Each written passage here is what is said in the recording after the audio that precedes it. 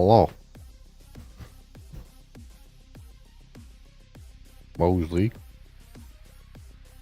What's there whipping going on? Why are you whipping? You gonna get down? Alright, you tell them what's going on.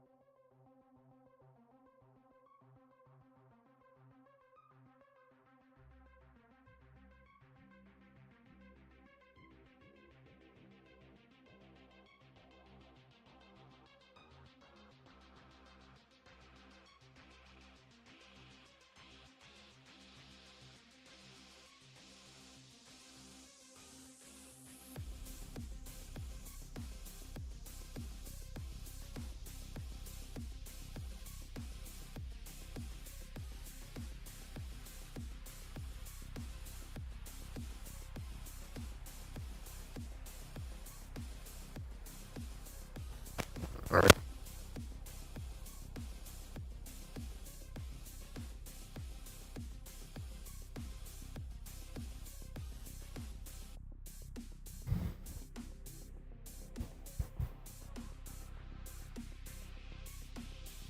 What? You chose to come up here, not me.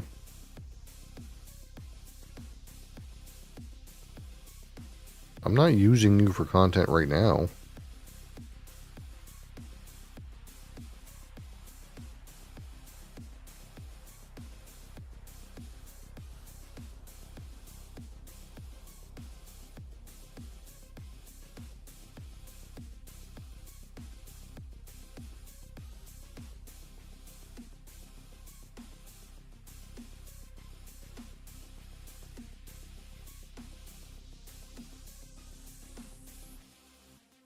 What?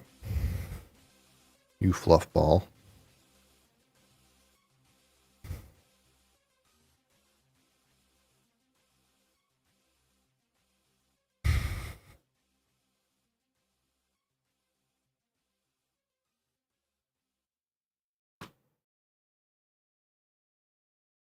We gotta get some of this caffeine in us, Moseley. We're groggy. And then some of the go juice. Is it gonna be any good?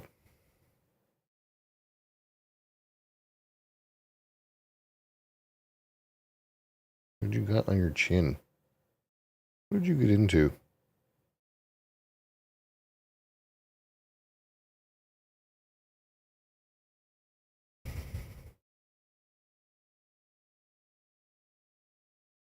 I don't know what that is. You're always getting into stuff, Moseley.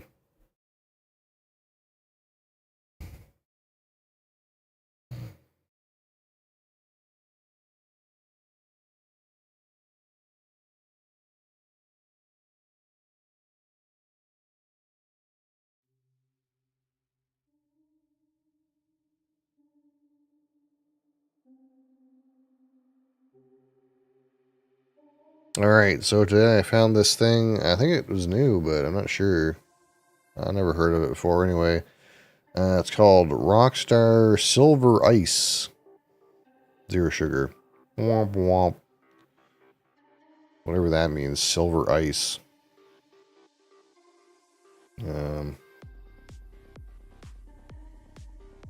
Seems to have the usual cocktail of ingredients here. I don't know if it's a new flavor or not. There's so many. What am I gonna do with you? You're right in the way.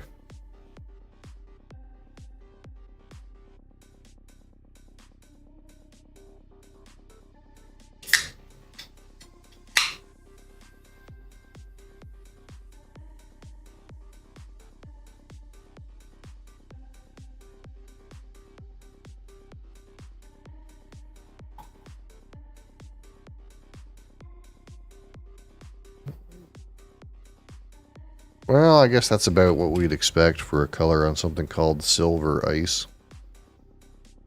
It's kind of gray.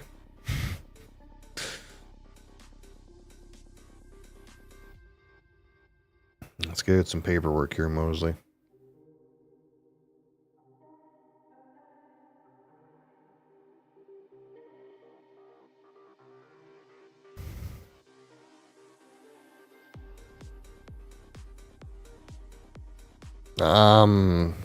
Smells like Sprite.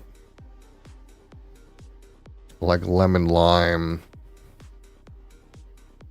Some nice artificial sweetener, chemical note.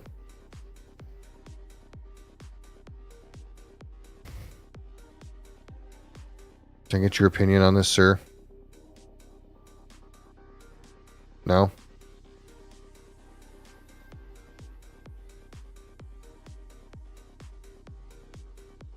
Not. No. You want more of this? You can't drink it, but not revolted.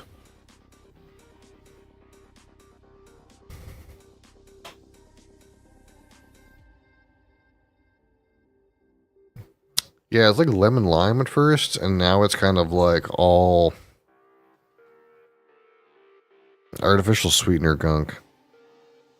It kind of smells like it used to be a Gatorade around called like Cherry Freeze or something like that. It was a gray Gatorade, but it was like a cherry flavor. Kind of smells like that.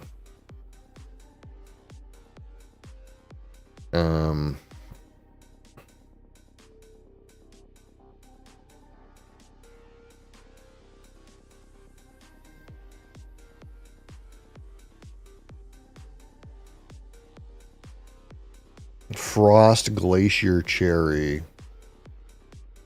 Yeah, this thing.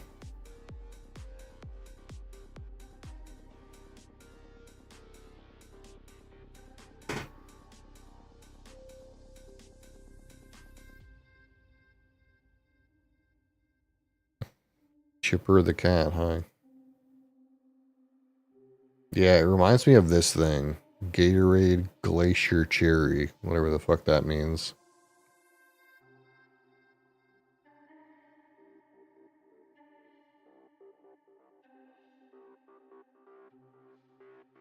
There's something like chemical-y about it, though.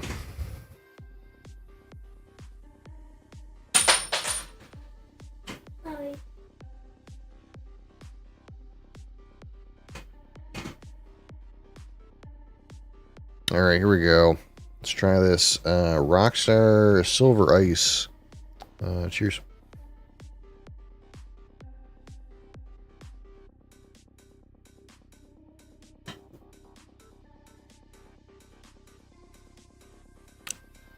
Man, that tastes like nothing.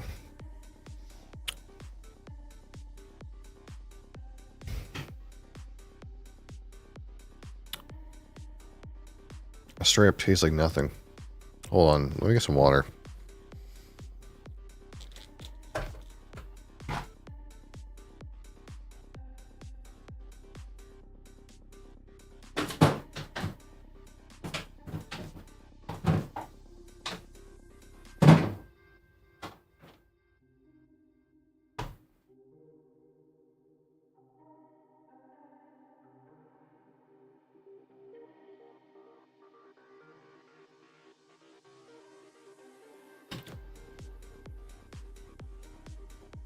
The god of dogs. Oh, you're in the wrong place, maybe.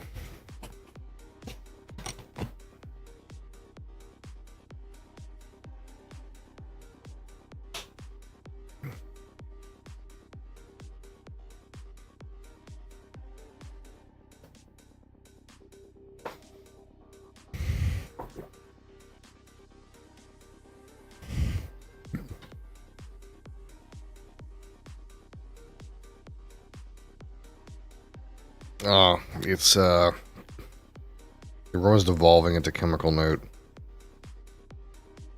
Oh yeah.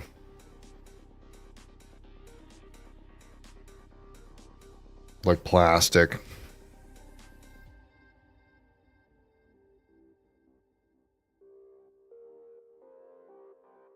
How would you rate the water? Oh, this one's pretty good. Where's the Fiji water? Today I went with Evian. You know, they're around the same price usually, but this one was on sale, so I figured I would go with the water from the French Alps instead of the South Pacific Islands.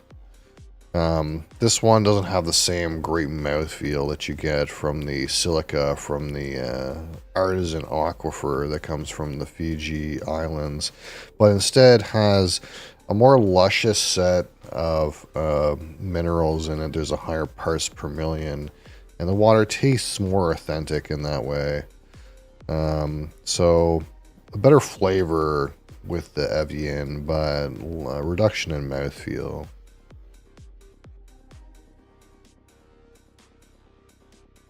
I don't think I've ever had either of those brands.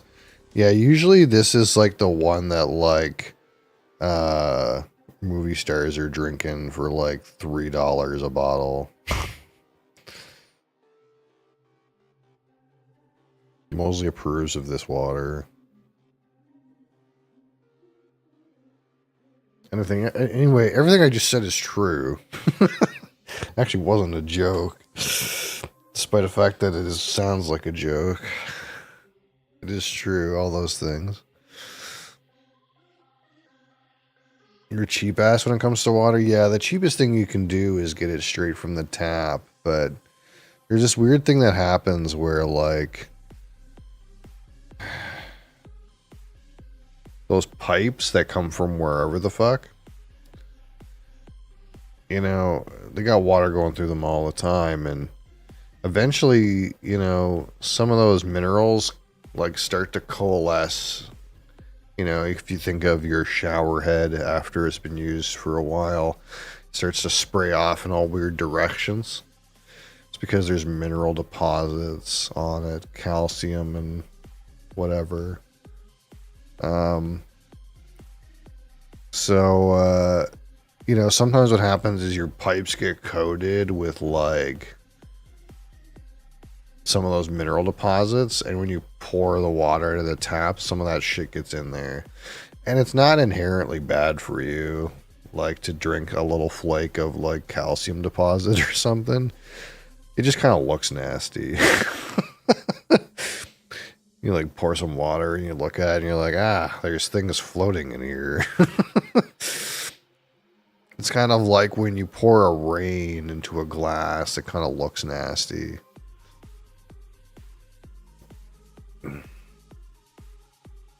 So you could use a water filter. That's probably like more economical than this. But as you know, I'm a bit bougie when it comes to water. I like these rich person waters a little bit. What I don't like is when my energy drink kind of smells like plastic.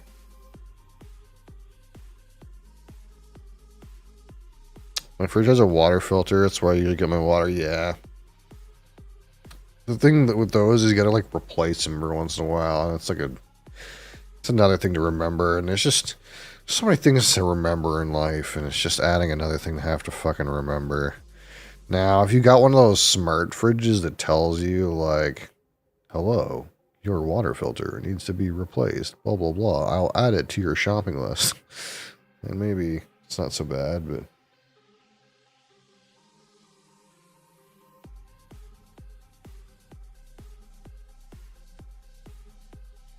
He's a dead cat.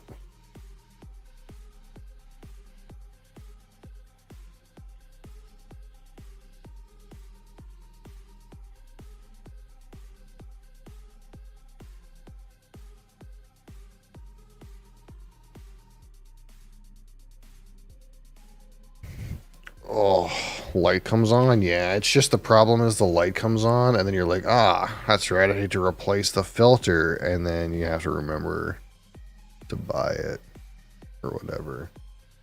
I guess maybe if you like have like a fucking Costco sized pack of filters, but then you're like investing money in a product, and I mean, it's just so many problems.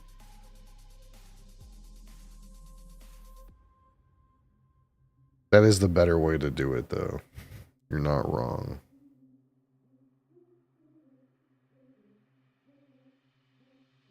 First world problems, absolutely. All of my problems are first world problems.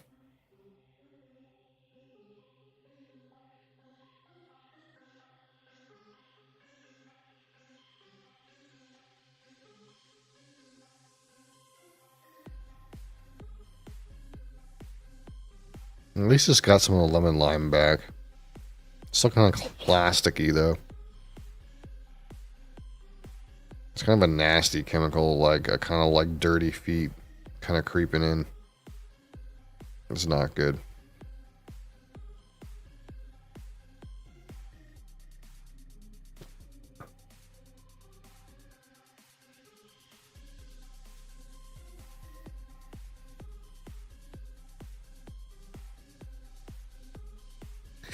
Yeah, it kind of tastes like that Gatorade Glacier Cherry, but really low flavor.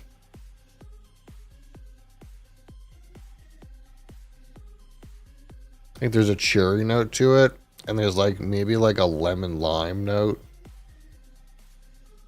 Um,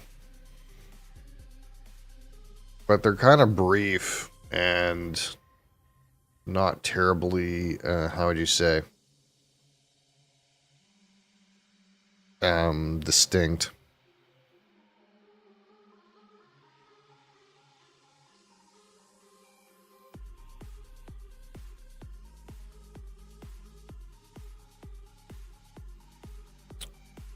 I don't really know what this is supposed to be.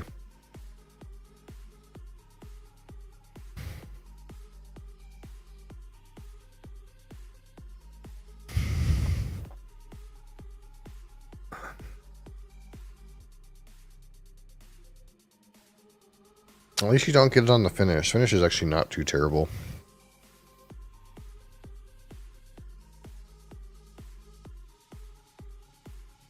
All right.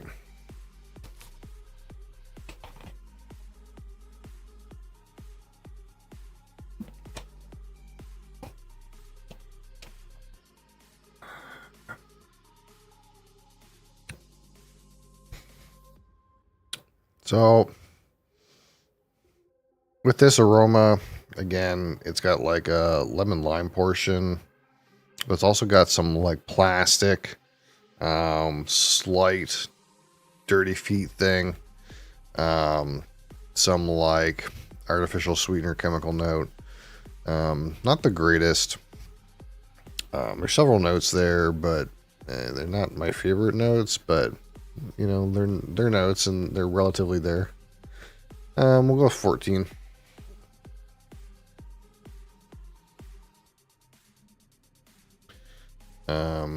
Palette at a 25.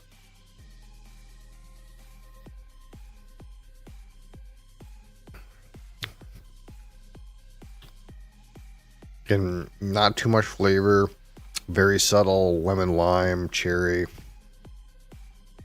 Kind of get that like sweetness a little bit at the first. More of that citrus and fruit, kind of like more towards the mid palate, strangely.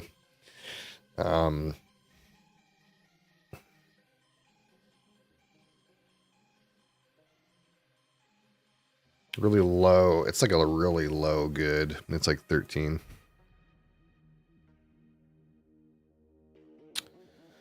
Um, And the finish, sometimes I've had a finish on this that wasn't bad, and sometimes I have a finish that's like really artificial sweetener note.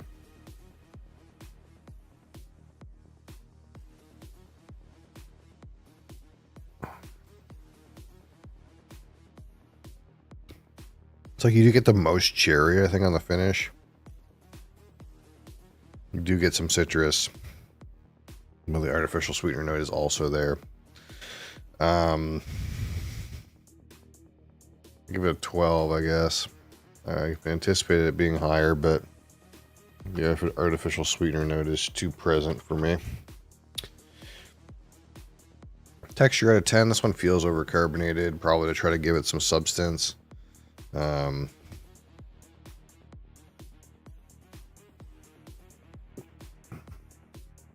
It's like all bubbles as soon as it gets in your mouth. Not great. 3. All right.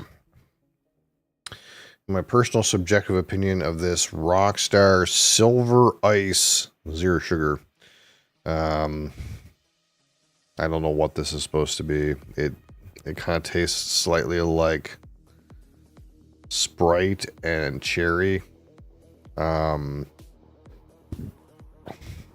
But it has enough artificial sweetener that you get some of that plasticky, latexy, aspartame kind of note. And the like cherry and Sprite notes are like not strong enough to really make up for that. It doesn't really taste like very much, to be honest.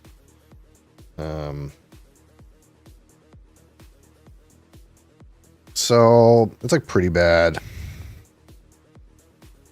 I'll give it a 3 for my personal subjective experience here. 3, 6, 12 is 18, 19, 22, 32, 36. Nice. It's okay. A strong 36. It's okay, you know. You know, most of these like offshoot Rockstar flavors are fucking nasty. If I'm being honest with you. I never tried them because I just like, anytime I go get Rockstar, it's just original. I just get the irregular. Once in a while, maybe the fruit punch. Very rarely. But these like kind of like weird flavors, like the real kind of off the beaten path flavors from Rockstar, they've been nasty, man. Really just not good. What do you think?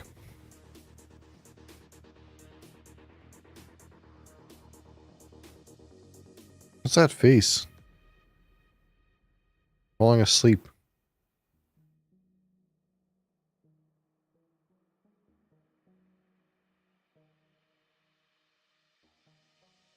Weird animal.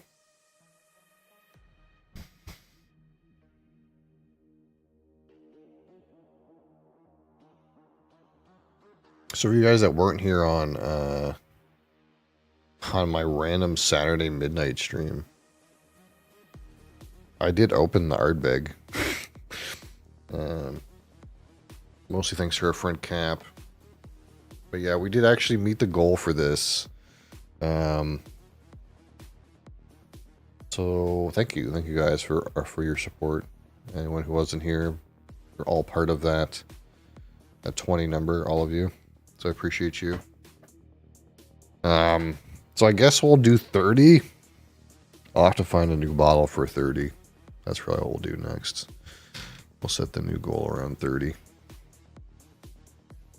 The hell is that, Moseley? It's like a booger.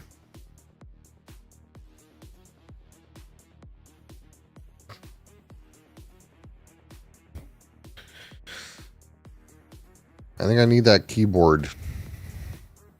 I think I need that. Am I allowed to have that?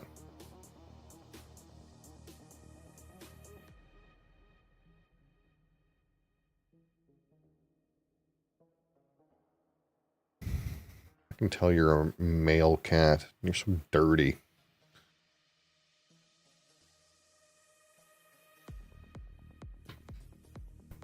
Okay. You took that personally, I guess.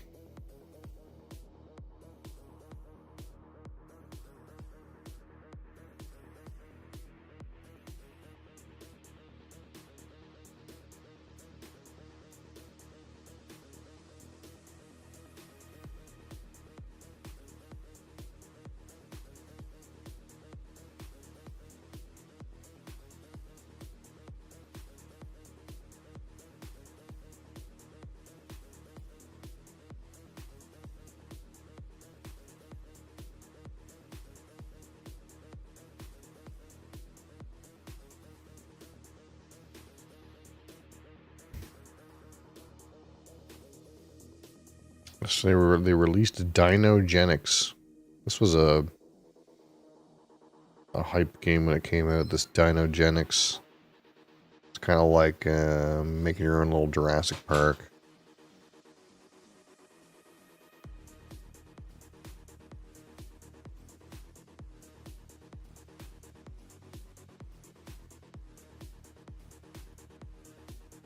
I'm still holding out hope that they'll release Brass in here. I bet they'll release on the last day if they're going to do it. It's been in development for a while.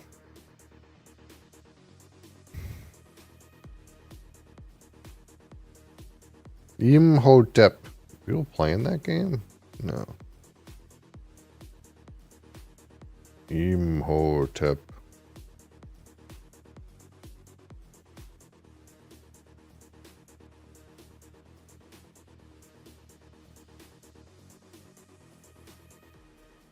Imhotep. Moseley.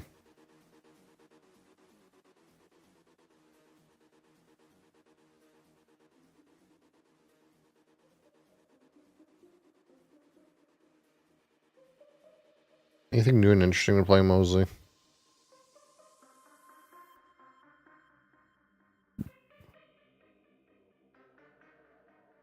Let's sort these by popularity.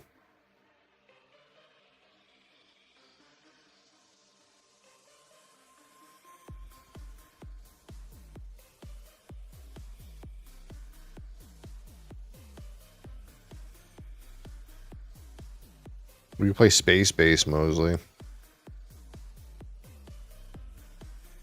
Been a long time since I played Space Base. It's basically just like a weird slot machine game. Let's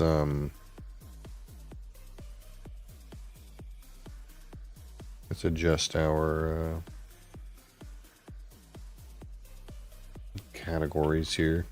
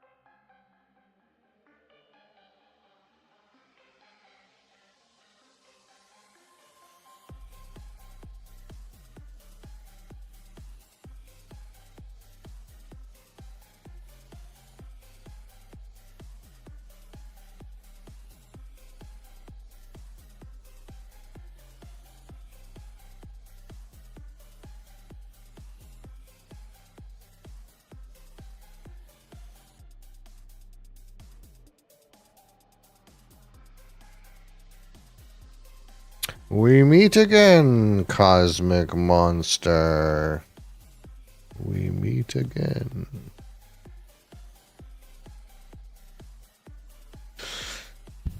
Alright. See if we can get in some space base for a meme. What's the optimal player count here? I don't know, but I kind of want to play 4 players. Light speed variant. What does light speed variant mean?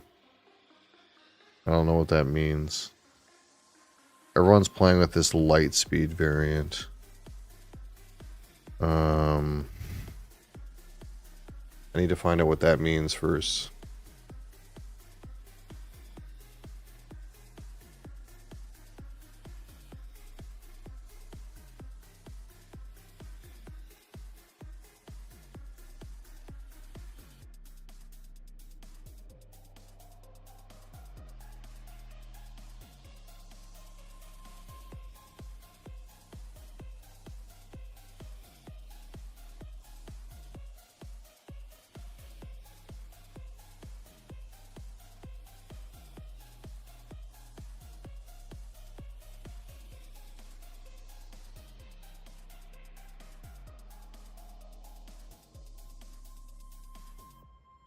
Oh, it changes the way the game starts.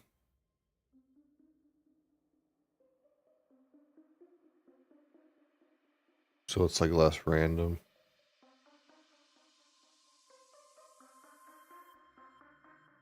Okay, I'm cool with that.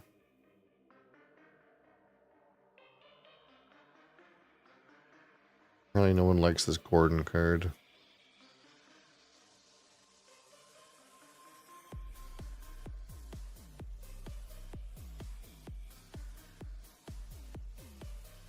Let's give this a try. I'm played this. Have I played this on here? I don't know if I've ever played this on here. I played it in real life though. But it was a long time ago.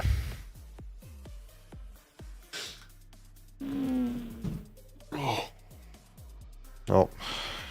Here's another cat. Hi, other cat.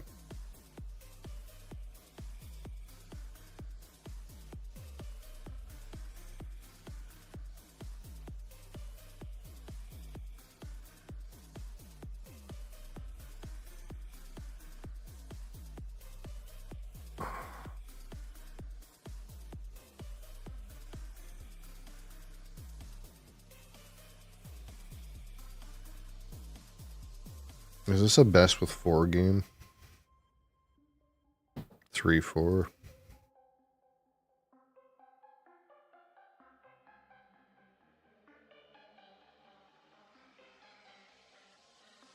Hi.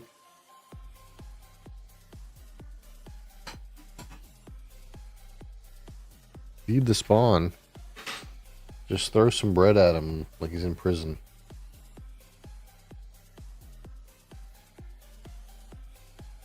Like an old-timey prison where you feed him bread and water.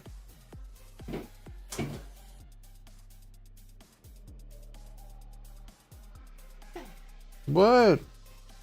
Moseley's already up here. It's not my fault.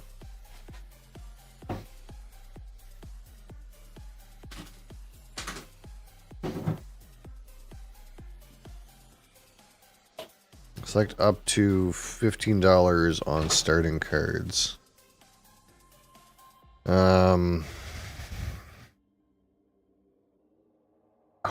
man, I kind of forget how this game works.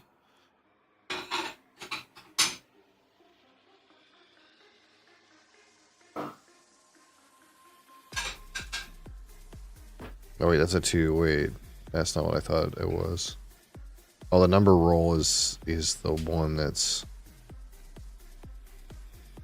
Alright, I want economic advantages.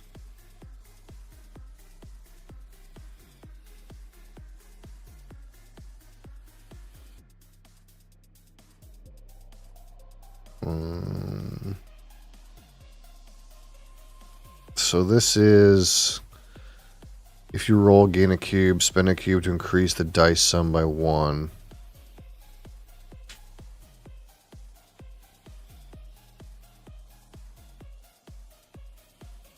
And then the opposite when it's... Let's get this in here.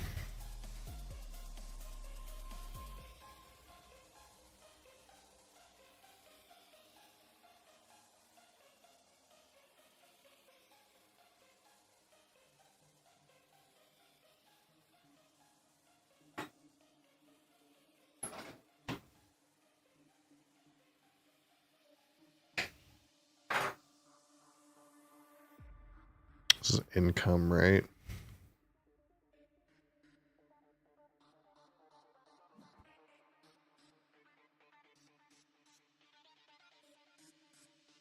I kind of don't want to overrate income.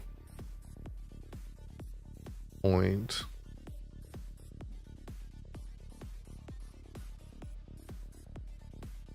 Maybe that's wrong, but I don't know what I'm doing.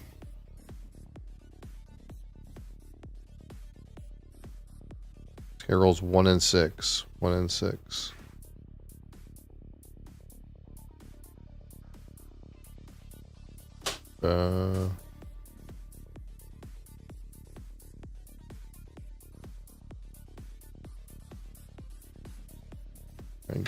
Okay, so I just pick one. I can take 6. This is my die. 6 or 4. 2 and 4.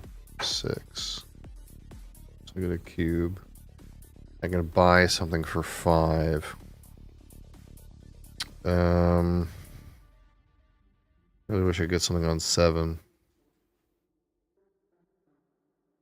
Let's just take this.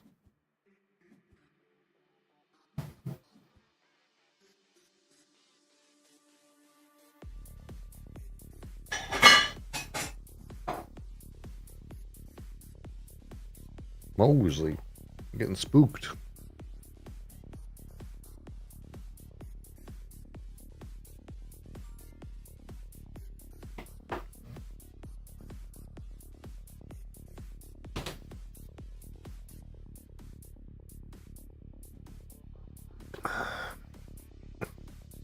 Oh, lay 12.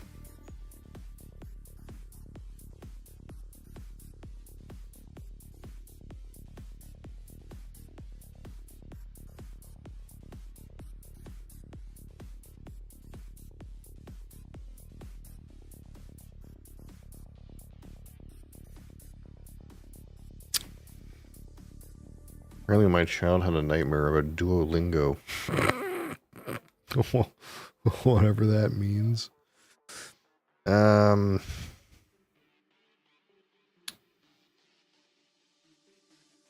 I activate this, I can increase the dice sum by 1, so I can get a 10.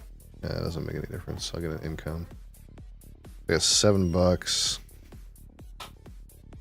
Oh, hey, it's pretty good.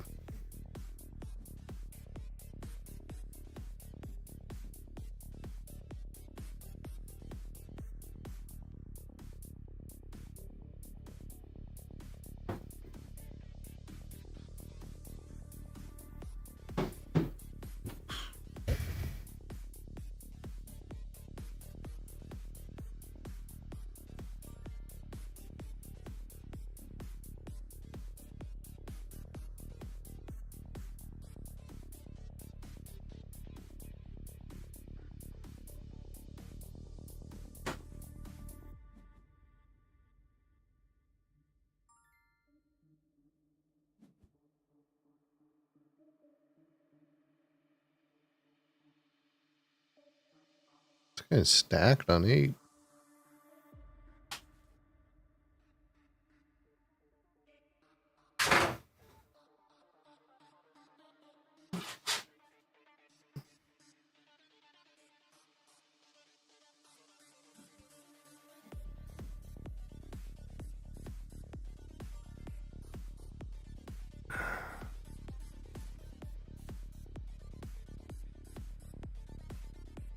Let's see. Can we buy something on 12? Go with this.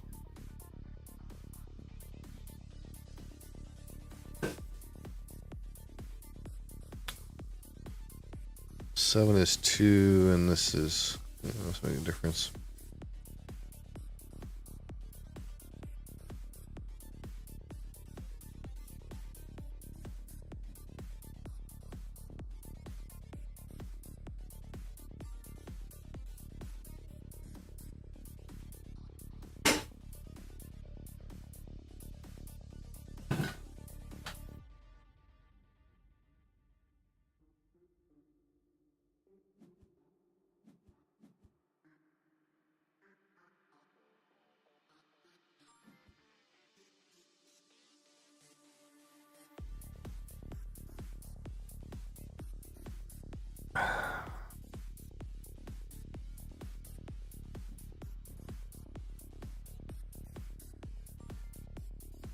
3 and 3, 6. So if I press this, I could go 7. That's 4 and an income. We get something from the second shelf here. A 3 income. Or we gotta start going for big points. Let's go for this.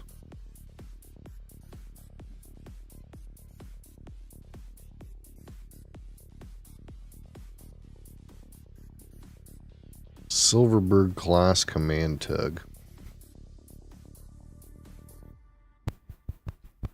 Spend 2 cubes to swap all your number 2 and number 11 cards. Hey, can you not?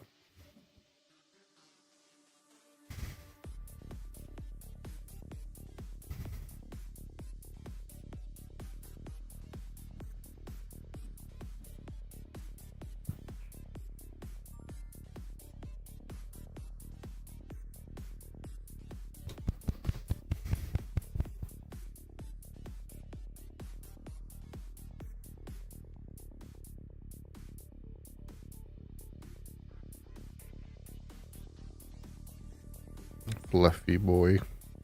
I'm friggin' sleeping, dude. Sleep.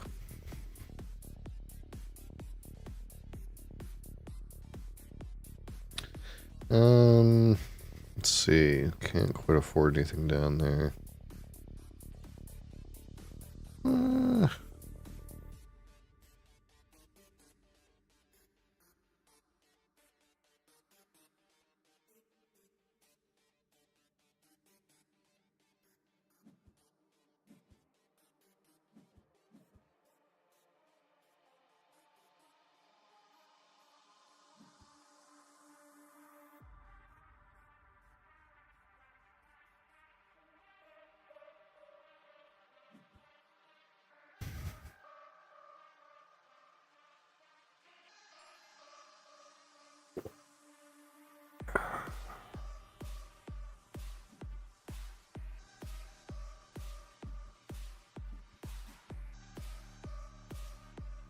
That guy's got 13 points.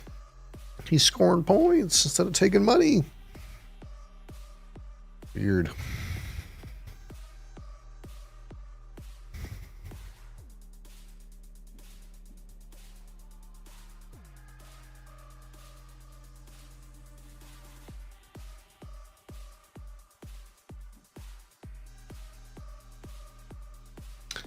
Like $10.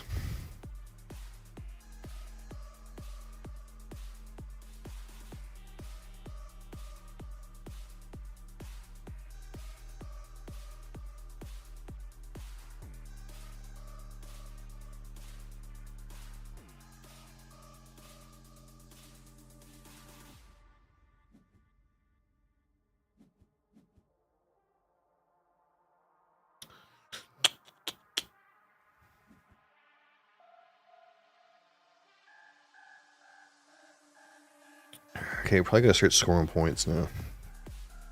I can't remember the game end condition, but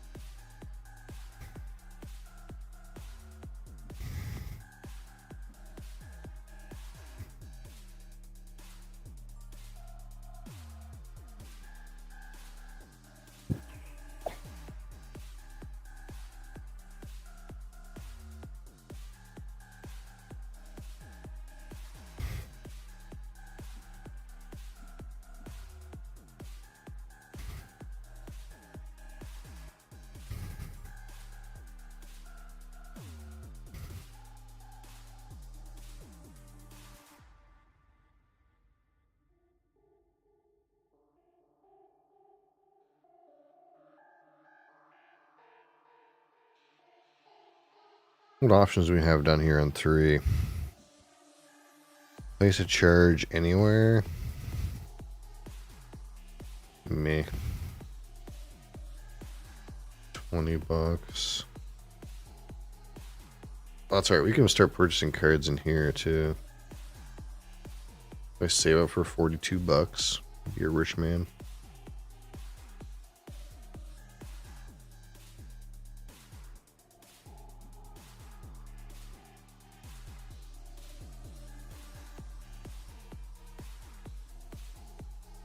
I don't know how that other guy scored.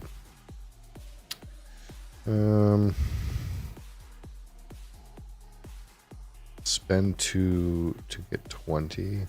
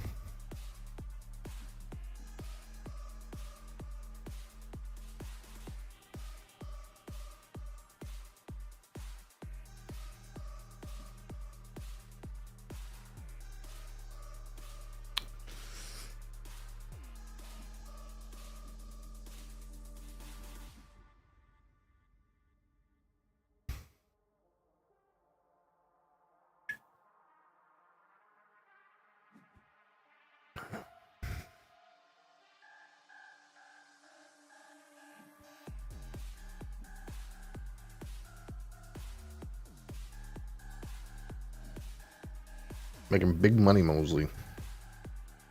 Big money. Oh. At least this game doesn't take much brain power. I think this game has expansions that help it take brain power, but I think they're not on this client.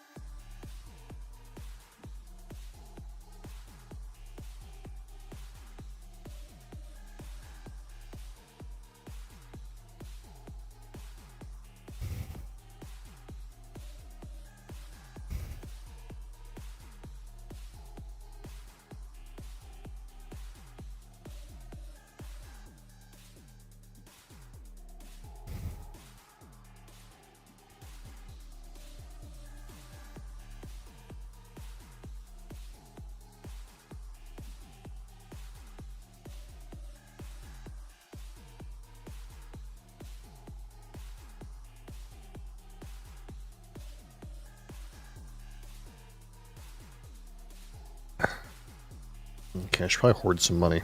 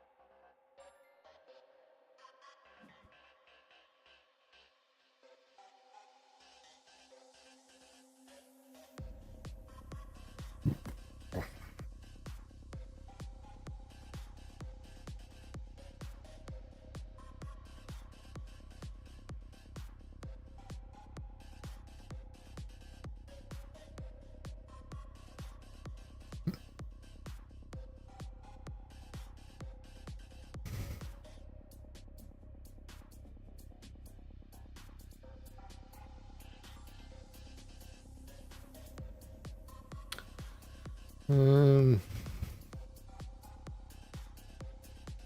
6, 8.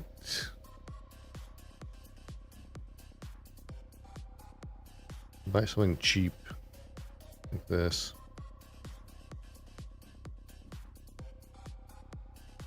Oh wait, that doesn't work. Oh. Can't hoard money. You gotta use all your money. Forgot about that.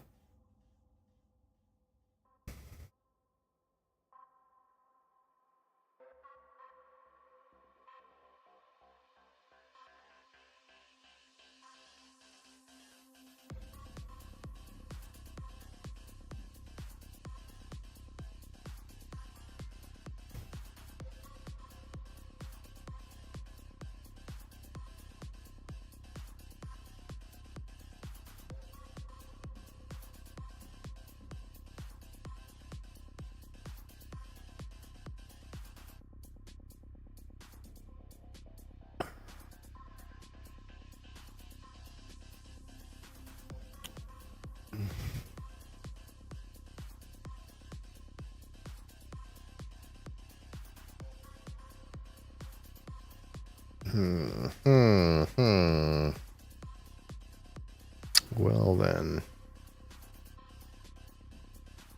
I need to roll a 2.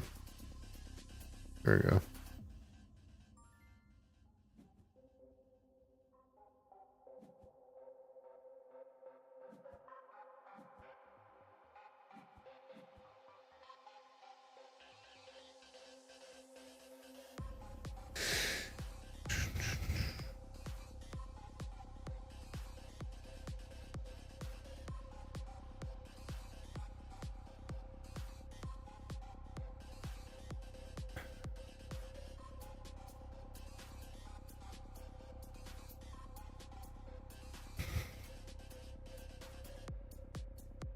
So this guy swapped off to high level. No, he just bought points. Okay. This guy bought points, and this guy's got points in his high level ships. This guy's got points in his middle ships.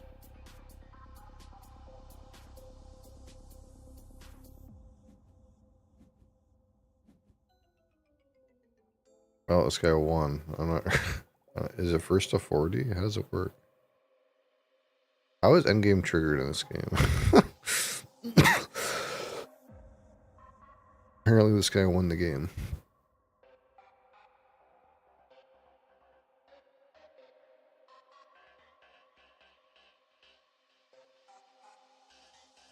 How does the game end again? 40 points. Oh, it's a race to 40. Oh. Okay.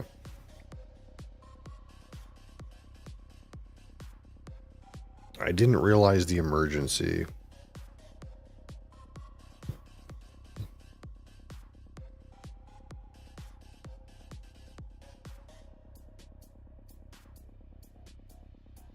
Let's try that again, Mo's butt.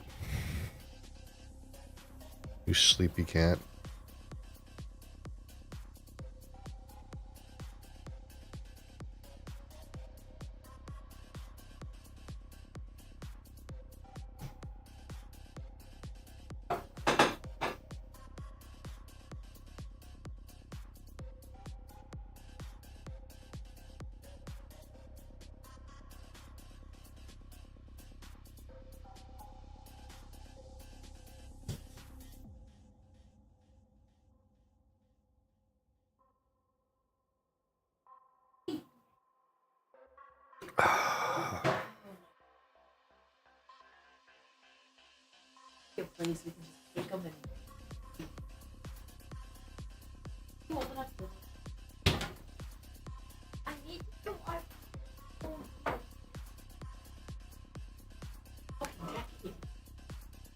Yep. Don't worry, in 10 years we can just kick his ass out. I'm actually trying to 6 whole days. Okay, the cake got kind of all messed up, but I'm full, okay? It still tastes.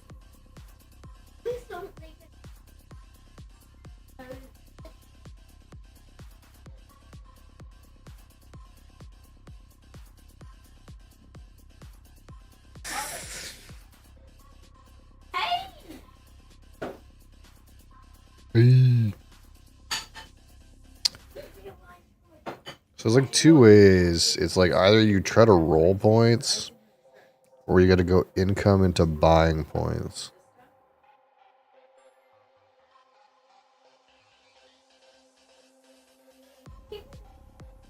What if we're points rollers? Maybe we'll try to be points rollers.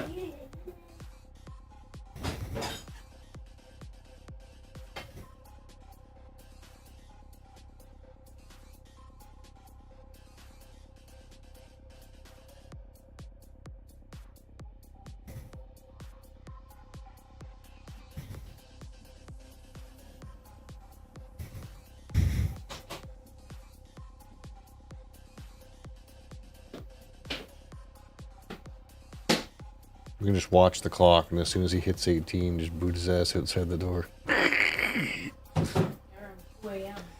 Yep. Right at 2 a.m., kick his ass out. Nah, I don't have to pack nothing. just kick his ass out. No sectors to activate. Oh no.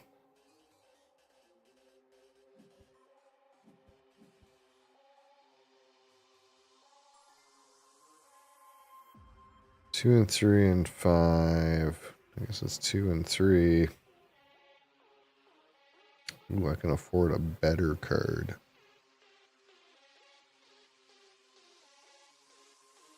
Gonna activate some low sectors, I think.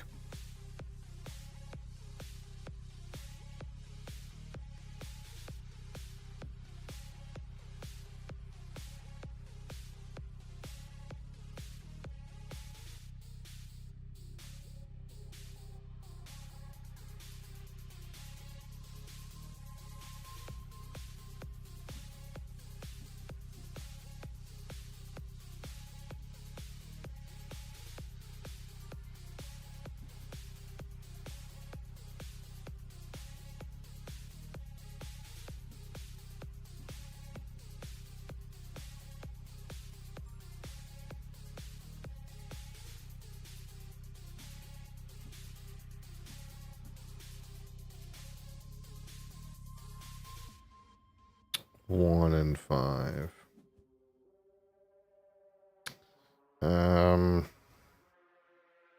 Anything on low sectors?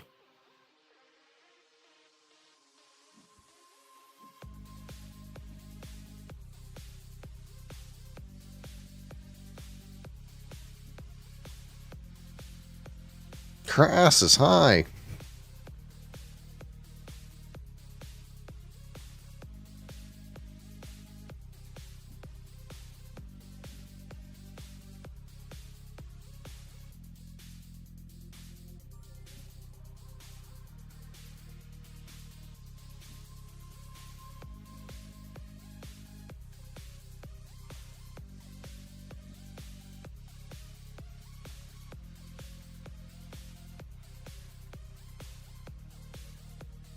Are you hyped for the Path of Exile, Crassus?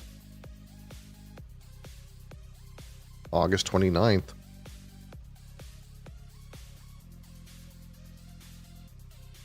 Not hyped for anything. Womp womp womp. Our raids going that bad, eh? Have you guys raided since the other time? Ooh, 4 points. Give it to me, baby.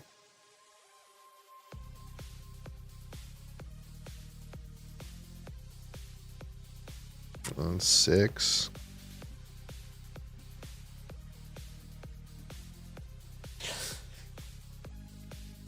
One of our healers wasn't even pressing their main heal. I watched I was watching your guys' raid on the first day. I don't know if you guys raided again since then,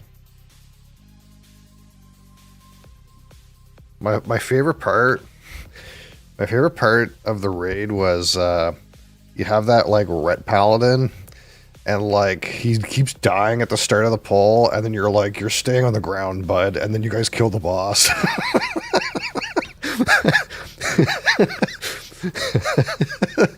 We don't need this guy. He can just stay there.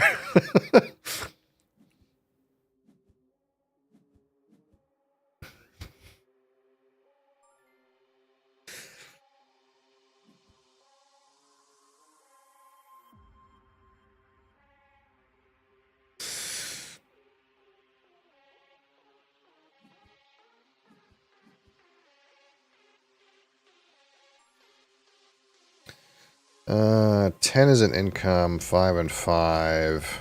It's $2. I guess income's better. Moseley. Push. No, I only have $7. I can't afford that.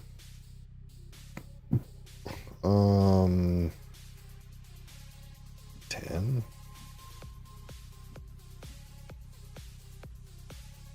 When you guys were like talking about those like, I don't know what they're called, fucking phase binders or something. So I went and like randomly looked at a YouTube video while you guys were like discussing this like issue you're having. And I watched this guy's video. He's like, yeah, we pulled this boss one time, so we didn't really get it perfect. But he was like playing like a demon hunter tank. And like right when that sequence happens, where there's like that tank swap or whatever that they're complaining they can't taunt, the guy that like gets off the boss just like runs over and like grabs one of the phase binders. It's like, oh, okay. Apparently that's what you're supposed to do.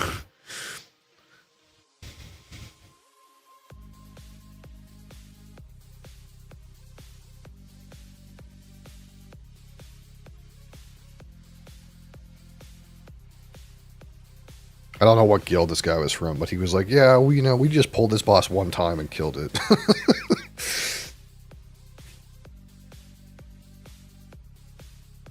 I noticed that like that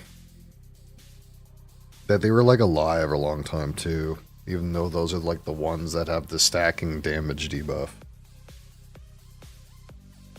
They seem to be like the last ones to die too, and I know they like come in slow, but the reason we went to that boss because it's piss easy. Yeah, it that's what I was saying in chat, but no one reads Mike's chat. But I was like, that boss looks free.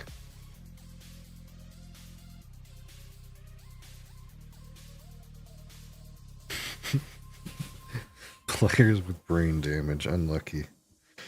So you're saying the master recruiter didn't recruit, the an all-star team? Is that what you're saying? It's impossible.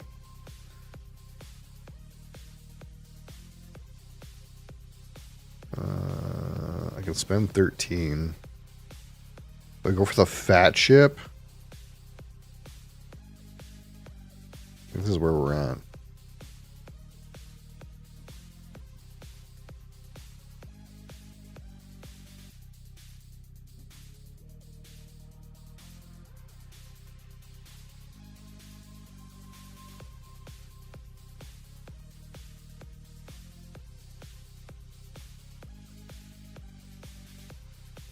The whole instance kind of reminded me of like, it's like they remade Tempest Keep.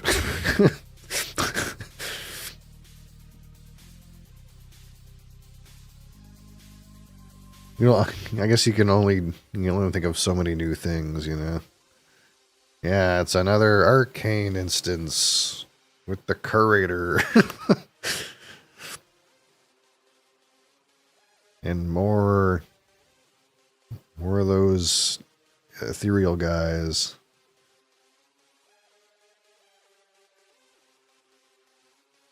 The menagerie is for guests only.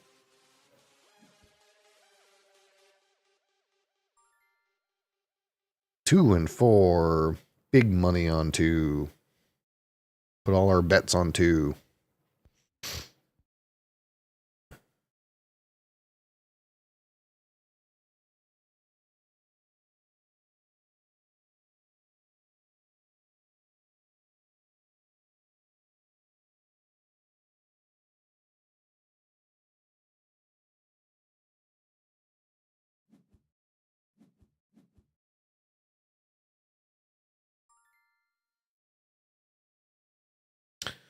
One and five. Or six. Give me 6. Points on 1, points on 8.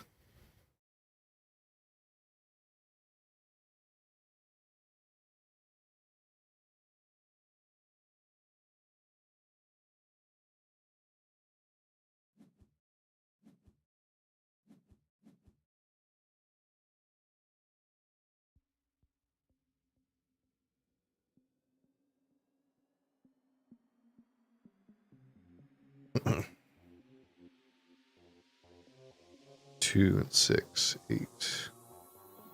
But yeah, it did seem like a threat issue. That being said, I don't know like what classes or what, I don't know anything about the classes these days. Back when I was playing that game, if you had a Death Knight press Blood Boil, okay, the thing was stuck to you forever.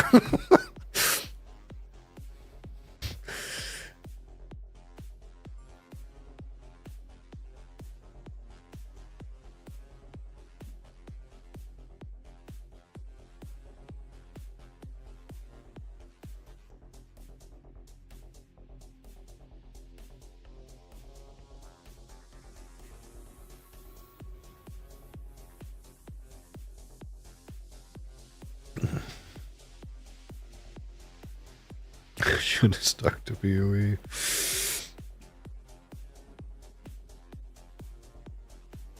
I'm mildly surprised, you know. I am really mildly surprised that they somehow roped you into that.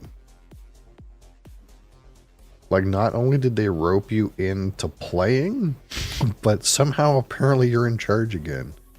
How did you how did you end up in that fucking shit situation again?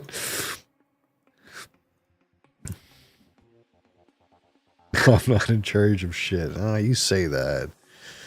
You say that, but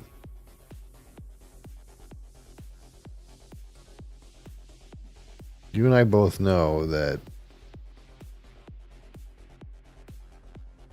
the person that yaps in raid is the person in charge, really. As soon as that guy quits, no one else wants to play.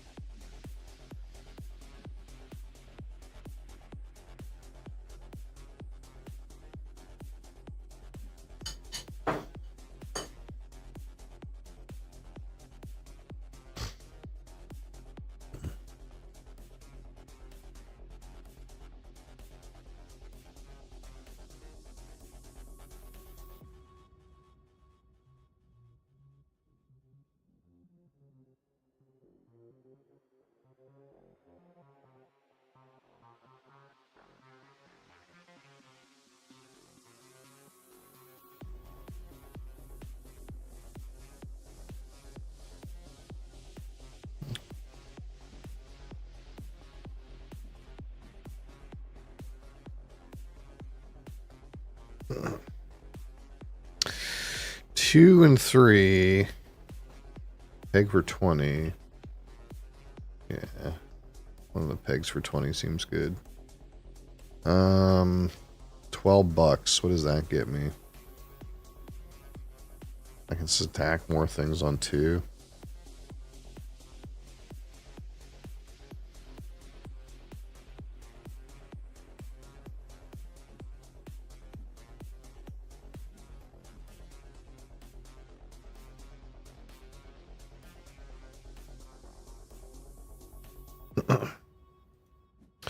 I just wish the game like had a better crafting system, you know. That's all I wanted of that game, I think. There's just I'm just 0% interested in any of that like Mythic Plus and raids and stuff like that.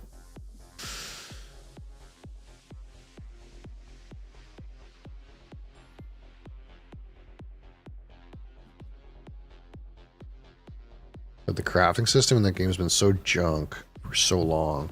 It's like I can't even.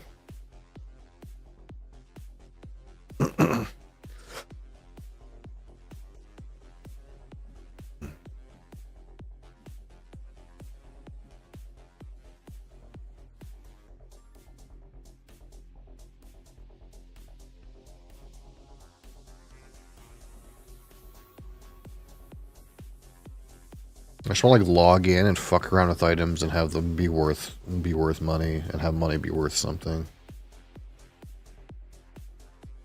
But that's like too much to ask, I think.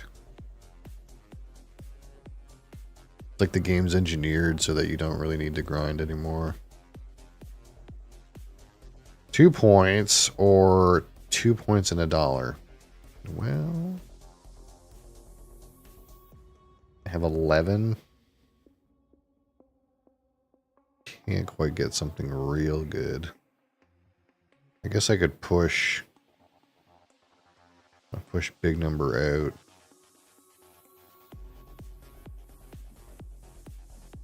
Try to start scoring that way. 2 or 2. No one seems to be rolling 10, 11, and 12 right now. It's like kind of junk. I'm not rolling it. They ain't rolling it.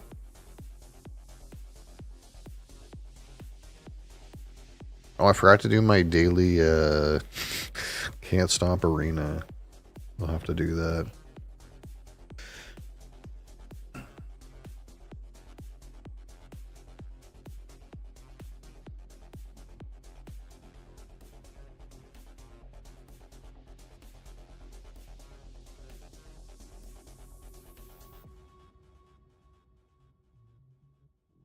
Is Blue buying?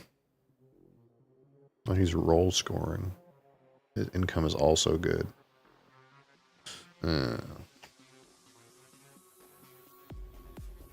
Blue's definitely got the stuff, I think. Although yellow has got a lot of stuff too. In the 6, 7, 8 mark.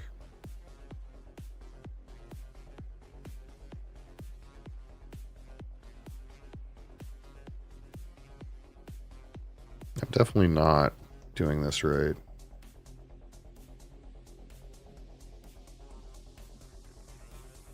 Two and 2.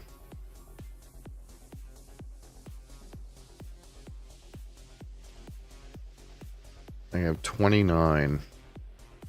Give me the biggest ship I can get for that.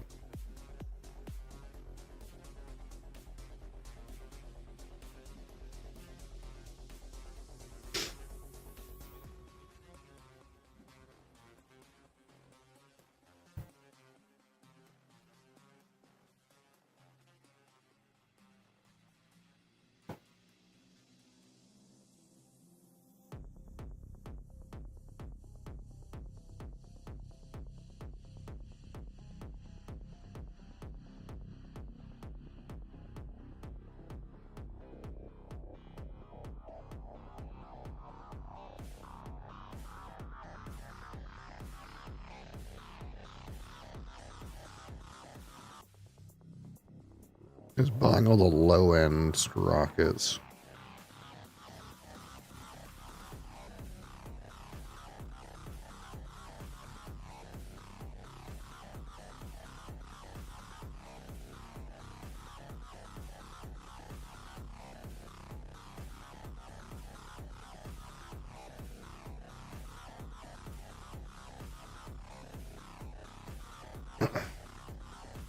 I guess what like yellow's doing is he's like concentrating all on 6, 7, 8, which makes a lot of sense. Just trying to ignore the other numbers.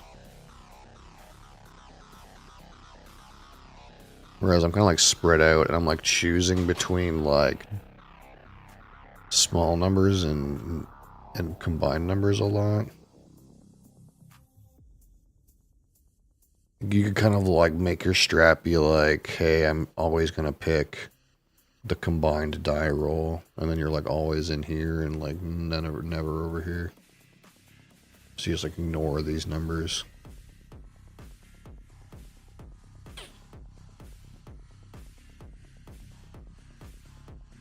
How come this guy's buying multiple cards? How's that allowed? You buy one card from every row? Is that how it works? Am I dumb? I think I'm just dumb, maybe.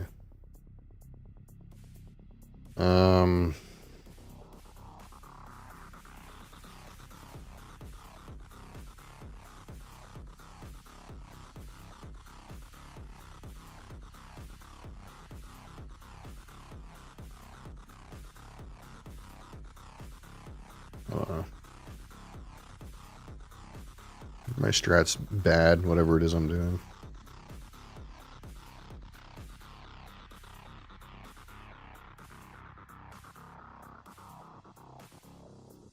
I'm sort of winning, but I'm sort of not.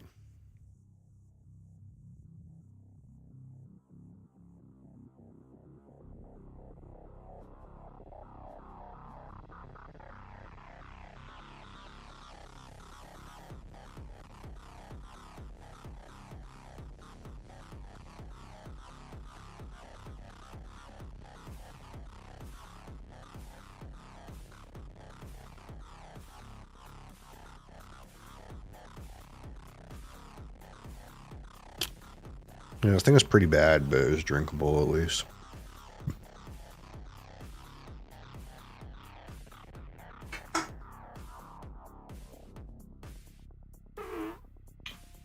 Oh.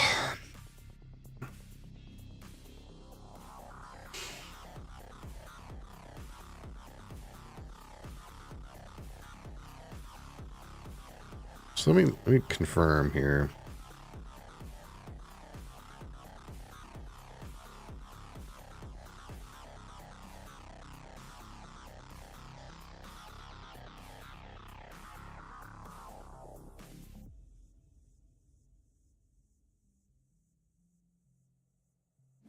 The player can choose to skip this purchase, saving their credits for a future turn.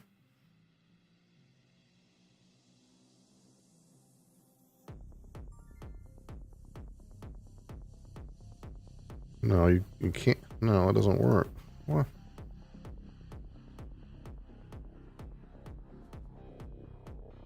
Oh, I guess I have to press skip by. I don't think that works. I'm confused.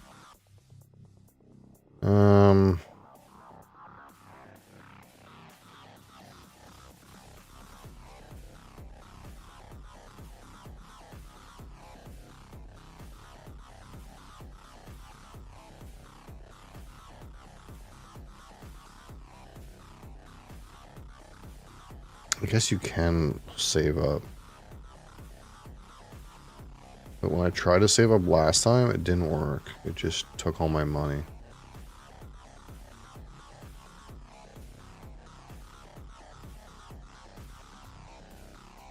Also, I'm not sure how these guys bought multiple cards.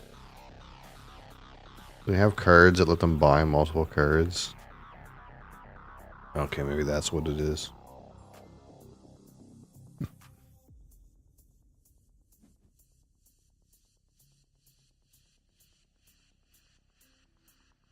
Well, looks like I'm gonna lose. I'm not surprised.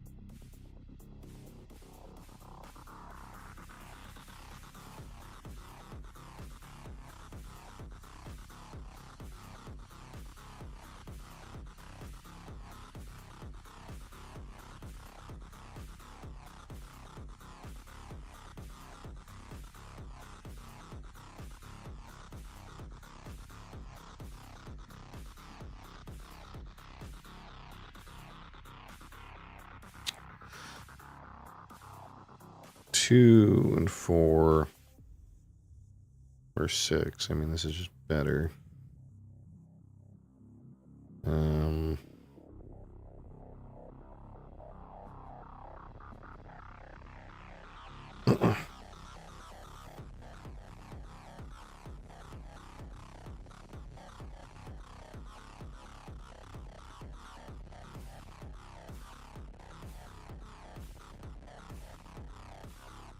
Yeah, it kind of seems like you want to focus on like the bottom half of the board or the top half of the board. It's like you always want to take the combined number, in which case you like do this. Or you always want to take a double number, in which case you want to like focus on like less than 6. Clearly I suck at that. That game. I'll have to sort that out, you know. Figure out what's going wrong there.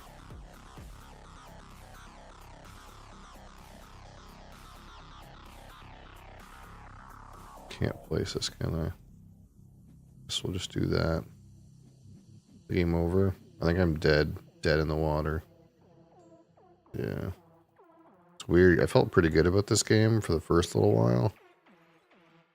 And then as soon as I got to like the second last round, I felt really terrible about the game.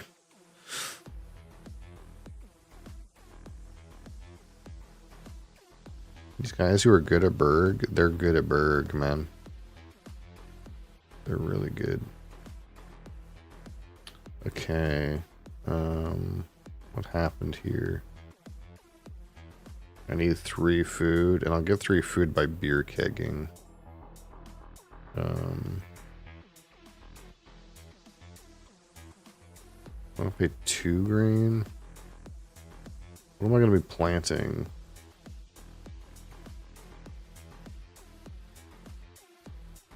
I'm gonna be planting what, 2? We go down to this, then I go into 2, and that's 6. That's not enough. So if I do this, and I plant 3, then I'll have enough.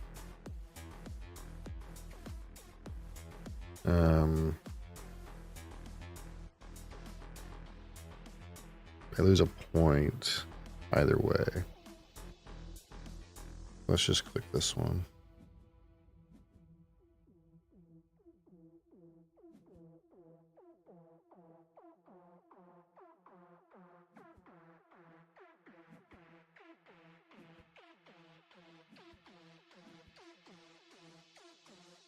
How many pumpkins is max? Is it 6? Oh, 4.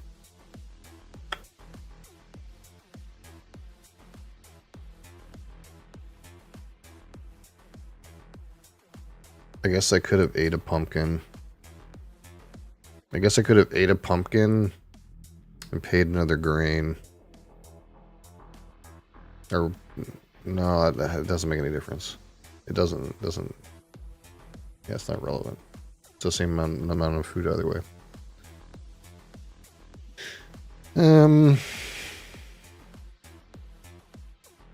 Okay.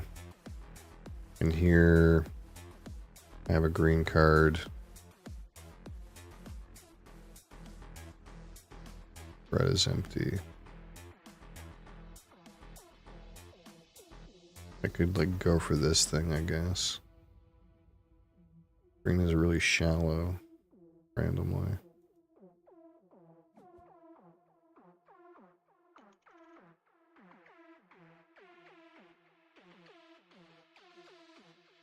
Alright, let's do some classic can't stop ranked gameplay.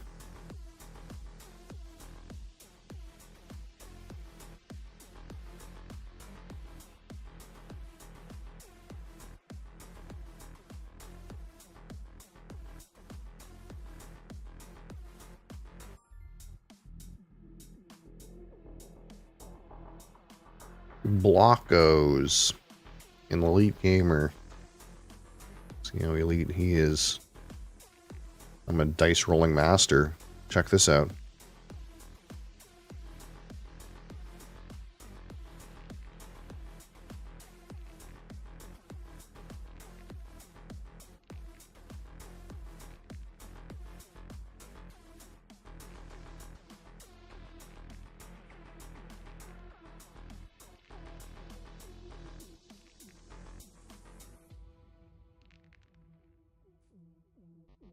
Ooh.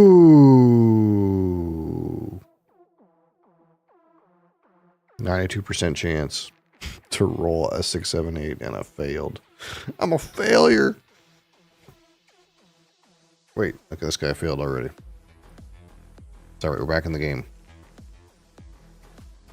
2 and 8. 6. I guess I'll take a 2 and 8. I would really like another 2. That would be like badass. Yeah, I wasn't quite there. Like maybe I should have saved 6, 7, 8 in the middle, but you know. Was I supposed to hold a 2? I don't know. Yeah. He's got a position now. He's got a position. Ooh, it's not good.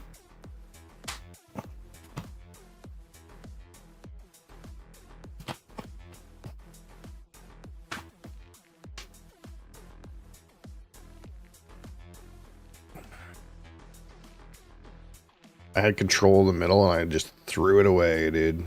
I should have saved my middle. So I keep getting this double 6. And 6 is like worthless unless I get up close to him.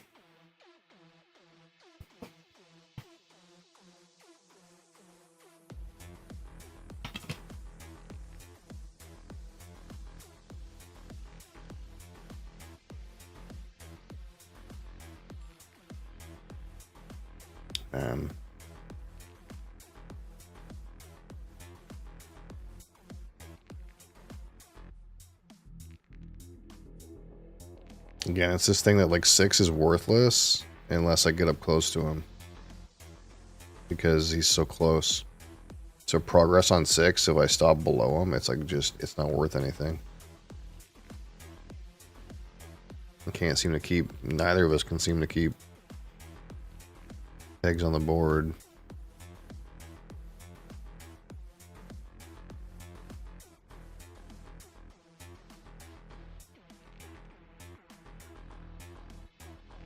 Let's see what we can do here. If I can get control of 7 a little bit.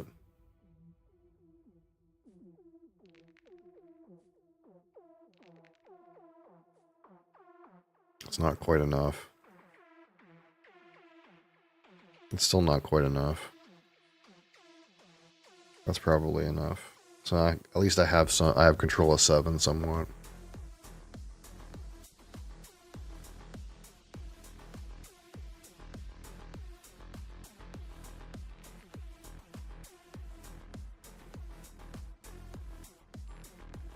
$12 and 9.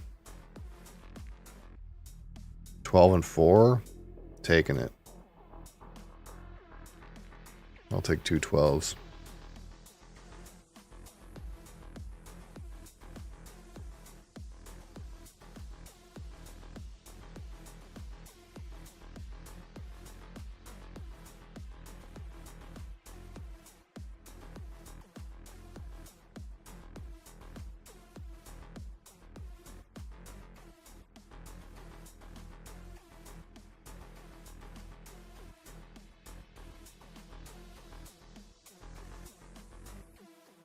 Oh yes, yeah, right, like pretty much right after you left.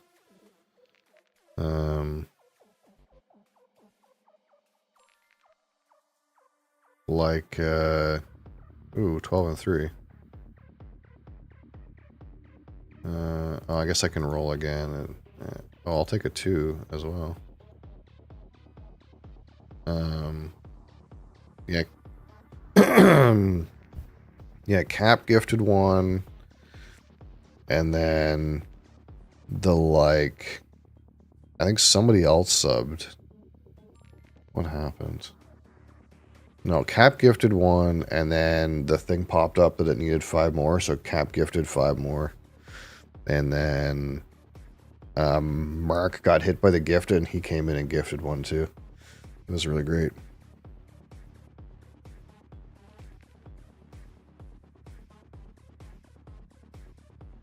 Uh, 7, 2. I guess I can take 7. Man, look at that. I got 2 and 12, and my 7's almost in.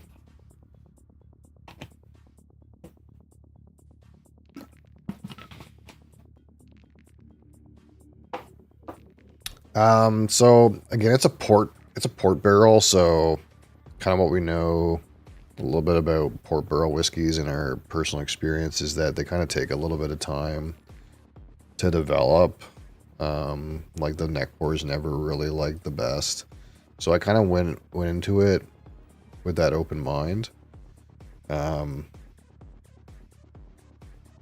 it's kind of somewhat like that. Like it doesn't have good game. It doesn't have like the like plum jam thing that you like kind of want to expect from a port cask. Um that being said, like it's not like port finished. It's like some amount of first fill ex bourbon and some amount of port pipe blended together. I don't know the exact mix. So there wasn't a lot of like big plum jam things going on. I kind of left it a while and tried to get some of that, and it didn't really like a show at all. So I don't know if that's going to develop, but when you go look at the notes, not very many people mention it being very like got red fruits in it. And kind of like the Ardbeg Spectacular, it's kind of like really Ardbeg still. Like it's still like 75% of the notes are like classic Ardbeg notes. Like it smells and tastes like Ardbeg. But it's like that remaining like 25% is like the part where it's a little different. So it's like, it's not like, that remaining 25%, it's not malty like the Spectacular, and it's not like dried fruits and maple bacon like the Ugdal. It's kind of like there's an underlying like kind of dark syrupy note, and the finish is very chocolatey. It's the most chocolatey Ardbeg I've ever had. Like chocolate would be like, if you want the defining note that makes it different than other Ardbegs, it's a chocolate note. There's way more chocolate on the finish than maybe any other whiskey I've ever had. Like a lot of times you say, wow, there's chocolate on the finish, but usually it's like almost like a bitter baker's chocolate, or really dark chocolate, high cocoa chocolate. But like the Spectacular was way closer to like the milk chocolate realm, I think, than any whiskey I've ever had. So that's kind of like the thing it had going for it that was a little different. I don't know if it'll develop a red fruit note. But it's kind of like a little bit as expected, you know, like it was actually most like Ardbeg 10. It was very fresh. It was very minty. And then like it had like a chocolatey thing about it. So but at the end of the day, it was still like 75% like typical Ardbeg notes where it was like, you know, peaty and grassy and smoky and sea spray and that sort of thing. So yeah, I set a new goal for 30. I'll have to find another bottle for that. I don't know. I don't want to make it the cask strength lore, even though that would be a good one to do, because I know people want to know about that one, and I don't want it to like spew on for another 6 months before we try that. But I'll have to find something. I'll find something.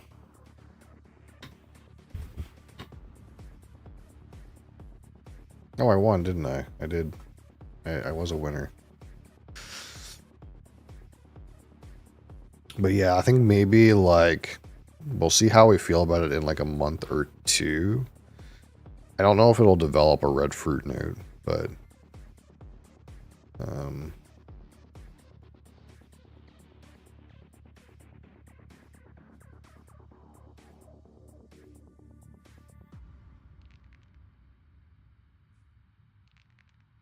in some ways I was kind of like hoping, expecting to get that like really port kind of part to it. And in other ways was kind of like Not surprised that it wasn't exactly like that. And then it was still mostly like kind of Ardbeg.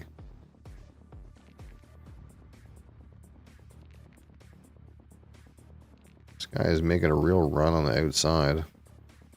Keeps rolling low. Unbelievable. Unbelievable. Okay, we gotta take control of the center here. Just kidding. There's a 92% chance I roll a 6, 7, 8 and I fucked up.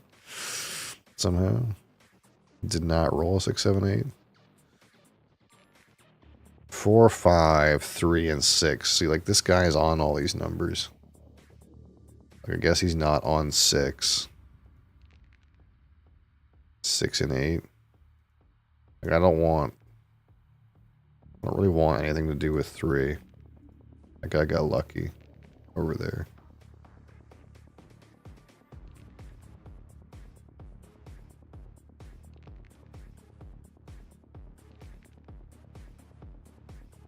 Okay, we got control of 6 at least.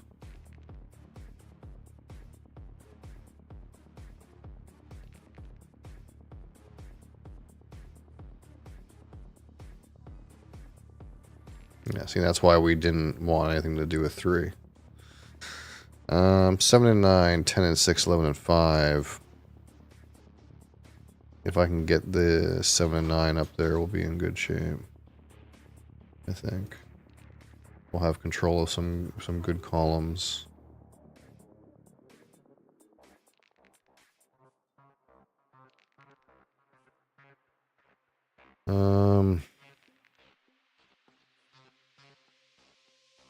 We'll just hold that, I guess. We're pretty high up on 10. Would have liked to get another notch on 10, but this guy just keeps rolling 4 and 5, dude. Like a god. Like a veritable god. Oof. I was about to say, his luck better run out, dude. That is kind of nuts. 12 and 7. 12 and 7.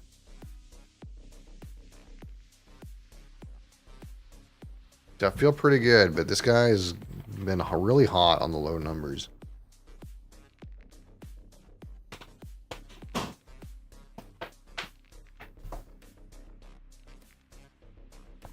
Like, somehow he keeps pushing this 4 all the way up. Every time, dude. Like, it doesn't even seem fair. How is it even possible that he should be allowed? Now I feel like I really gotta go. You know, it's go time.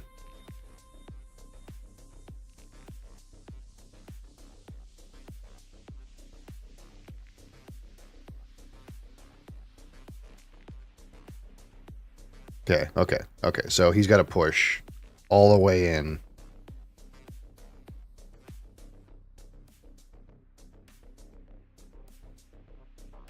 Because I'm just telling him I'm going to win on my next turn. You got to roll. Like, what the fuck? The guy just rolls 3 2s in a row, dude. How's it even possible? That guy's so lucky, dude. What the fuck? Guys got loaded dice. That was some bullshit right there. There's no way. I felt like I played that well. And that guy, like, was just like, hey, I'm going to roll 3 2s in a row. See ya, bud. And I was like, okay.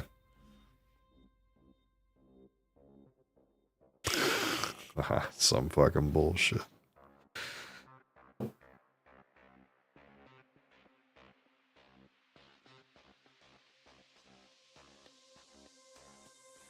Yeah, you stay away from that.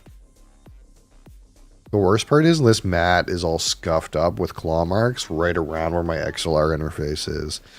Because he keeps like trying to go up there. And then when I try to pull him away, he claws into my mat. Little fucker. I'm going to have to buy a brand new mat. Because of you. I'm going to have to spend $100 and buy a brand new desk mat. Look at this smug cat.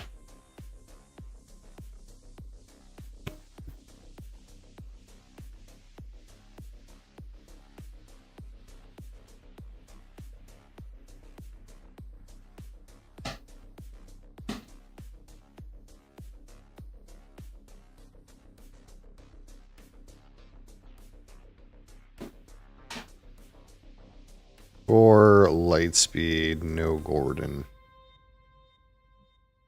Go.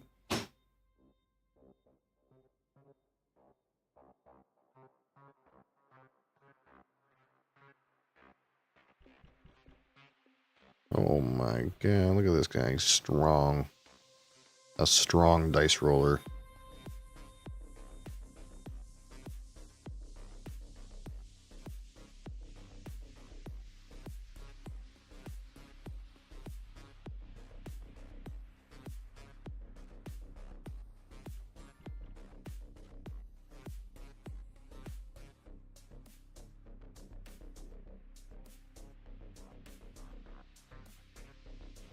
Okay, so let's try to focus on this idea that, like, we either want all the high numbers or all the low numbers. What do I have in my opener? A bunch of low numbers? 4s and 5s and stuff. Like, the lower the better, probably, right? But it doesn't really make any difference. Like, let's try to hound the low numbers. We don't want anything over 6. Like, boom, boom, boom.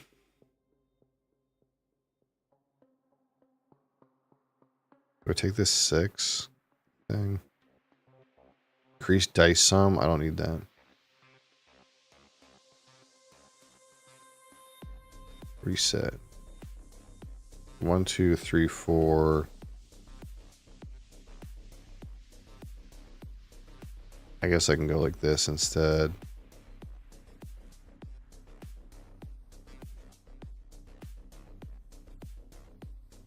Sure.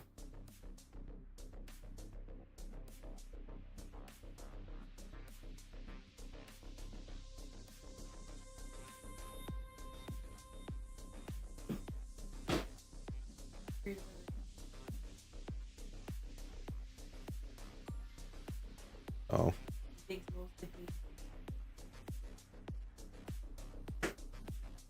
I mean, yes, Moseley is a smart cat. Very smart.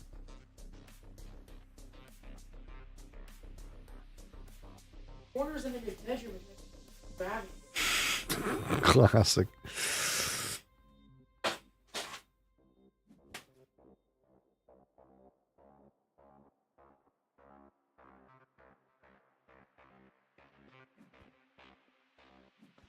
Moseley.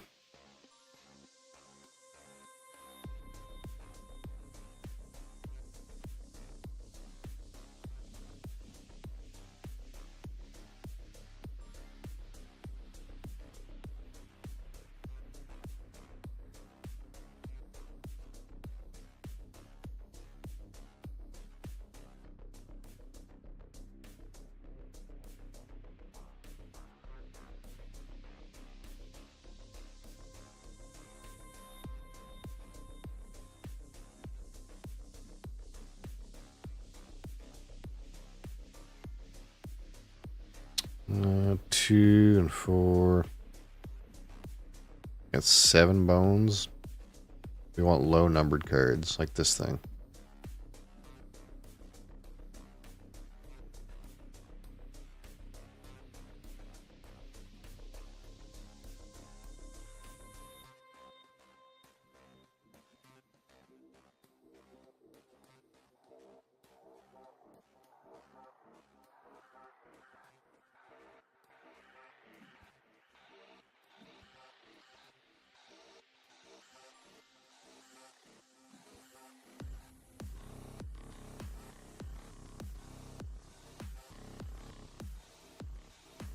What?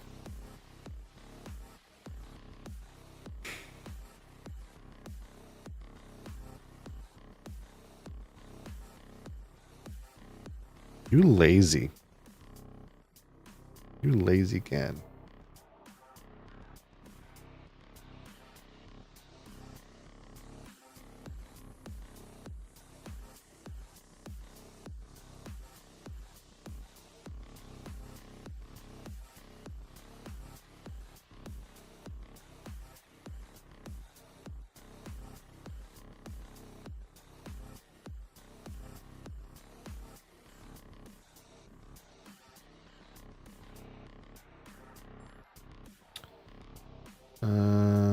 Okay, 4 and 5, 2 points. We're not doing an income strat. We're not doing a purchase strat. We have to win on rolling points on rocket ships.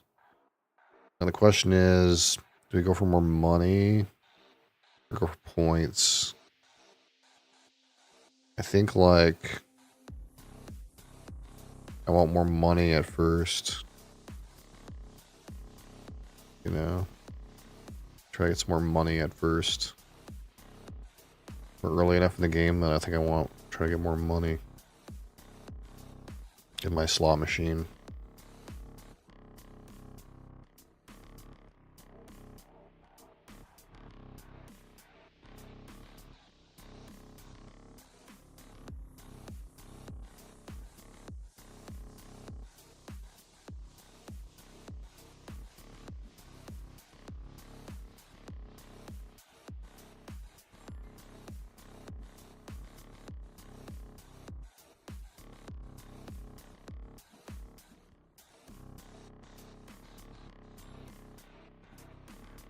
I definitely need 7 on 3.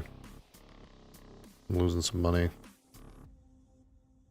But there's nothing on 3 on the board except for this 14 cost. 0.3.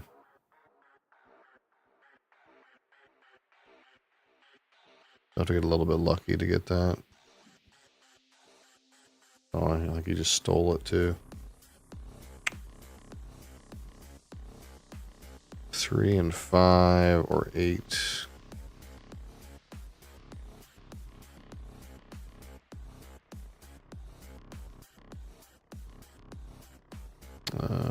Reset turn. Take 3 and 5 instead.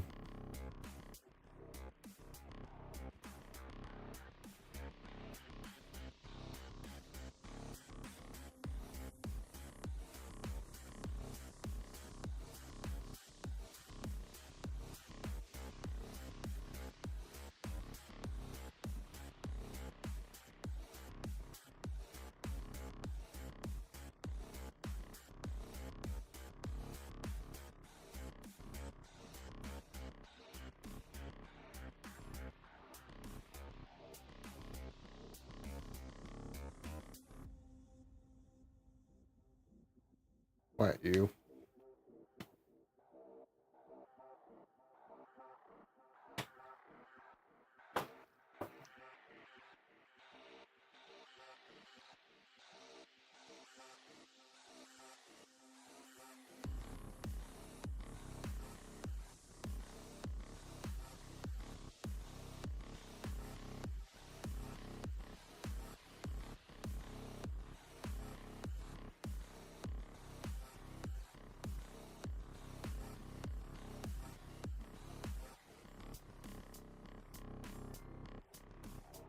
One and 4, 5. I guess it's 5.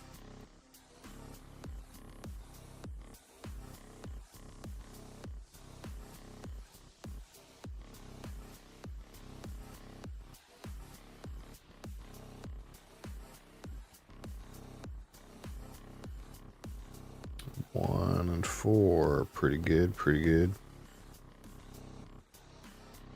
Okay, and I got 12. 12 on the 1 slot.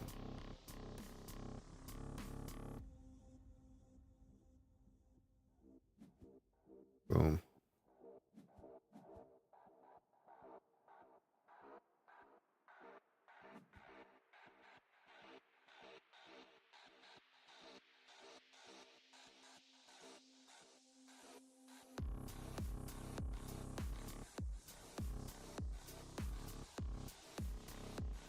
Maybe it's better to do this on the, like, combined roll. I don't know. It seems like income's really strong and it's only available on the big ships.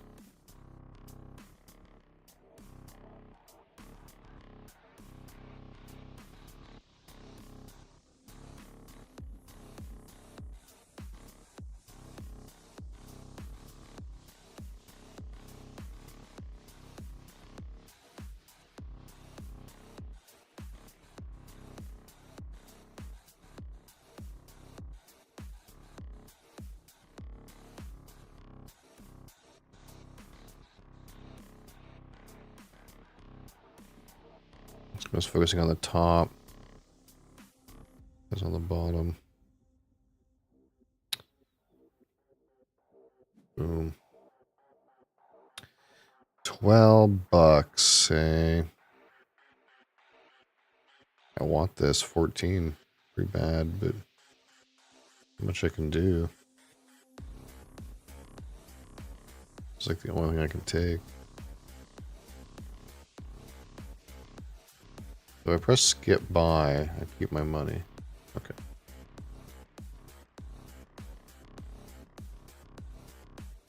I guess I could buy a big point card. No reason why I couldn't.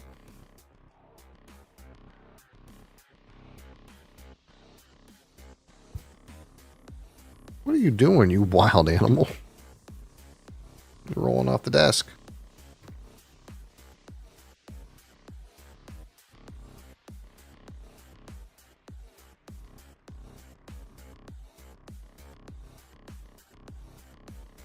You're rolling off the desk, Moseley. Boom, boom, boom, boom, boom. Oh, you're trying to get into the keyboard. I know you. You little demon.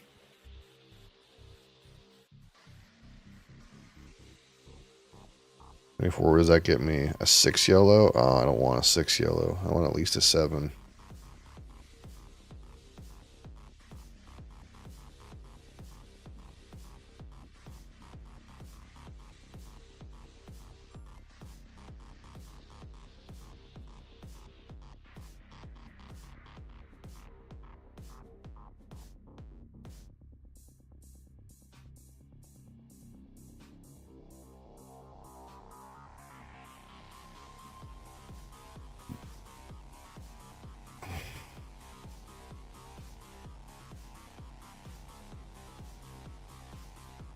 It's like nobody wants these higher numbers.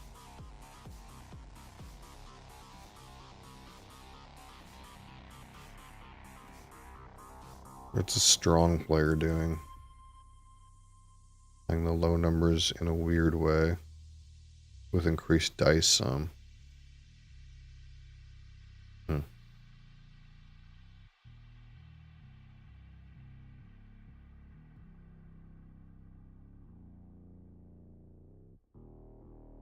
This guy's doing kind of what I was trying to do. I just did it better or something.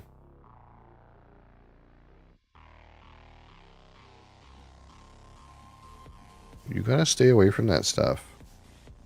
I know that you know that I'm trying to move you away from it. You're being a little bit rebellious.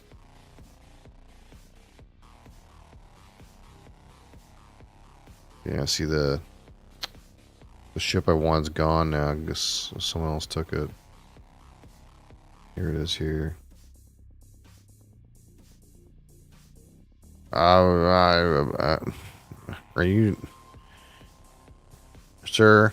Are you under the influence?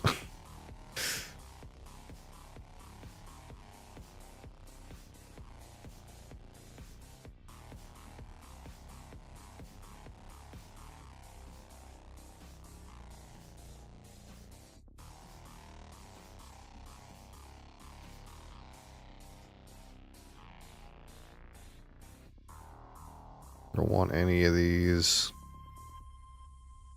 Like, I could take this. Not really what I want, though.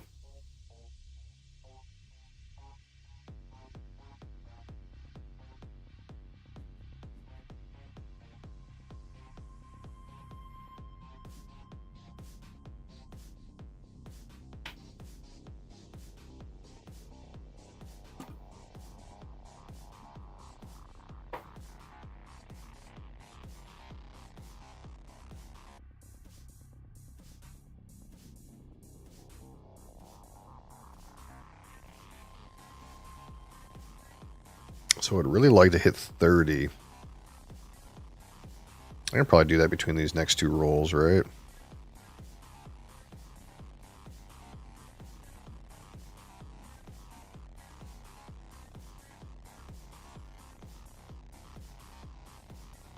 Yeah, 31.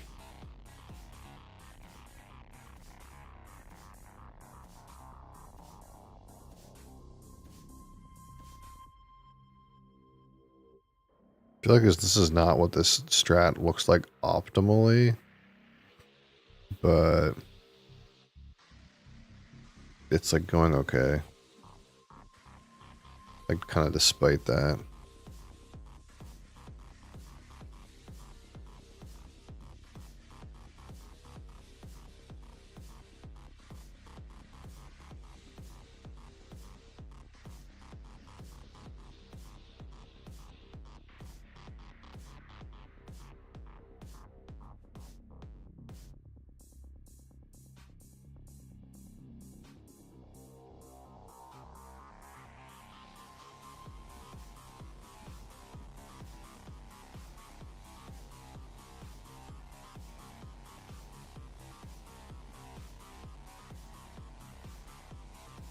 Because like this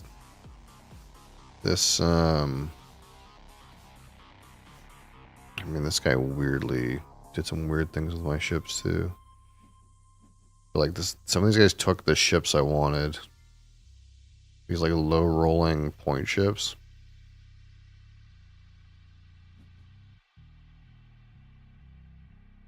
So instead, I just have like a bunch of low rolling money generating ships with no income, which is like really consistent, but it's gonna make it hard to score much more than this. I only need 11 points to make 40, but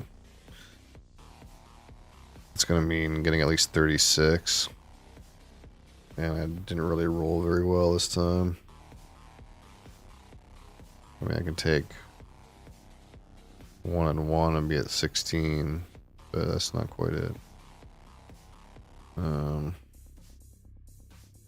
Like the other side of the coin is there's like no ships in here that I even want.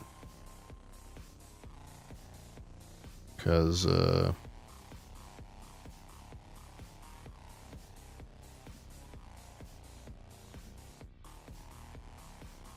they're all high ships. They're for like a different strat than what I'm doing. So now I need 6 points.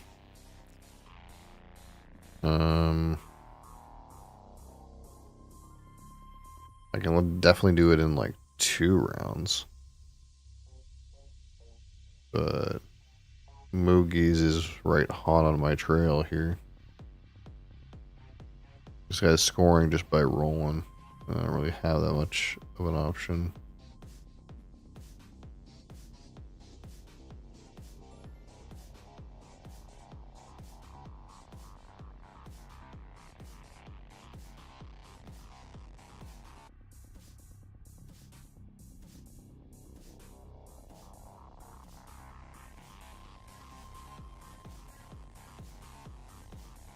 Who went first? I went first. So even if I score the 8 next round, Moogies has a chance to like score the 10.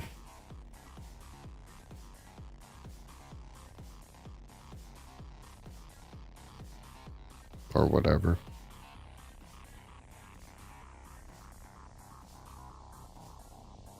This is kind of like where we're at, I think.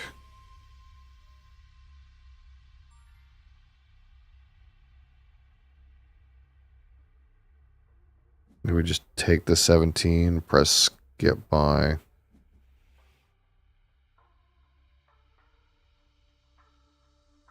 And buy the victory. Oh no, Moogie's already somehow bought or rolled the victory. He bought the 8 or something. He bought the 8 and rolled his rocket ships. Yeah. Kind of felt like me and this Moogie's guy were kind of doing the same thing, but he like stole all the ships I wanted. So it's probably like a pretty good strat, but maybe he had a better start than me on it. Or maybe he just happened to get access to the better ships for it. I don't know.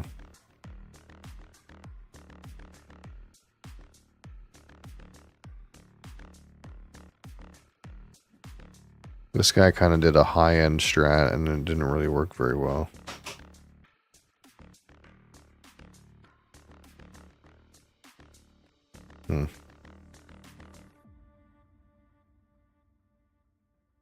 Me go sub.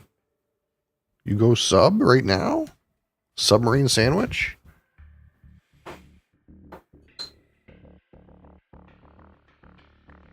A prime customer. What's above a prime customer?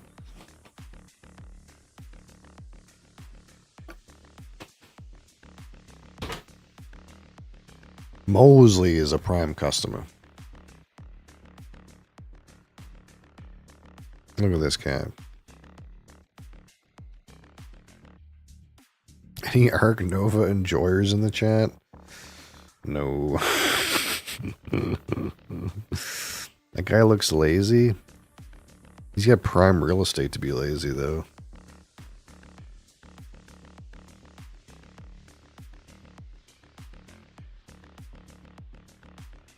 Little shit.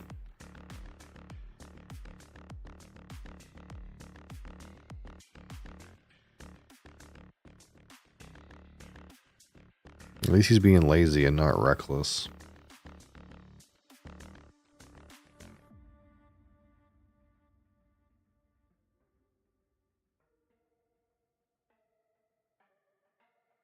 Sometimes he's reckless. Sometimes he wakes up and chooses violence.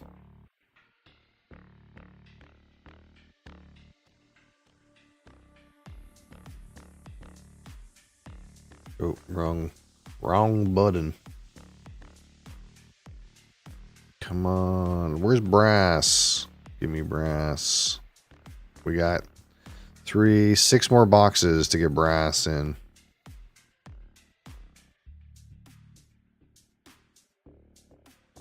What should we do? Should we try this this new dart more again?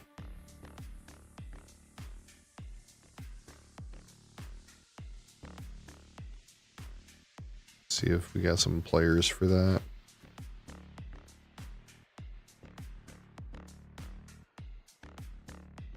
You're in for a game. What kind of game are you in for?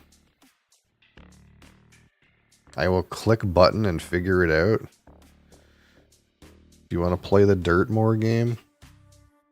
You want to play the dice rolling game? We got lots of game. We have Terraforming Mars. That's a game.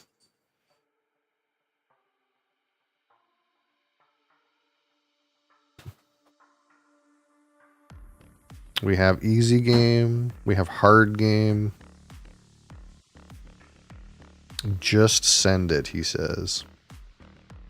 Just send it. What time is it?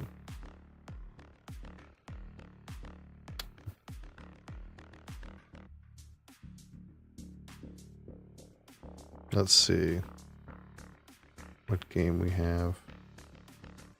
Looked interesting but hard to understand. Yeah, there's multiple versions. This is the one that's out right now, and this is the one that's coming out soon. And this is kind of like very similar to this game with all expansions, except they changed some stuff. But it's also kind of like more gamey than this one. But the game's not complicated, no. Where to go? We can play this if you want. But yeah, basically all it is like you have a maximum 10 cards in your hand. And you just play cards to try to score points. That's pretty much the whole game. This is a turn base, so it's not moving.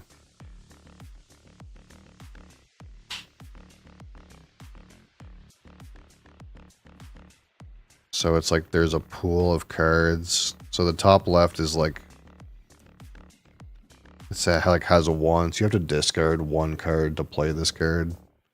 And this has 2 halves, so you have trees. And like this half goes on the right side of the tree, and this half goes on the left side of the tree. And to play this card, it costs you 1 card. When you discard a card, it goes into this community pile that people can draw from. You can either draw from this or draw from the deck. And these ones are like either you put it on top of the tree or the bottom of the tree. And then these acorns are just points. So you just try to score the most points. I think the only other thing that's not, like there's these symbols. I mean, these bats are like, they have the bat symbol, like fucking Batman. So it's like, you know, the icons match up or whatever. Game ends when all 3 winner cards are drawn. Yeah, so the, in the normal version of the game, it's the bottom 50 cards. So the first winner card is at 50. And then the second 2 are shuffled into the bottom of the deck. So it's basically the game ends below 50 cards in the deck at a random time.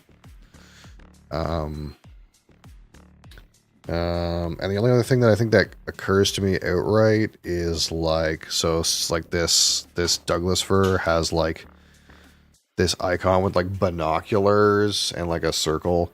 So the binoculars card or thing means that in order to get the bonus, which is in this case that circle thing, which that circle thing just means take another turn. But there'll be various things in that box. In order to get the bonus, in order to when you buy this card, you have to discard 2 cards. So it costs 2 cards to discard to play it. You have to pay 2 cards that have the same like suit. So in this case, it's like this light blue acorn. So you have to discard 2 light blue acorn cards and play this card to get the bonus, which in this case is go again. That's about it. You kind of just like pick a strat. So like you can pick a strat where you like make a bunch of trees, or pick a strat where you like do birds, or this guy, I don't know what he's doing. He's got a squeaker, so usually squeakers is a boar for a boar strat.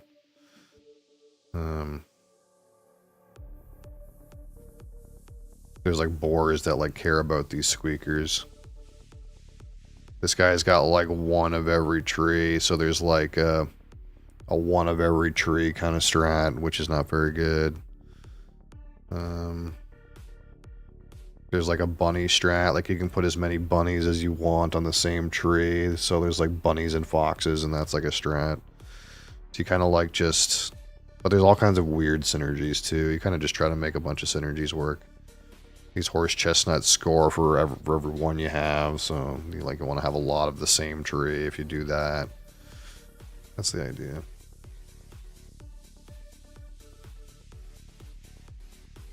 It's kind of like pretty addictive in terms of like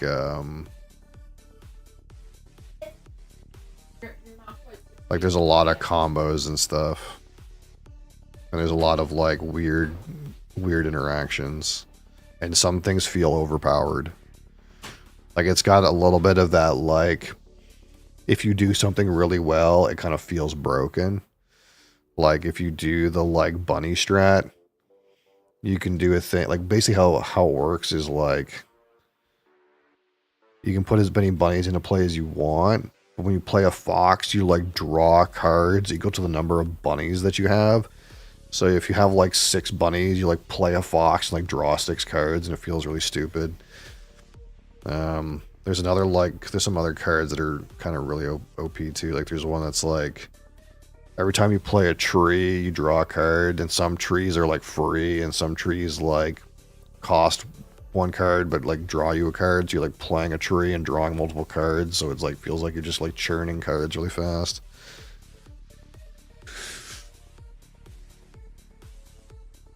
We'll see if we get some players. Oh, I have it set to good players only.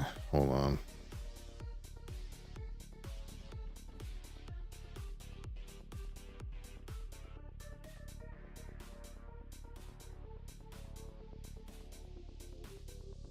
But I've been trying to learn the new version, the Dartmoor version, because I get the feeling that it's like a more balanced game and might replace this version. All right, what do we got here? We got a boar, a bear, we got some trees. We got tree ferns, that's for lizards. We got this larch. Yeah, you kind of, I mean, you can kind of guess what kind of strats people are doing, but it is a kind of game where you don't want to like know what other people are doing necessarily.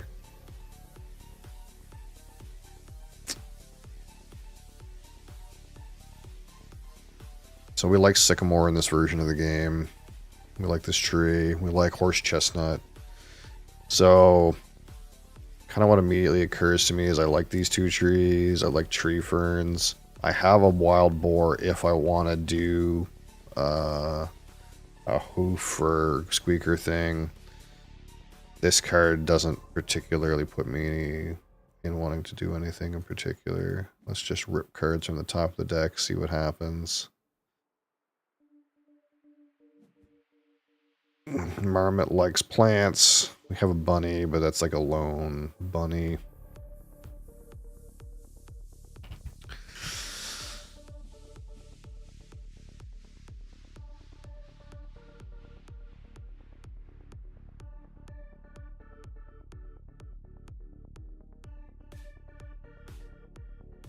I kind of want to just take that birch just because a birch and the sycamores kind of like go together. Oh, here we go. So again, it's really early. Every time I see this mushroom early, this chanterelle, I'm like in.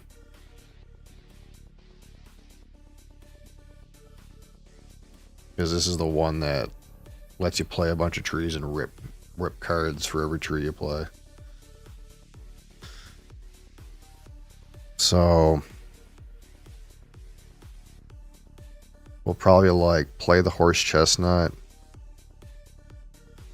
and just lose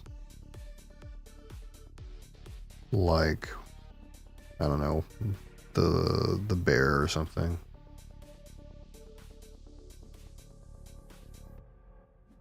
Although there is always like the rows that really like horse chestnut. What we got down here? Brian's got some sycamores. That's unfortunate.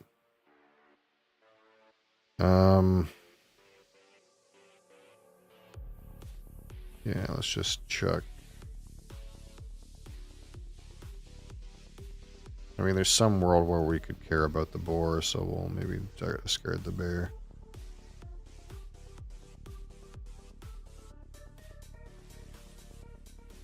You're on my XLR, Moseley.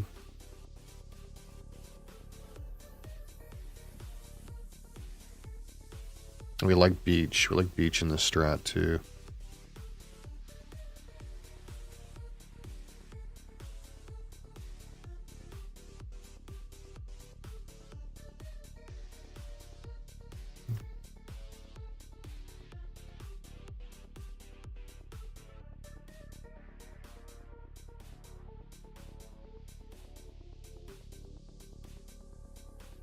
There's a wolf.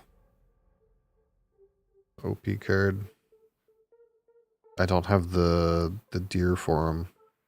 Probably whoever discarded it doesn't have the deer for him either. Oh no, he got flipped in. He got flipped in on a tree play. Hmm.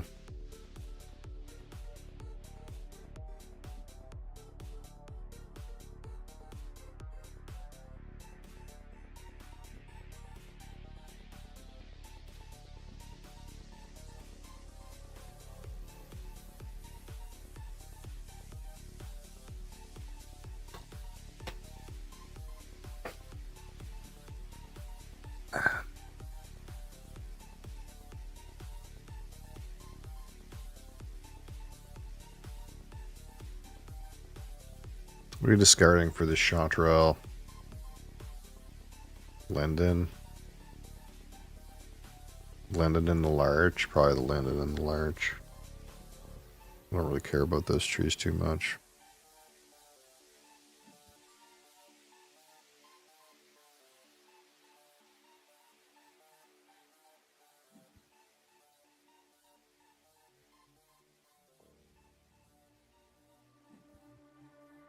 There's two trees I like.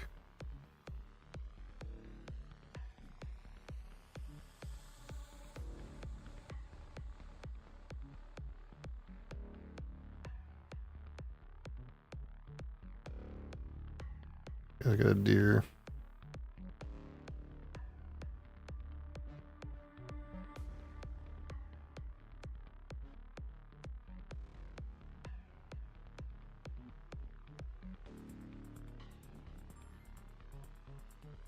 Pick the trees I like. And then we'll start kind of turboing here.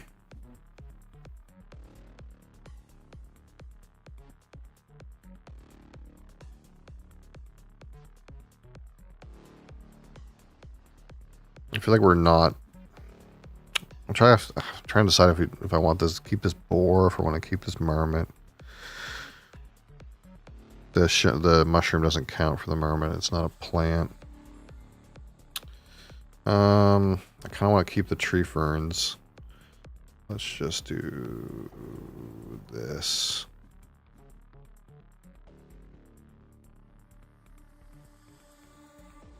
This only scores per gnat, but it scores on my tree ferns. There's another tree ferns. There's another horse chestnut. Like, we could do lizards underneath. That's kind of what I'm thinking.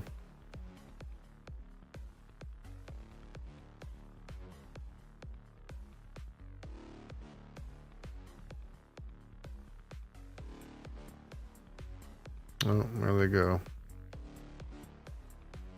I guess we're just playing this, drawing 2 cards. Pretty nice deer right there.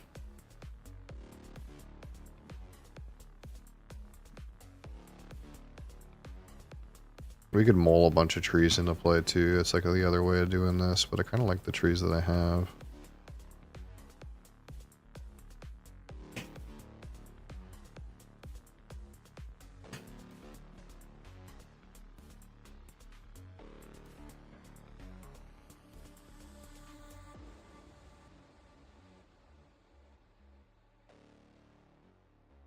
Anyone else have lizards?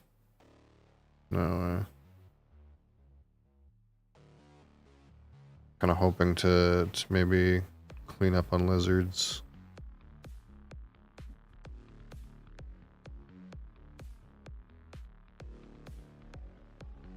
I don't see any lizards around.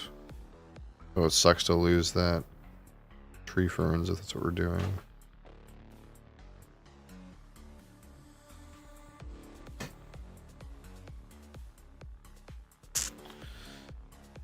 This guy's got a butterfly, so I kind of don't want to do a butterfly, but...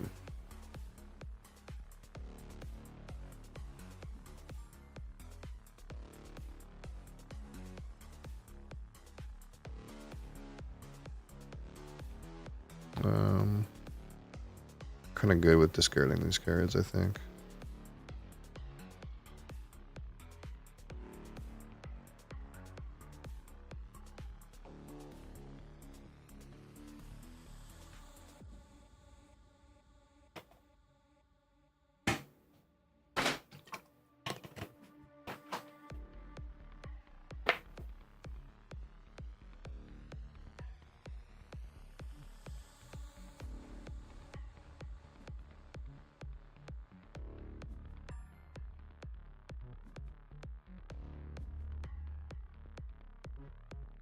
Animal mushroom.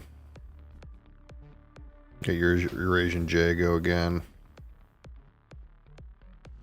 This guy's got the butterflies.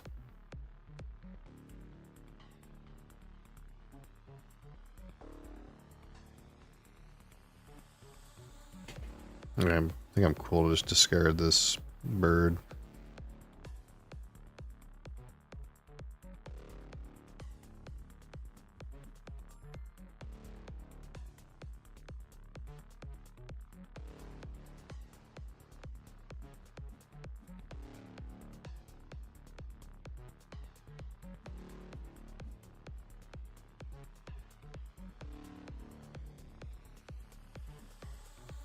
It's blackthorn, but I don't really need that. I don't think I'm doing that.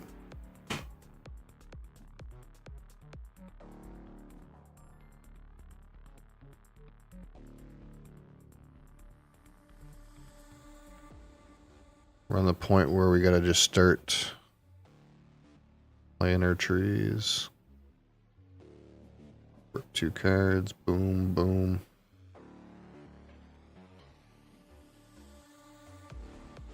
Gotta take that toad.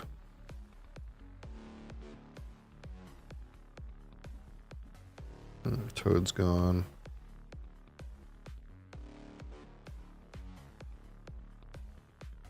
Who took my toad? Blue?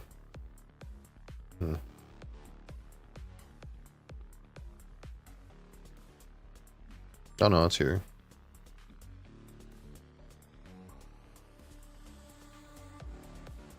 Do I want to try to do a silver fur with it? I don't think so.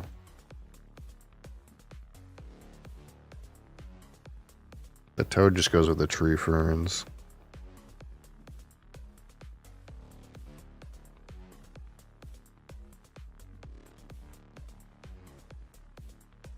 Oh, there's a woodpecker.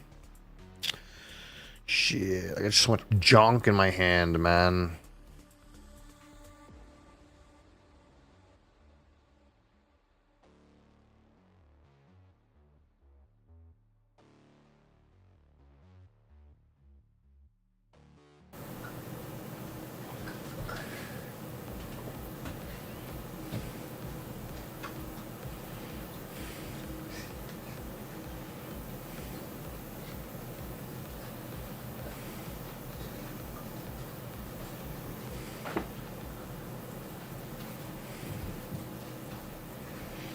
I'm kind of okay with just taking just the woodpecker, just so that I can secure that, and then just start trying to dump as many of these trees out as possible.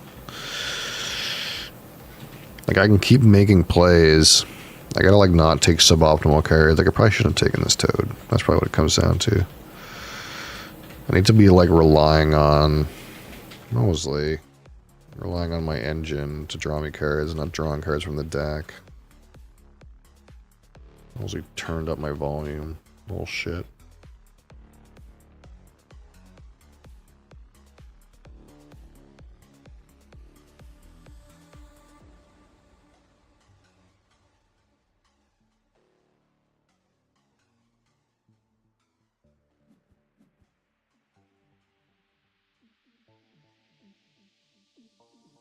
Eurasian J, go again.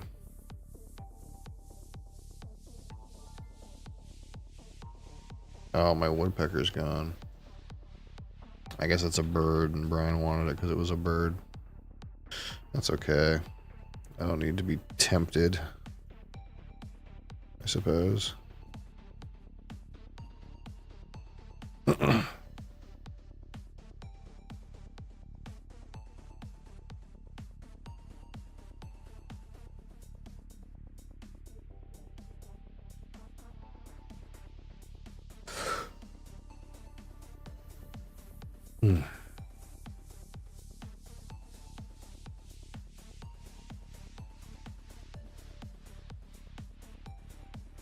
Professor Oak.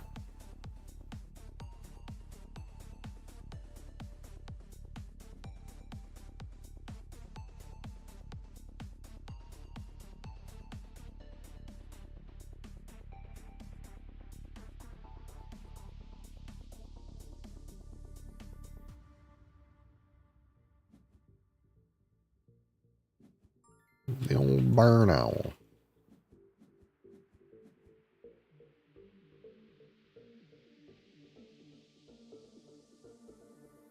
Got another toad.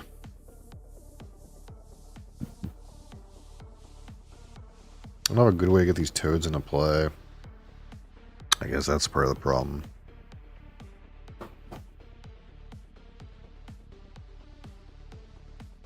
Like, what's the points together?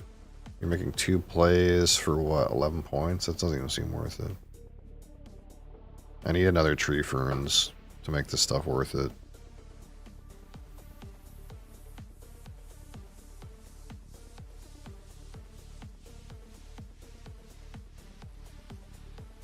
Does anyone have the... No one has the orange row.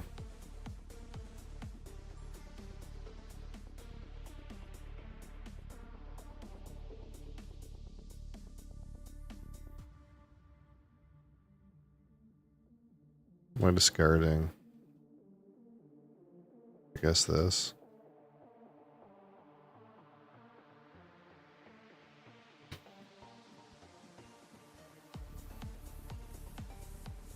There's a red deer. It's not the orange row. But there's a moss that I kind of want, but holy.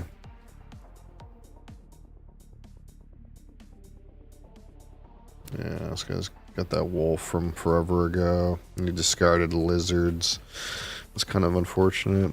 It's like this guy knew that lizards were sought after and hoarded them and then just dumped them all away when no one could get them. Unlucky.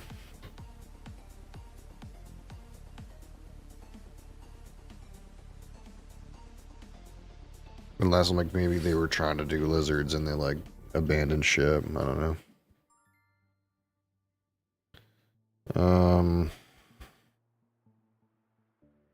I can Douglas fir go again? No, I can't. I like ran out of trees to play.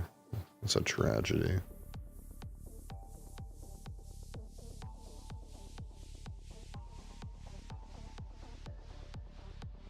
I still want to play this guy.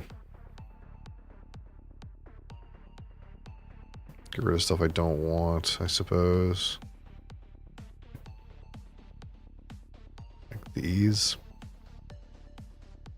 I guess I don't want this toad. The gnat toad.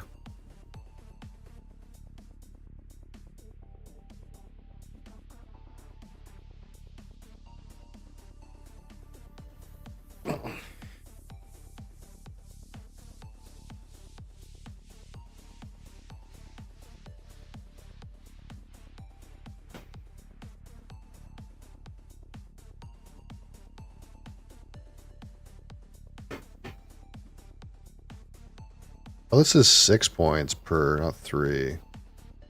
So that means it makes it 12. 12, 5, 17. I guess that's more worth doing. I'm going to put it on a silver fir too. Because it happened to appear. So we can do what? We can go Douglas fir, go again. Take back our toad. Oh, there's cards in the middle I want now.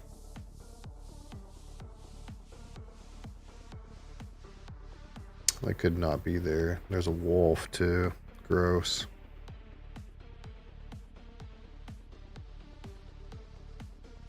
One, 2, 3, 4, 5, 6, 7. I'm not even guaranteed for that woodpecker.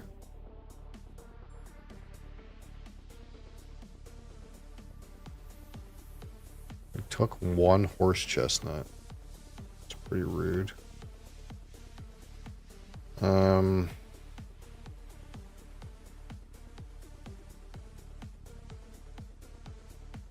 So I guess I just want the wolf.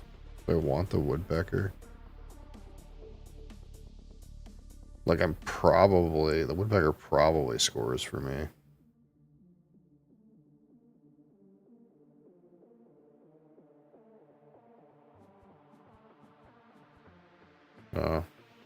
Whoopsie.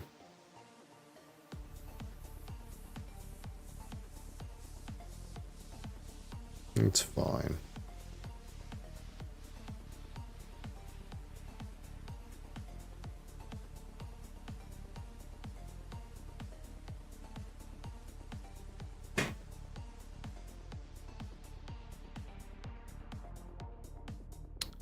Play paw symbol for free. There we go. I lost my toad and dumped the woodpecker, and the wolf, but it's alright. I kind of forgot that like playing the tree would trigger a card to go in the middle, and then that put it over 10. How good is this bison for me? 1, 2, 3, 4, 5, 6. It's at least 6 go again. Let's take that bison.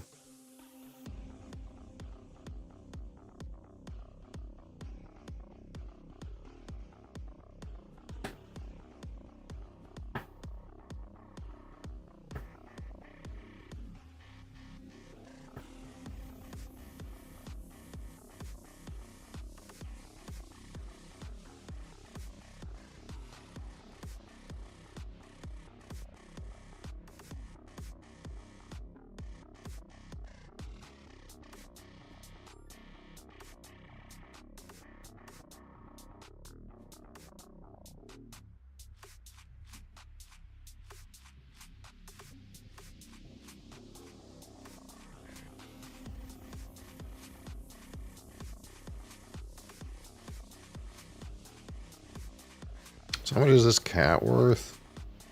1, 2, 3, 4, 4. It's not that much.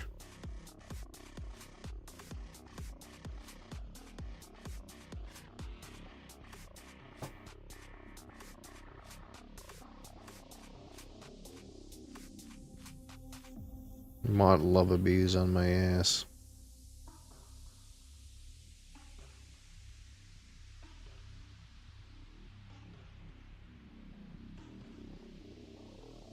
Ryan cut my horse chestnuts.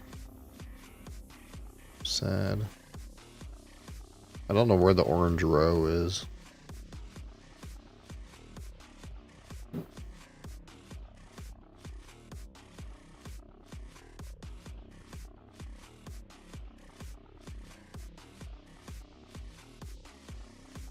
I think we're just abandoned ship on this lizard thing. It just didn't happen.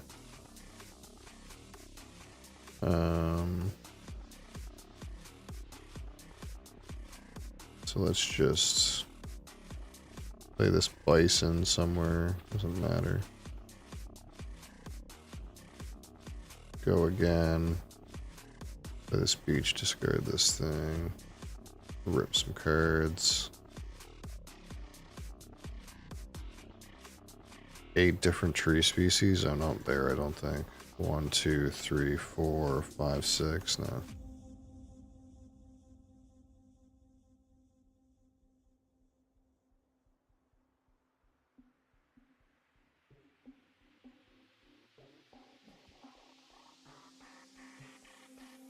This owl's worth what? 5, 6, 7. Probably just play them.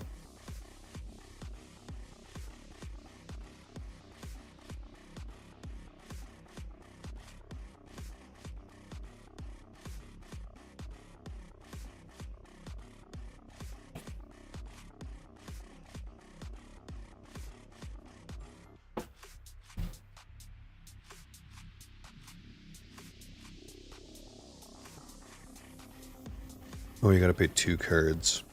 Derp. Anything there that I want? I don't think so.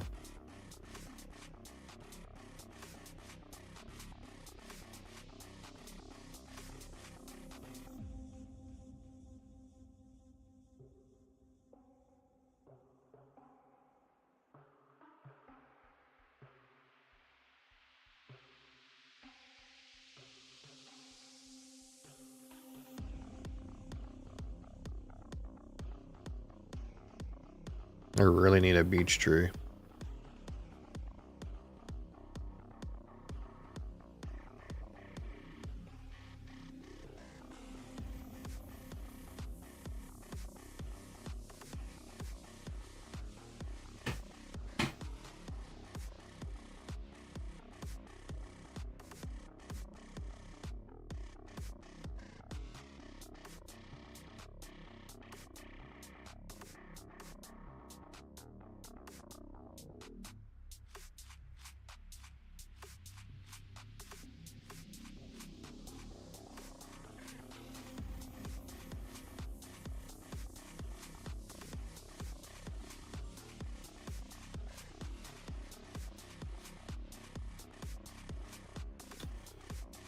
that's a horse chestnut. Oh, nice. Another tree ferns.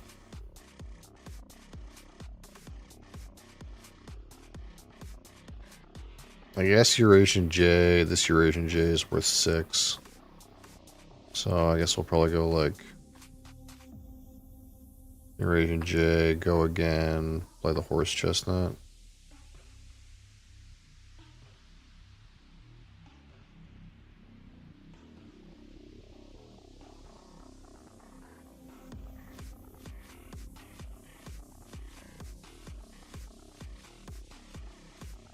Play down the silver fir and get some extra points.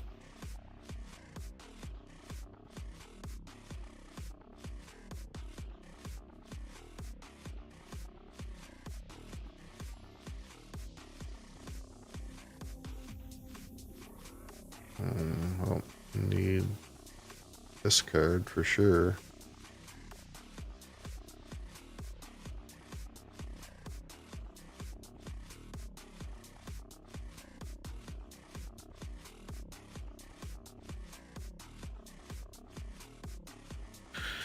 Wackoon, a wascoey wackoon.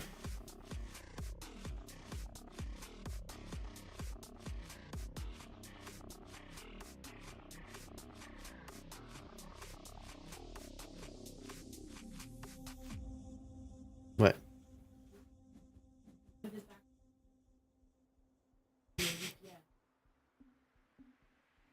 Terp.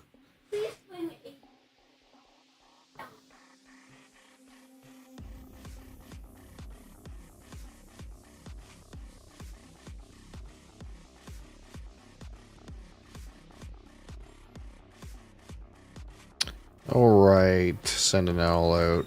Rip some cards. Oh, fucking fox.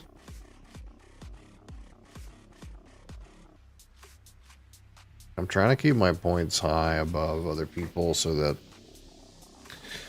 if the game randomly ends, I don't lose, but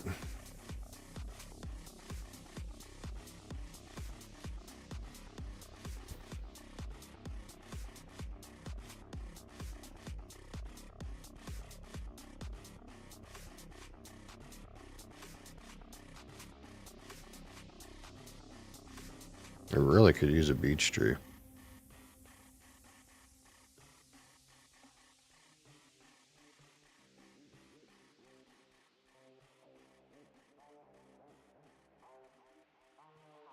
Beech tree's worth 22 to me.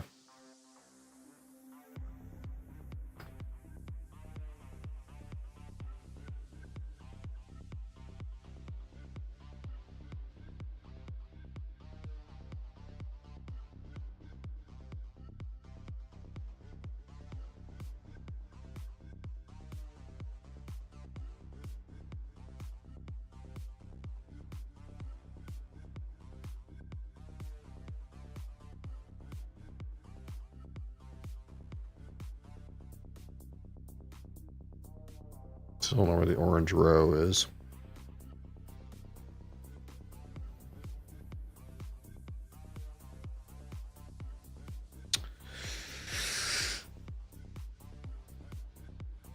I don't have any cards, and these guys have cards, so in theory, like, I'm spent and they have points to play still, but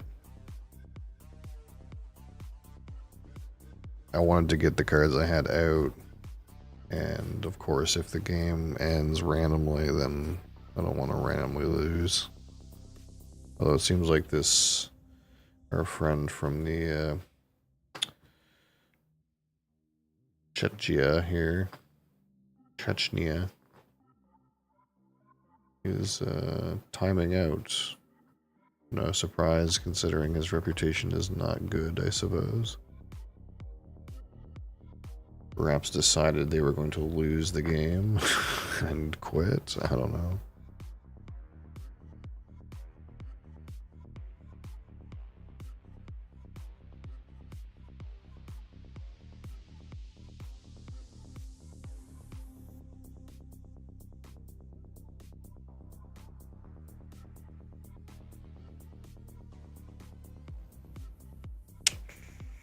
Unlucky.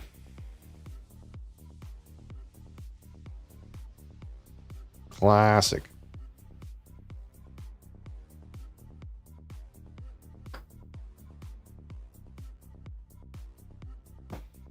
Now offline.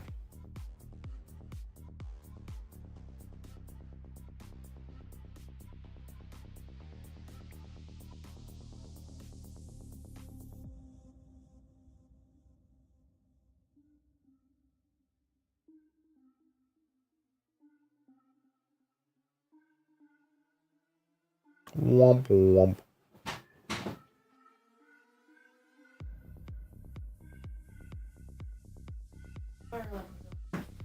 Why?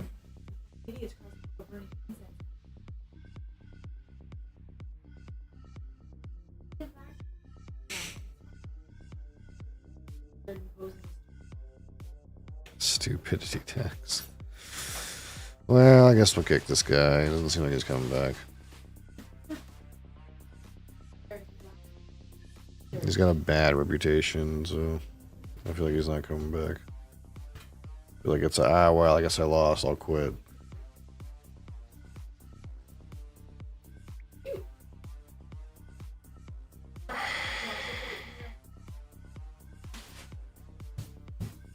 Classic. Classic match, you know.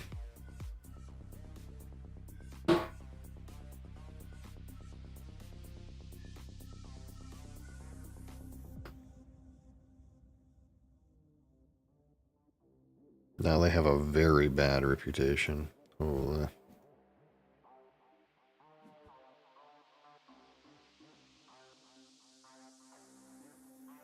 Perhaps they don't give a damn about their bad reputation.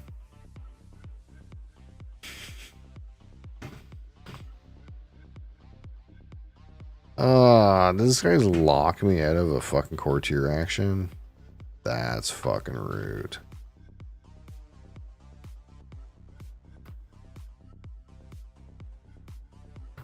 That is so rude. That's so rude. I guess I'm boned.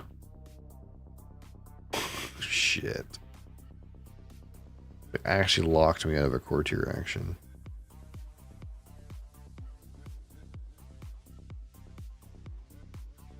How rude. What can I do? I'm like dead. Fuck. Well, I guess we're dead. Straight up. There's not a damn thing I can do.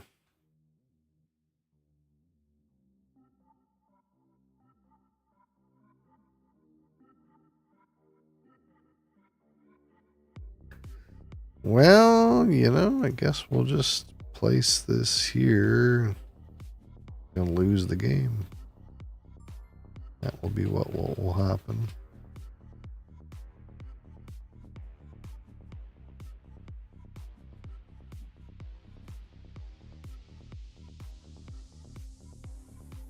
All right.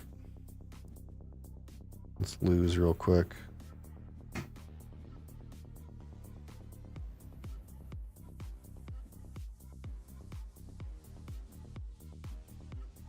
I think I needed that courtier action to have a chance. I really needed that.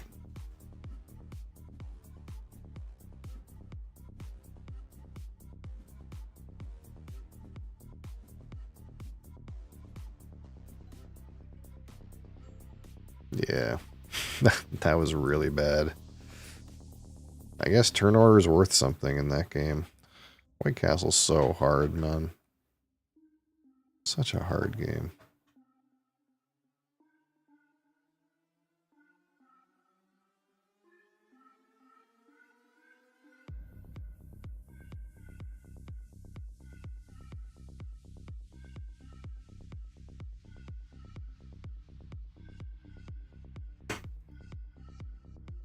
Mr. Cap, how's it going?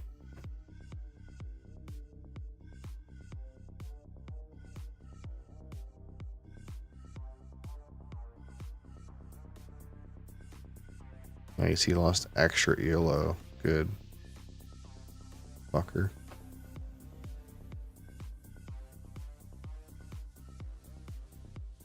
We'll see if Brian wants to go again.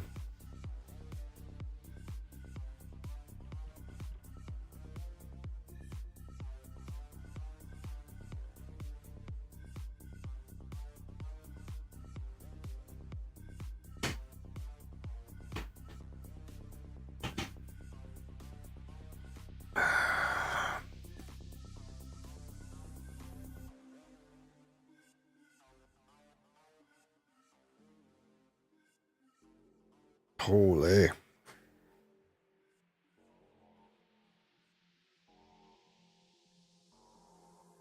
If not, we'll play like Space Base or something.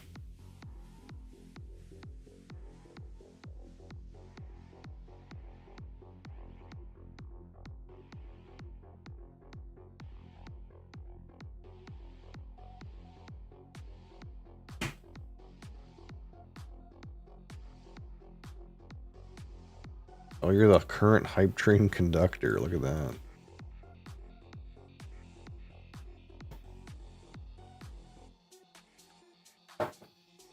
Hype train captain. Does that do something? Well, now it says, now it's gone.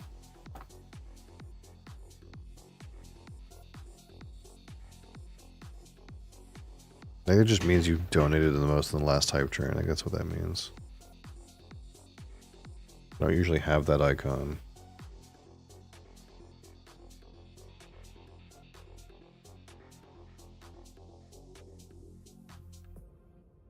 Yeah, I think Delios is East out. We'll do another slot machine game, and then we'll see if you can review a whiskey. Slot machine, slot machine.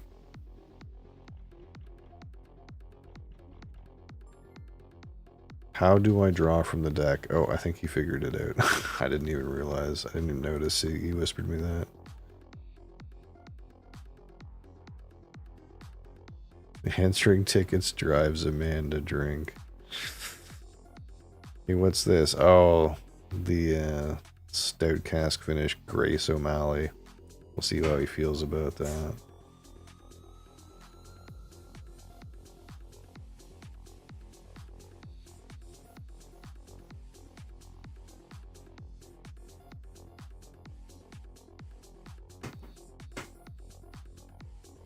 Oh shit.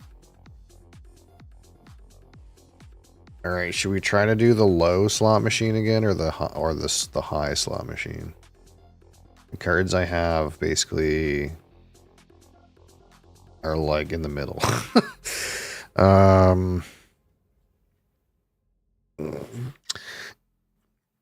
We could also go by the logic that 7.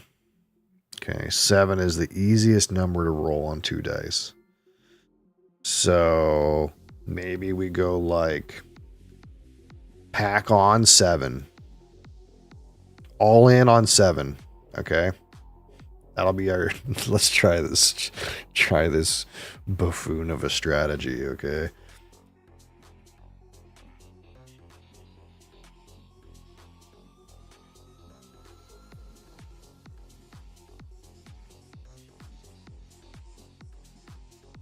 If we roll 7, it's goated.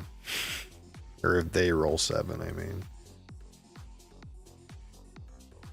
7. Boom. We got it. We'll use our can't stop strategy here. 6, 7, and 8. We got to pack on 8 too, because if we roll 7, it also triggers 8. But if they roll anything else, we get nothing. Load up on 7 and 8. 8. Ah, okay. We got to hit 7. There's more 7s than there is anything else. Big seven, big seven. 6. 1 and 5 is $2. All right, what can we do? 9, 5, 5, 5, 4, 2, 11. None of these things say 7 or 8 on them. Do we skip? Do we buy a 1? Let's just do this.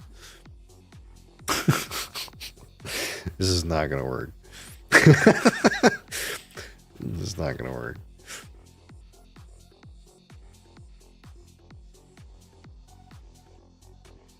They need to buy some cards so I can put some more cards on 7 and 8. 7! Yes! Perfect.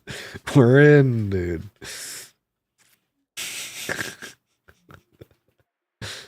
Just all in on 7, okay? They gotta roll 7.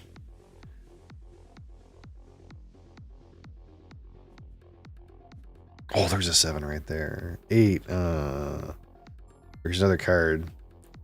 There's another card right here for 7. It only costs 2, but... Oh, there's another one. What does this do?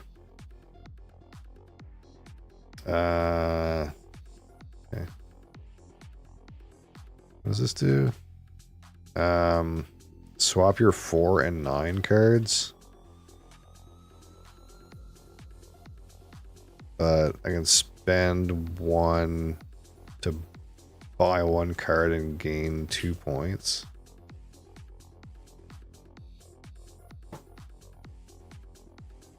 I mean, we're going to keep stacking it in, so let's go. Let's go with this. All in on 7 and 8. But no 8s have appeared yet.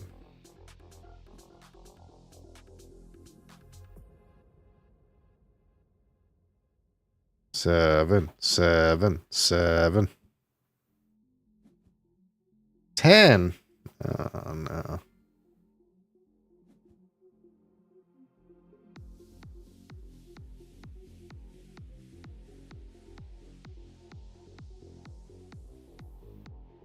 This is some real, like, betting on one number in roulette shit.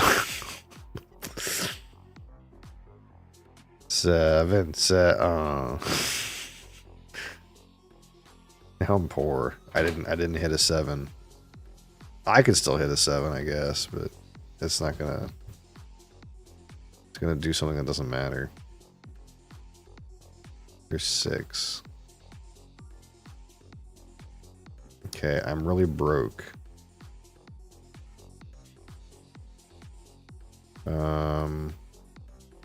Someone took my cheap ass 7 card.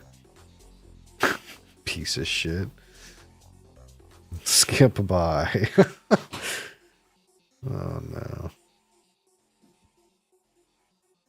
It was kind of working, but now it's not working.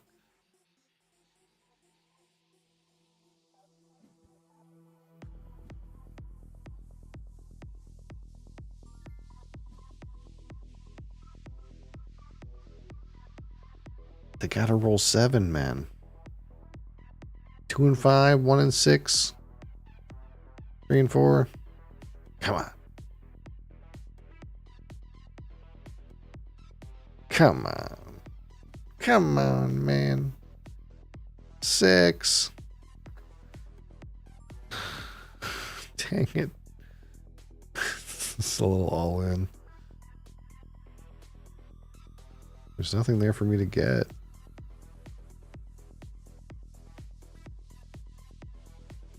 Unless I get like, oh, I know what I can do. I can go like, I can get some of these ones that like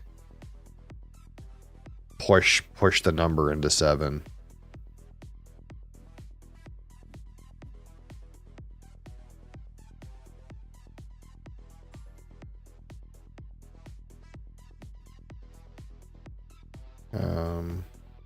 None of these are 8, right? No. So what I can do is like, if I take this thing,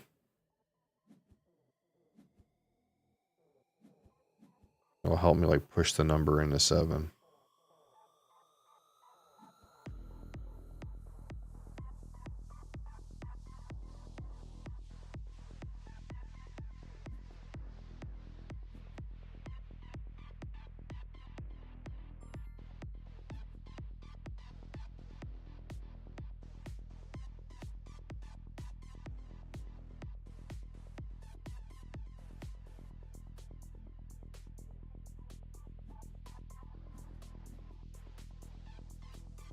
Yeah, they're really not rolling 7, are they? Unlucky.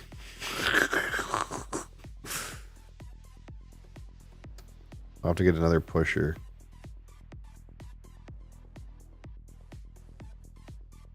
It really was working at first.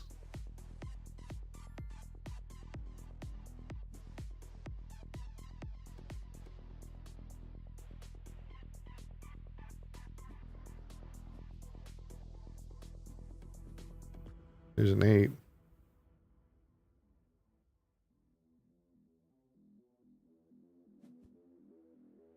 I can't believe it's gone this many rolls without anybody rolling a 7. What are the odds? What are the odds to roll 7 on 2 dice?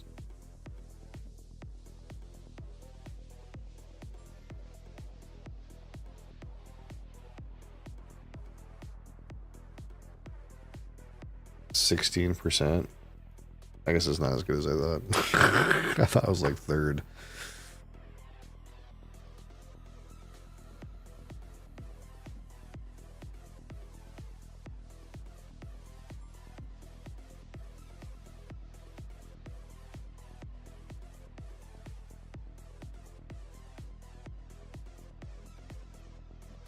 It would help if oh, there's a 7. But I kind of don't want to roll a 7.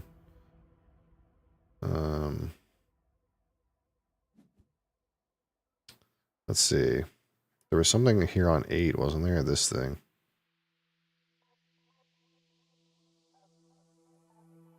Six. Yeah, I guess it's this thing.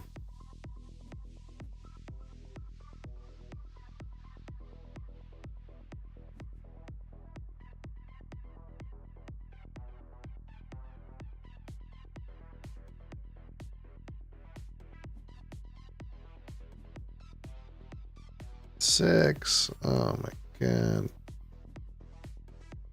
It's actually crazy how little 7s are getting rolled.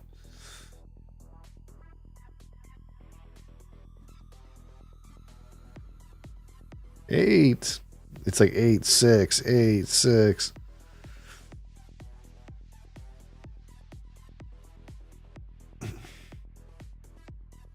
Fucking dice.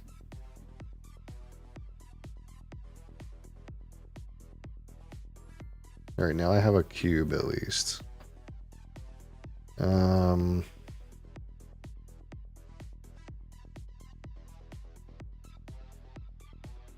Nothing here. That's what I want.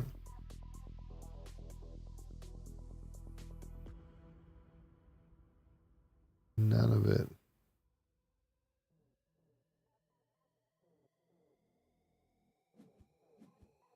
Seven. Jackpot. I get $12 and a point.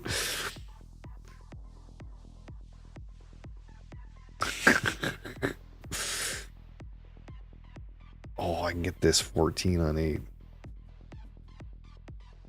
8. Okay, 8. I'll take an 8. I can push a 6 into a 7. So that's good.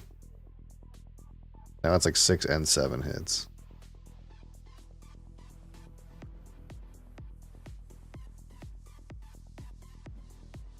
Six.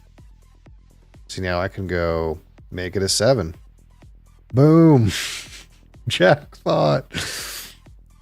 I got $34. We're in, dude. 2 and 2. I'll load up my 4. And then what can we buy? We can buy 11 points. Boom. is such a crude strategy.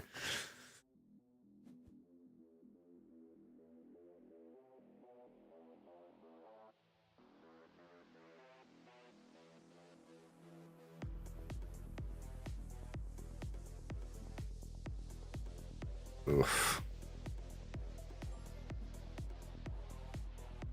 It feels bad when they don't roll it, though. It feels really good when they do roll it, though.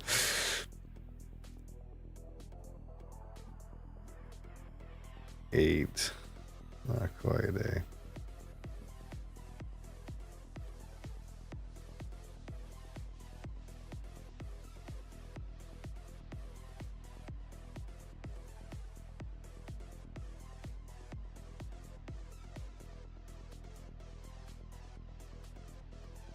There's like didn't get anything there.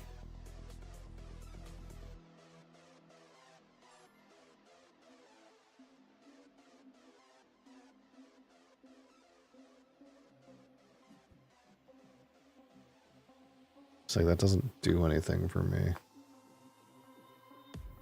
Buying none of that does anything for me either. And switching those doesn't do anything for me either.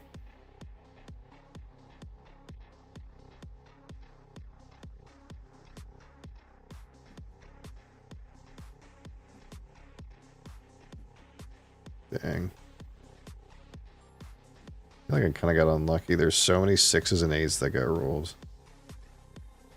And of course, they rolled 6s like before I had my pusher online.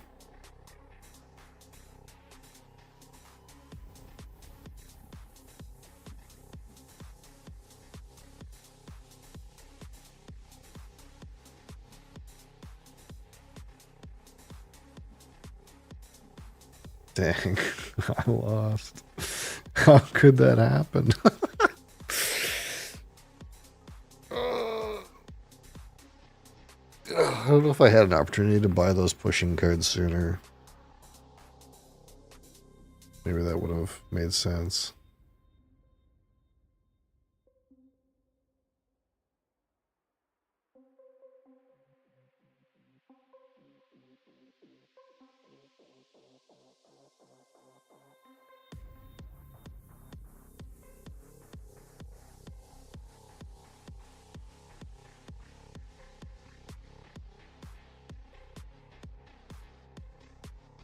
Maybe you can steal stars on a Bowser tile? No, that's a lie.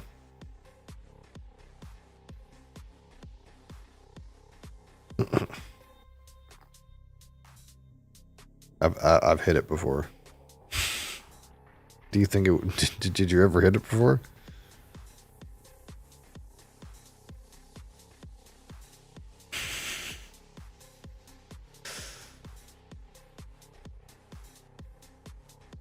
No. Yeah, we thought it was impossible. It depends, I guess. I'm assuming we're talking about Mario Party 2, but I don't know which Mario Party we're talking about. But I assumed it was impossible. So, like, there's that wheel that you spin when you land on Bowser. And one of them says 10,000 star gift or something like that. And we thought it was just impossible to hit that. But we hit it one time. And Bowser was just like, and then fucked off. That's all that happens.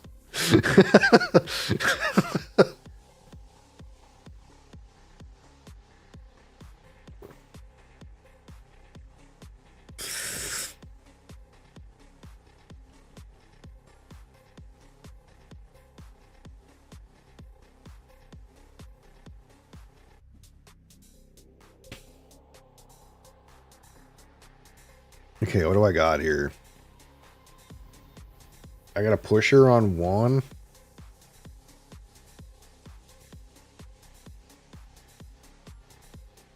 I got some high numbers. Random person, how's it going?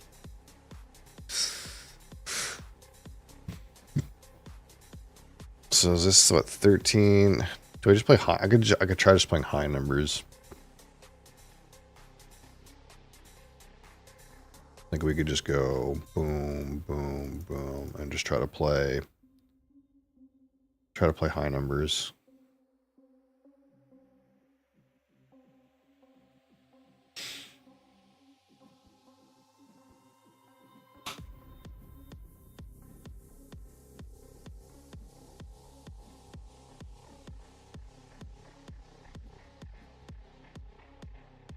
6.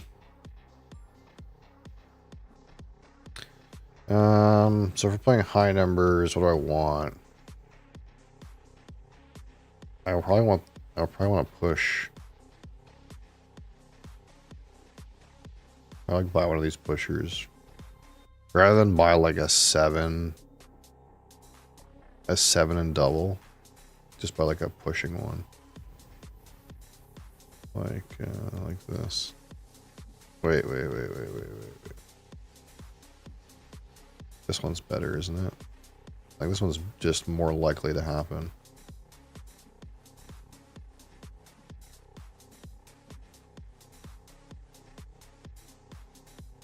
$11. Ding ding ding ding ding ding ding.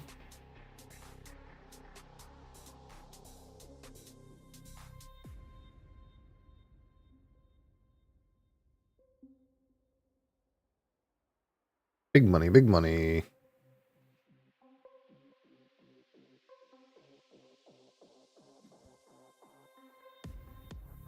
$7. Womp womp.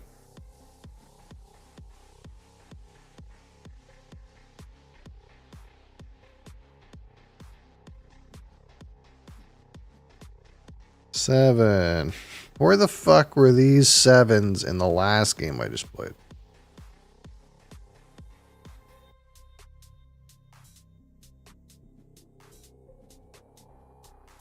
$6.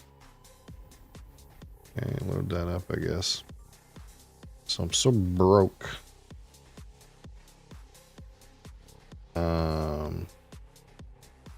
This one gets me the left or right. I mean, that's pretty good.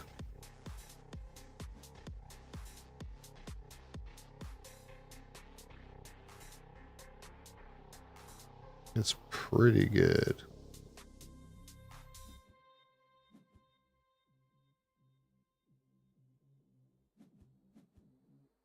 $6.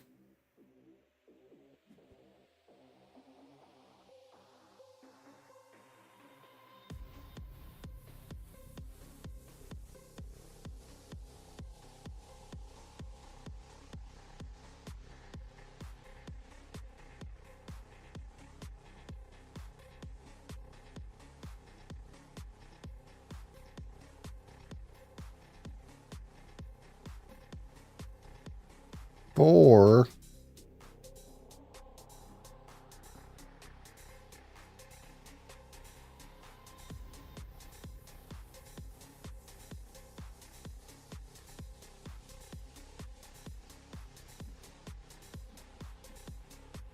$7.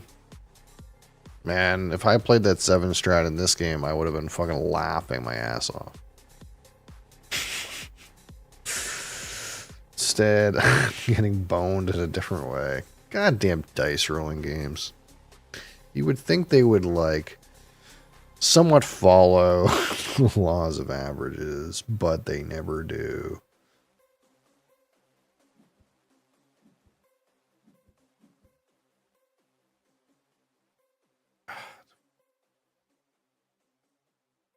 I can push this into a 9. Is that worth it? Not really. Like, I want to push a 10 into an 11. That's really what I want to do.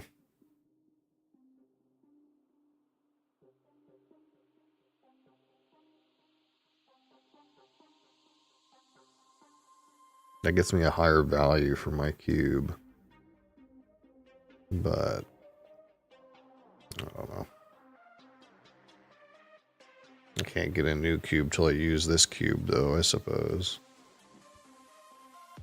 11! Bing, bing, bing, bing, bing, bing, bing, bing.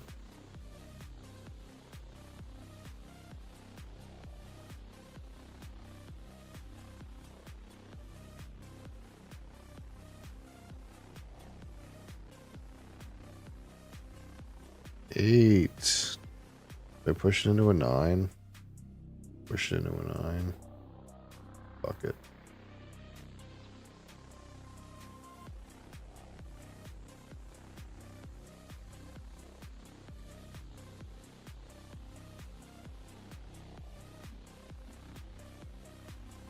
6. Well, I guess I can load this up again.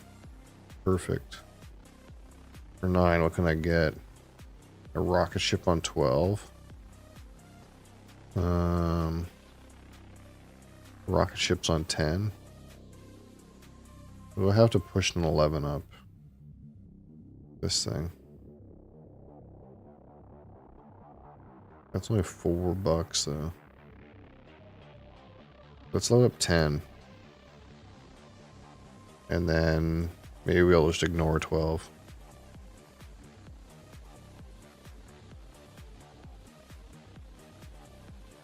We'll be like, we want to roll 11 the most.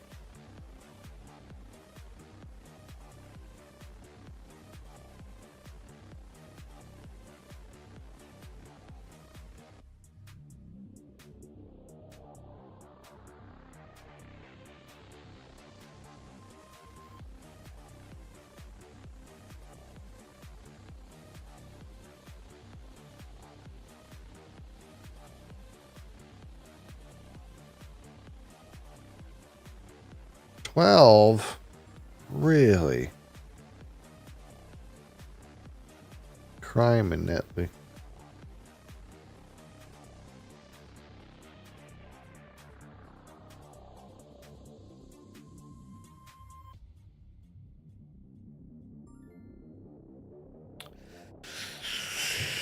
Ugh.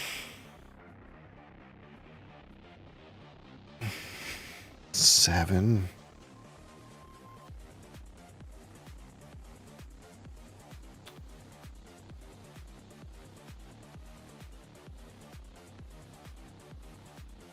So I can do another pushing one, or I can just keep stacking them up, you know.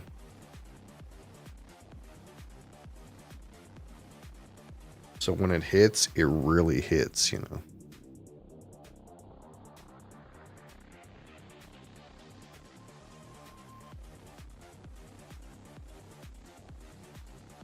Doing this on a lower number was better, but the reward is like better on a higher number. But it's really not working. So much easier to make the lower numbers work. Feels like you have to be lucky to make the higher numbers work. Lower numbers are so much more consistent.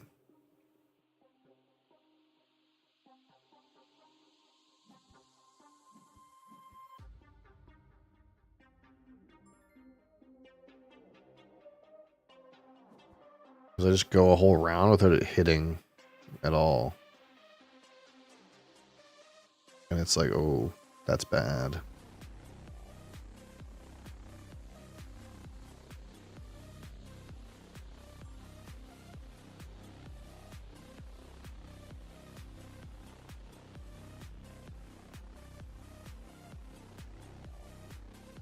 Like real bad.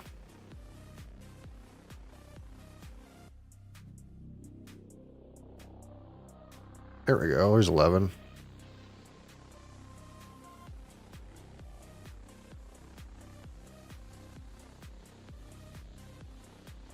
All in 4 points. Pretty good.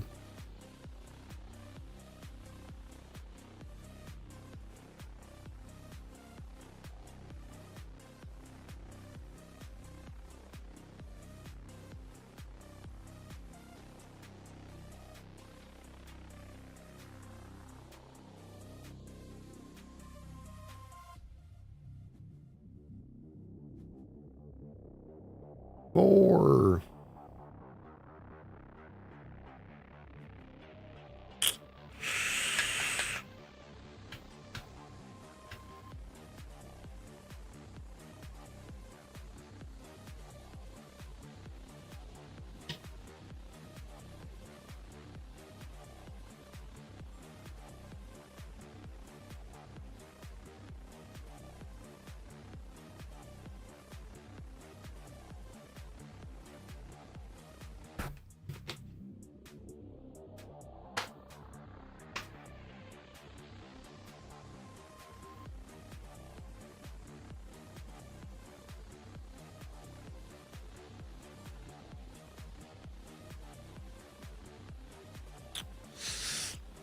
16. What can I do with that? I can stack something else on 11.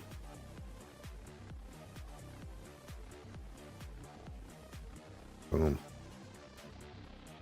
11 is hot. 8. No. Like I could have pushed. I guess I could have pushed that 8 into an 11. Maybe I should have done that. With all my little towers.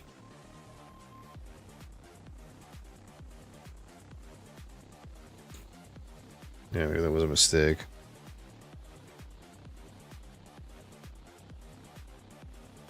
I could have used all 3 and pushed it into an 11. I can still do it. Oh. Now I'm going to miss my chance. This blue rolls real big for me. Come on, blue. Big roll, big roll. 8. It's 8 again. So let's just go.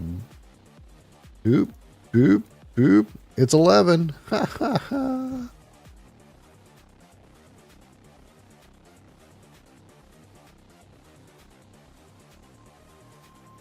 Where are you playing, child? What do I do with 15? 7.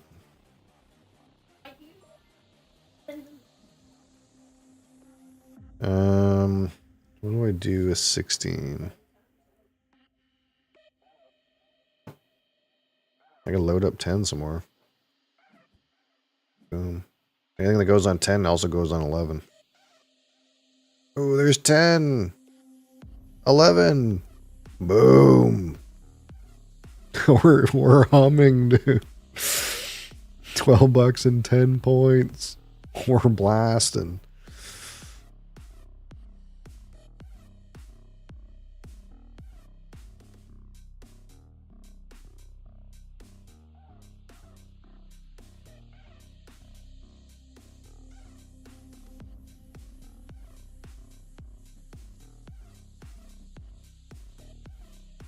Six. 3 and 3.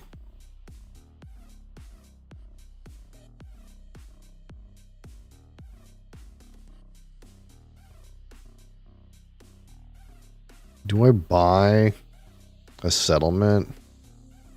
So if I get another 11, I just win. Is that the strat?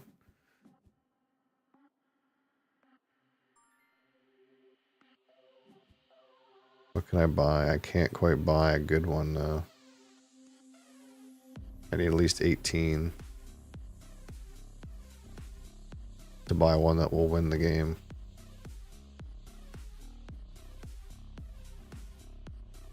Seven. Okay, well that's 19. So if I do this, then I just have to roll. Someone has to roll 11 and I win. I don't have any pusher cubes though. But if someone rolls 11, Curtis is really close though.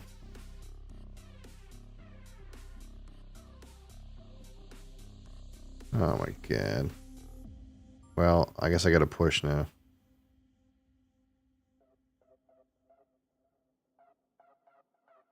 Come on, SDV. Show me a 10. Or an 11. 10 works too, though. 5? What the hell? Brother. That's such a dog roll. It's such a dog roll, brother. You know, $5. That's so terrible.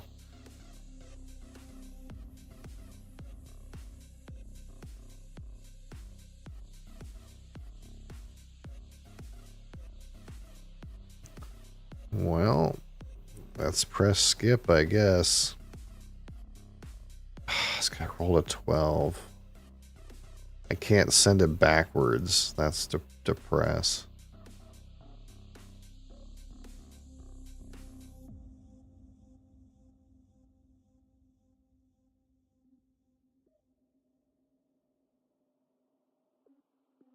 Dang it, Curtis.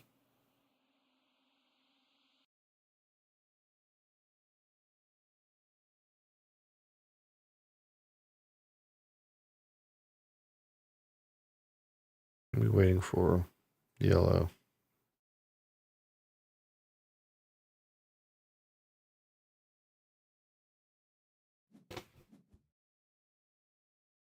$10. $11. Ming, ming, ming, ming, ming, ming, ming, ming, ming, ming. Blue can still roll 11. Oh, that's the opposite of that. Dang it. I was close. It almost worked.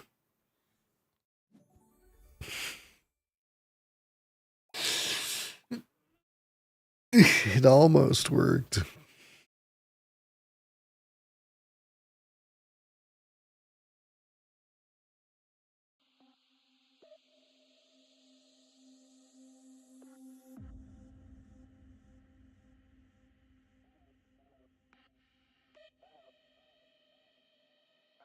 All right. Let's see if we can review a whiskey here.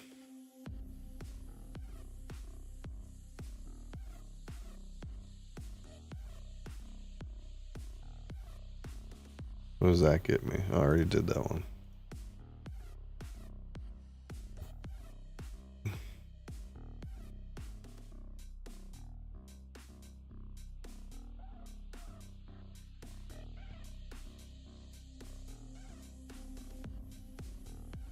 $93. Which one's that? I already did that one.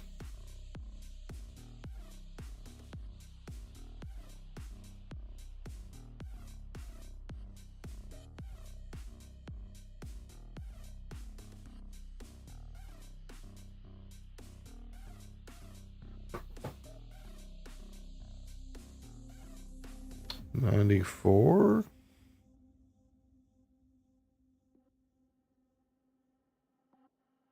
Have I ever rated plain Buffalo Trace? Just regular Buffalo? I don't think so. Well, I guess here we go. Just some plain ass bourbon whiskey.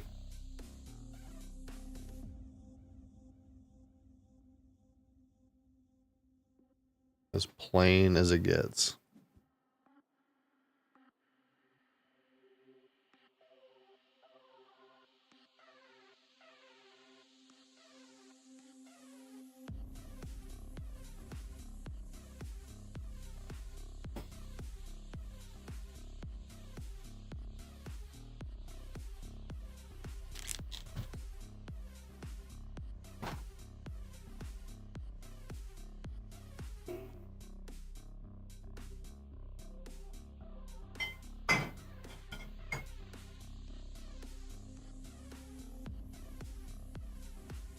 No, I don't think that it's a choice of those things, but I can make a nice pizza. La, la, la.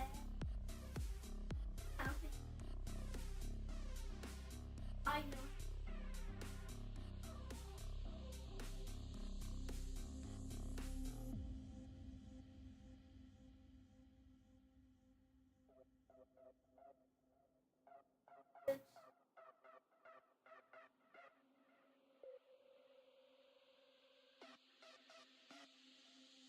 Um,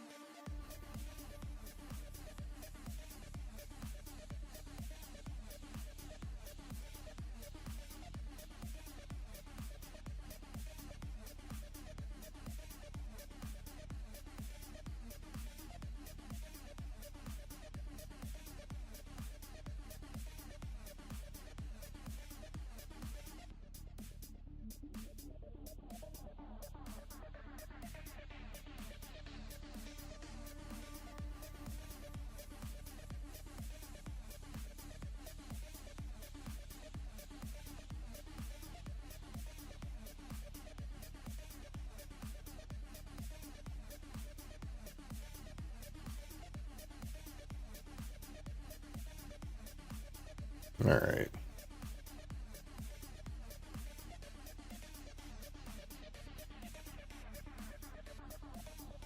All right. Today, live review of a classic Kentucky straight bourbon whiskey.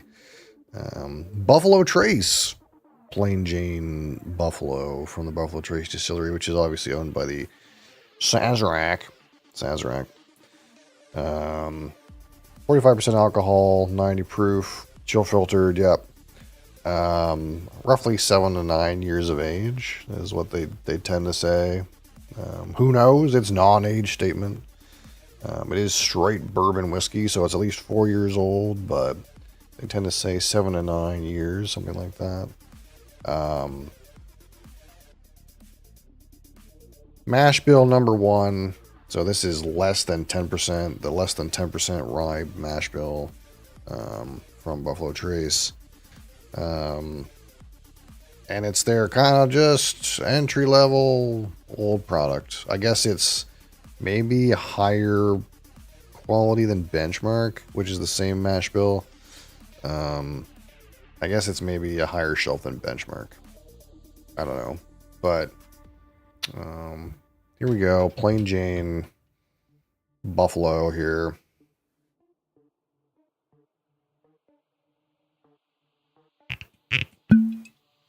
Again, we're going to rate this out of 100.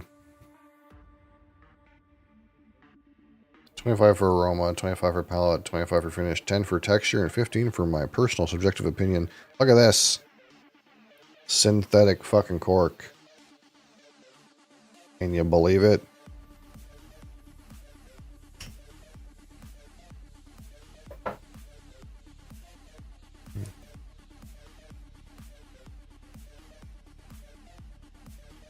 Go. Spinoramo. Alright. So here we go. Again, this is straight bourbon, so no color added.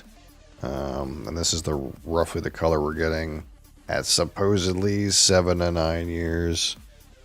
Of course, new charred oak barrel in Kentucky.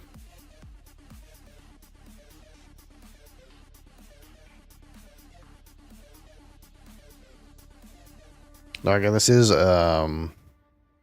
A low. Let me make sure this is the low rye mash bill. I'm pretty sure it is the low rye mash bill. Boom. Mash bill number 1.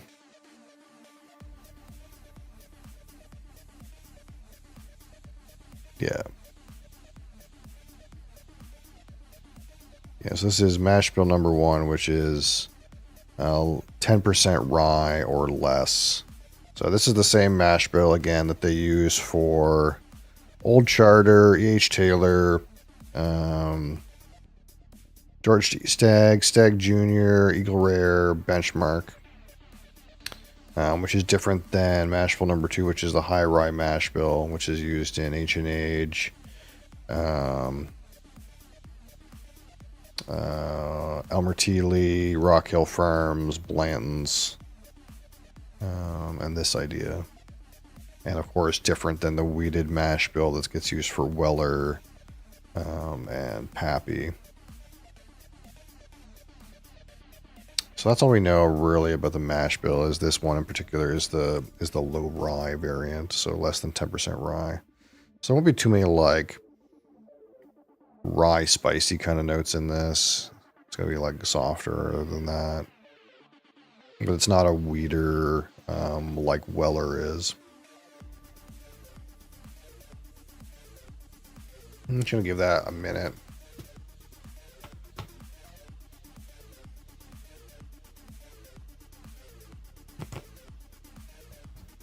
So the Buffalo Trace Distillery, of course, built in 1805 in Frankfort, Kentucky, and is considered to be the oldest operating bourbon distillery in the United States. If you didn't know that.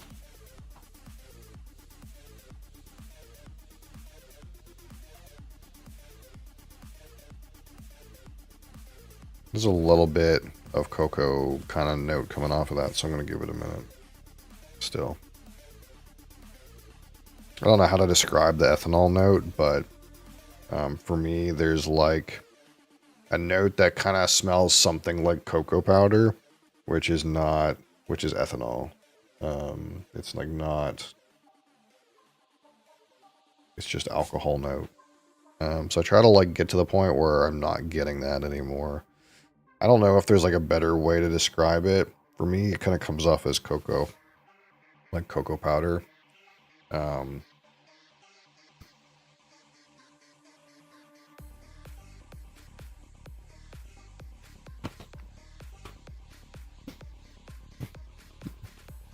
I kind of smell it on pretty much every single whiskey right off the pour, so I know it's not like a whiskey related note. It's like it's just an alcohol note.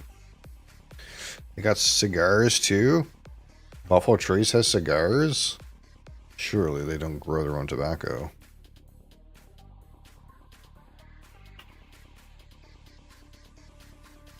Buffalo Trace cigars, huh?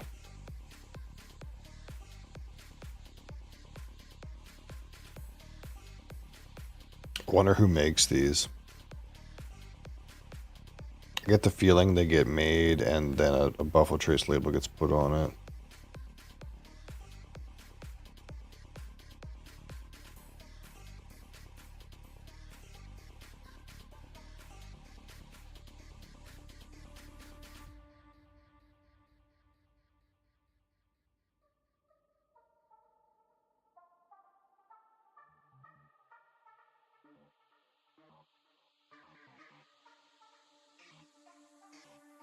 I'm getting conflicting information.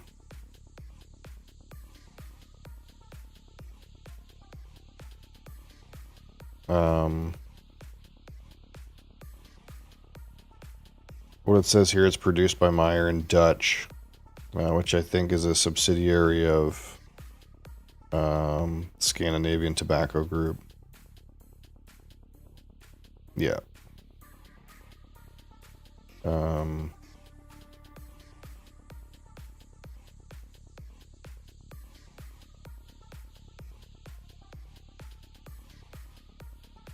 So it's wrapped in Ecuadorian Sumatra leaf, and with Brazilian binder, Nicaraguan long fillers. But it comes from, if this is true, then it comes from Meyer and Dutch, which I don't know. They're kind of just a wholesaler, I thought.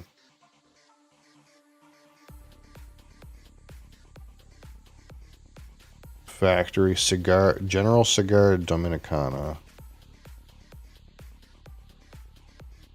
So it's interesting. It seems like they're made in the Dominican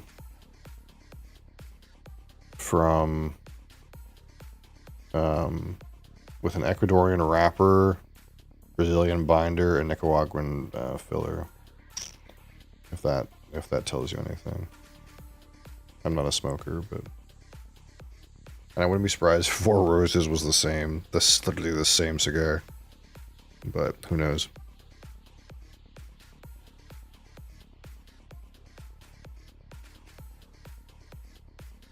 There's a good woodiness to this.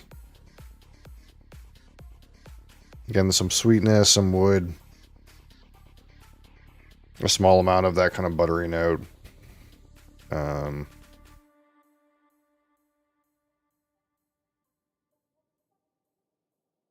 I'm getting a little bit of like table syrup. Some dark baking spice too. I'm not really getting like a red fruit note from it.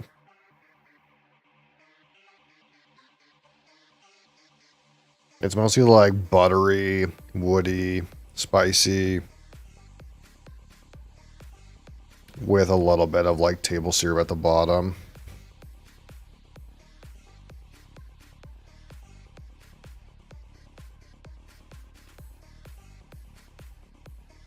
There's maybe just like a touch of like a herbal note, which is maybe a little bit surprising considering it's a low rye.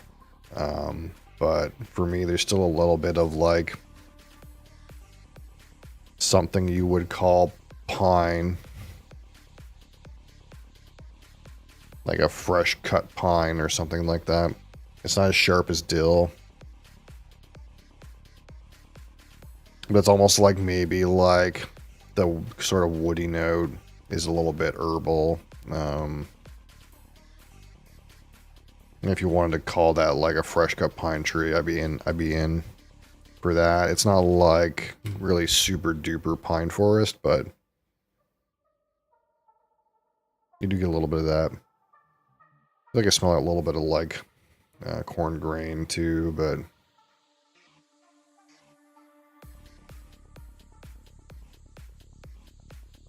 it's not the worst. It's bourbon flavors. All right, here we go. Buffalo Trace on the palate. Cheers.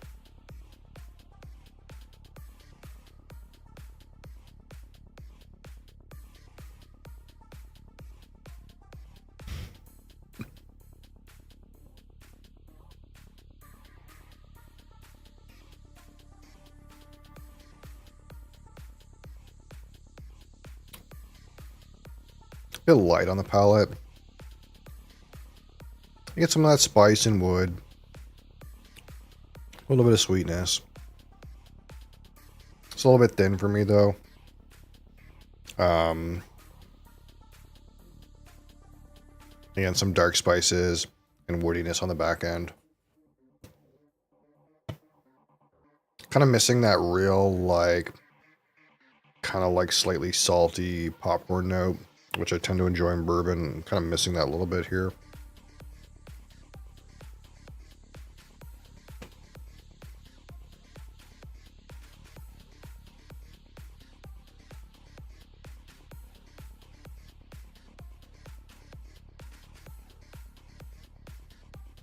Having said overall, it's a little tame.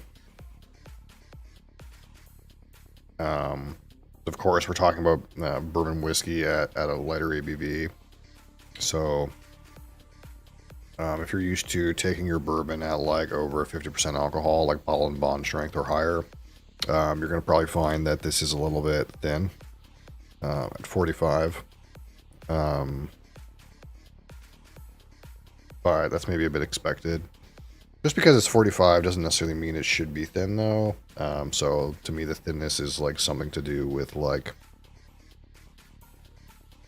the concentration of the flavor, and not like the fact that it's diluted necessarily. And 45 is a reasonable strength. And you know, other bourbons like Elijah Craig Small Batch, for example, do fairly well at 47. But the initial impression is that 45, this is hitting a little bit thin for me. Like I kind of get this on the palate, and it kind of the flavor kind of goes away.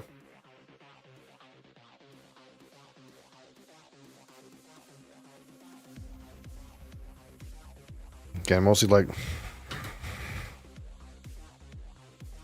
bit of sweetness, wood, spice. Nothing crazy.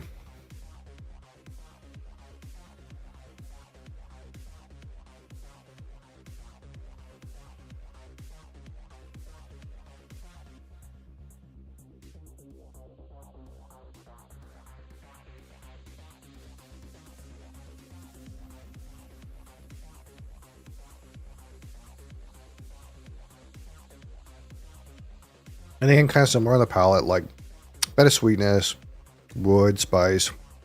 Don't have like a fruit flavor there. Doesn't really dip into, again, a low rye mash bill. Doesn't really dip into like any of those advanced complex flavors like licorice or anything. A little bit thin on the palate. You get into the finish, you get some more spices. Again, sweetness is present. More oaky. If you want to go with like a coffee at the end, that's probably fair. It's kind of like what you'd expect from a bourbon. Maybe a little bit tame in terms of like if you really like a bitey bourbon, really like your bourbon aggressive, you know, really get a slap out of it. This is not going to slap you around. It's like pretty tame, pretty drinkable.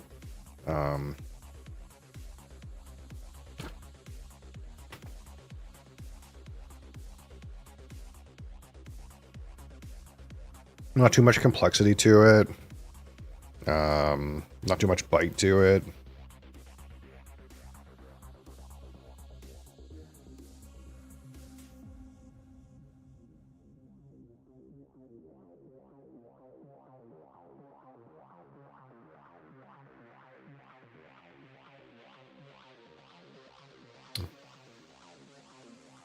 Again, just sweet. A little bit of that cut pine. Some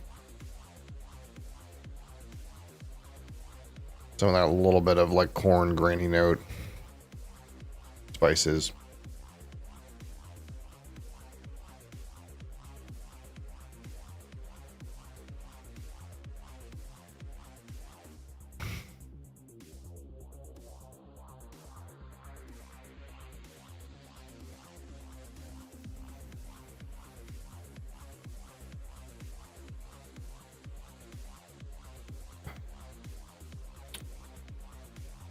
Like really missing for me is like a cherry fruit, or like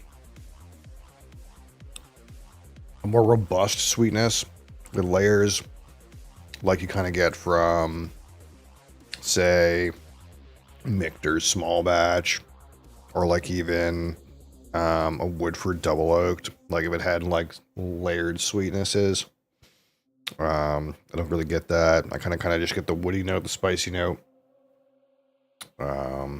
There's a little bit of a sweet note, and then you kind of get like more of the oakiness and maybe darker notes if you want to go coffee or like unsweetened chocolate on the finish. Sure. Definitely missing like a fruity character at all, like that, like a cherry or anything. It's pretty like, as you'd expect, you know, fine bourbon sort of tier.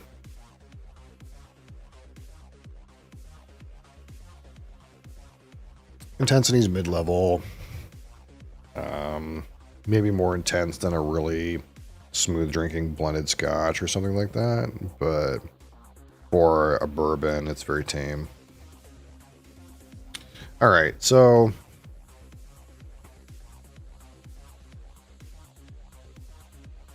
a 25, the aroma.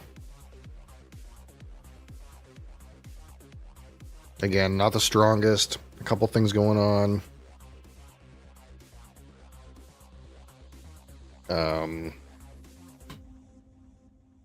Intensity is really like dropped off some, at least at this point.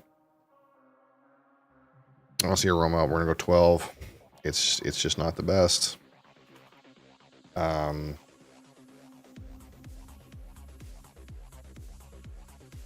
out of 25.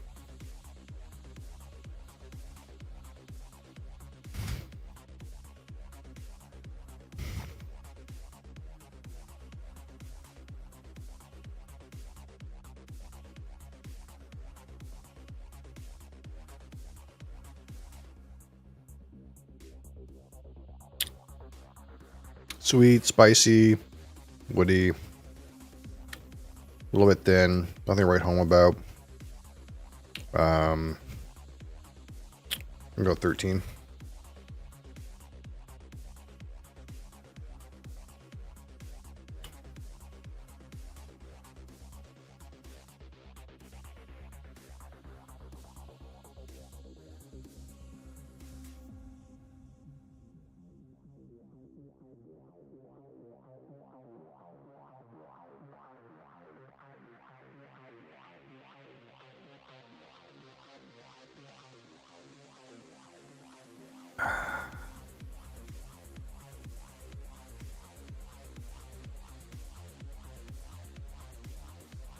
And again, finish at 25.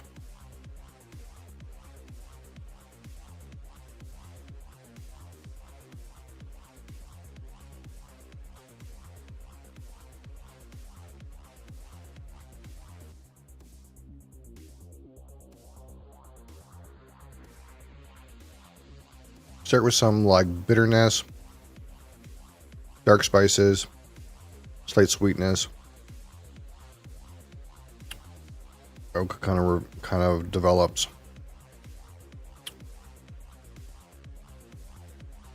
And then like at the back, which like the length's like medium, it's like fine.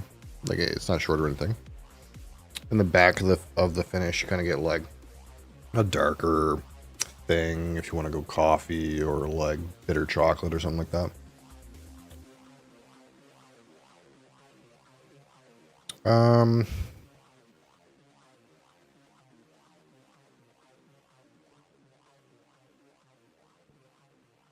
We'll go with 15 on the finish.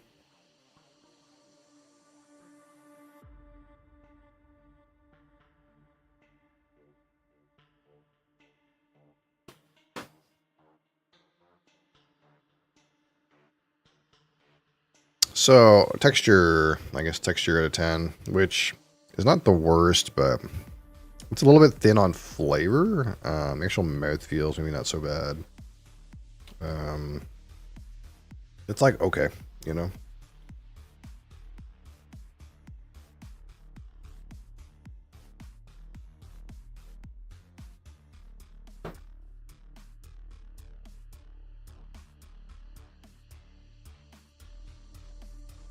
With a 4. So out of 15, my personal subjective opinion with this Buffalo Trace Kentucky Straight Bourbon Whiskey. It's a pretty standard, like above 40 ABV, typical bourbon sort of offering. Drinks kind of pretty, a little bit low in intensity. You kind of get some of the core bourbon aspects, like, you know, it's woody, it's oaky. You get a little bit of corn in there. You get some spices in there. Missing that, like, you might expect from a bourbon. Any kind of, like, real presence of rye-related herbal spice notes or rye at all. Or, like, red fruit. Like, if you want to try to find, like, cherry in this, good luck. It's kind of missing some of the highs, but has most of the lows. That being said, there's nothing like complicated on the palate. Like you don't really get, you know, chocolates and leathers and tobacco. These aren't things that really land for this bottle for me. It's kind of just what you'd expect from a bourbon, reasonable, at a smooth proof, I suppose. So like that, it really is not really doing anything exciting. It's not trash. It's just fine.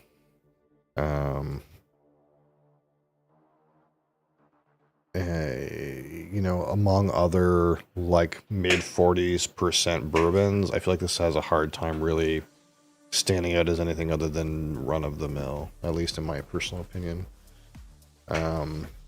This is not like, you know, just as good as Stag, Sublord Proof or something like that. It's clearly just kind of fine. So for that, not terrible, not great.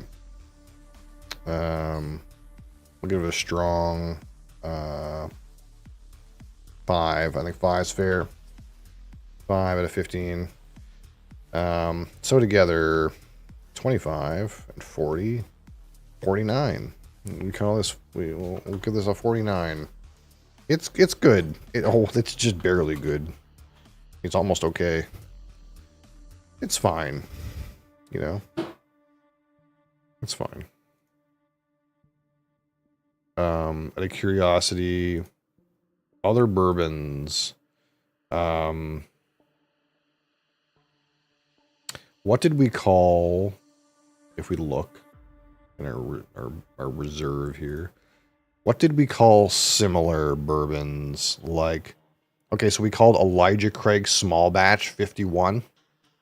Basically the same score. We called Wild Turkey 101 48. Basically the same score. What is really the step above for a bourbon? We don't really get a much higher score until we get to Maker's Mark 101, which we give a 58 to, which is a bit above here. We gave Rabbit Hole Cave Hill a 59. We gave Woodford Reserve Double Oaked a 59. So it's a step down against like Rabbit Hole Cave Hill, Woodford Reserve, Maker's Mark 101. It's in plain fine company with Elijah Craig Small Batch, Wild Turkey 101, this sort of idea. So it's kind of like about what I expected, I suppose. Surprised that it's close to Elijah Craig with that being higher proof. Yeah, Elijah Craig has a couple proof points on this. The one thing I'll say is it doesn't, Elijah Craig Small Batch doesn't feel as thin as this one.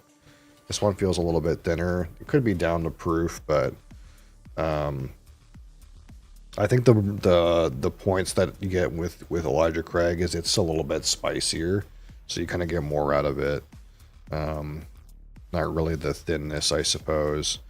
But ultimately, all these bourbons are kind of like really similar. It's kind of like they got some pros and they got some cons, and it's kind of like whatever you prefer. You know, if you want a spicier whiskey at around this price point, you know, get the Elijah Craig. If you want like a smoother one, maybe go with this one. I guess like what's the thing that occurs to me though is I think Wild Turkey is quite a bit cheap, isn't it? Quite a bit cheaper than both of these. That's where like the value comes in a little bit, right?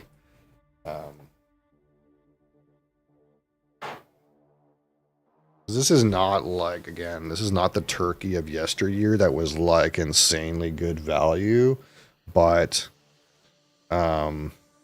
like the reality of the situation is all these bourbons are like similar in age, similar in barrel, similar in proof. This one's maybe like younger and less quality, but it's got a higher proof to it, right? So it's like, you know, we're really like splitting hairs here to say much of a difference between these. The reality of the situation is they're very similar. So the one thing that Turkey I feel like always has the advantage of is this always seems to be cheaper. Like in my market, this is like 45 bucks. Actually, I think this is also 45 bucks. And I think a larger Craig small batch is like 58 bucks. Depends on your market, I guess. I guess these are about the same price now that I think about it in my market. I think this might be 42. And this is like 45. And then Elijah Craig small batch is like 58, I think. So it's a slightly better whiskey, I suppose, but you're paying a little bit more, I suppose. But also, again, it's something to do with your personal preference, right? If you like a spicier whiskey at that price point, it's probably spicier than this. I don't know about the wild turkey though, because that's the thing about wild turkeys. They always say it's got a spicy kick. It's mighty and bold, but how much of that is just ABV, right? I'll see, like, yeah, in your market, if like Elijah Craig is cheaper than these, then it's like, you know, it's regional differences, right?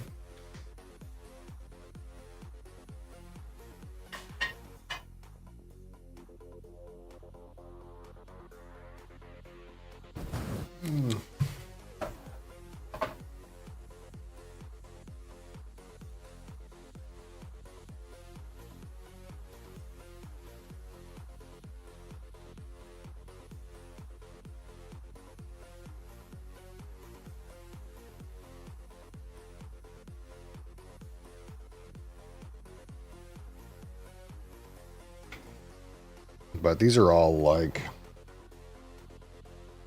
again, I don't look at my other ratings when I do ratings, so I feel like that makes it the most honest. Like, when I was rating the Buffalo, I didn't really remember what I rated this other shit. But it kind of somehow all ends up around the same place, right? And probably realistically, if we like AB these things, there's going to be some differences, but they're probably not going to stand out like super duper against each other. The one thing that turkey always has, it's always, again, we're not using the like shitty turkey, like the 81 turkey. It's always the 101.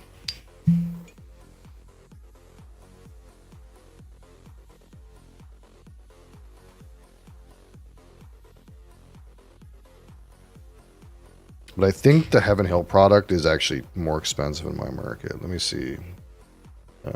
Actually, I can't look because LOL bourbon's in Canada right now, but I can look at Alberta's price.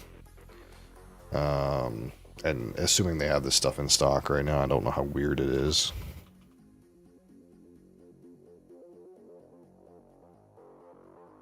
Pretty sure most of the bourbon I own is YouTube videos where they say best bourbon for under $60. Yeah, so on BSW right now, this is $46 Canadian. Again, this is before taxes.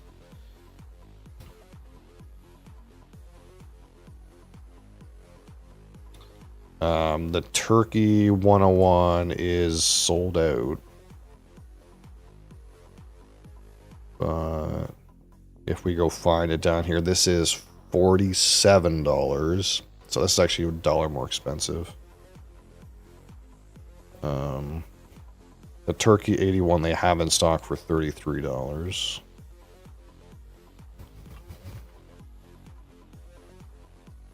And the Elijah small batch is $47. So actually, if we go to Alberta's pricing right now, these are the exact same price. And this is $1 cheaper. So these are basically all the same price. I did rate this one 51. So this one is 49. And I think this one is 48. So it's like, they're all like the same price. And this one is like the highest rating by like a hair, you know? And so really what it comes down to is like, well, which flavor profile do you sort of prefer, right?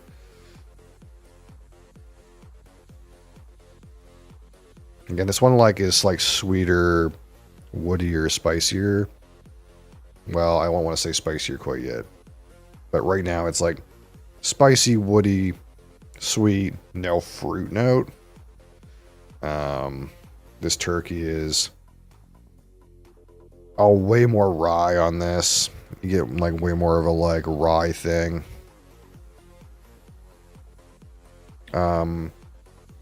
Maybe cornier. Not as woody.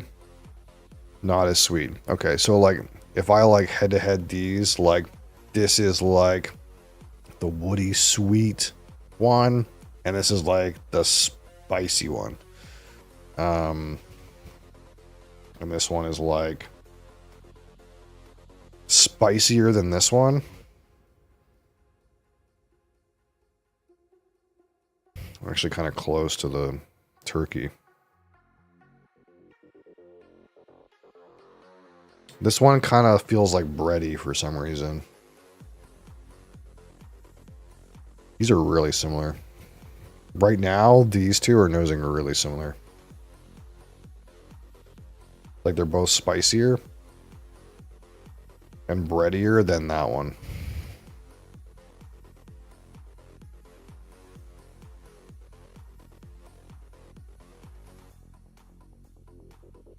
This one is butterier. Which is interesting because usually like in the old bottles of turkey, they used to be really buttery, but now it's not so much. A bit of a red fruit note on this.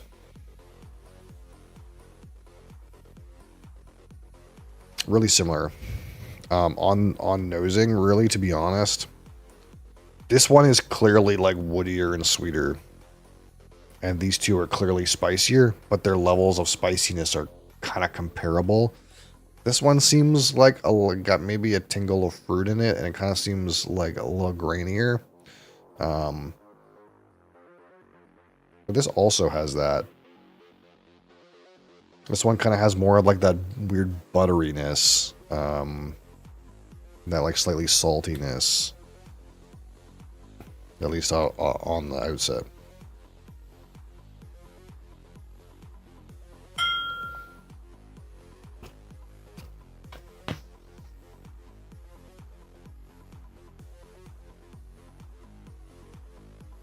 Like we remember. Pretty much the same as we remember.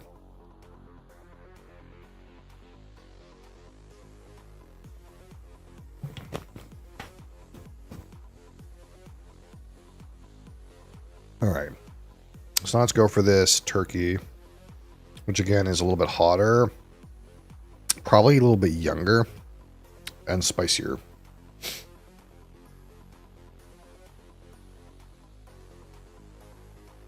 This might be less spicy than the Craig, to be honest. It's like kind of a little...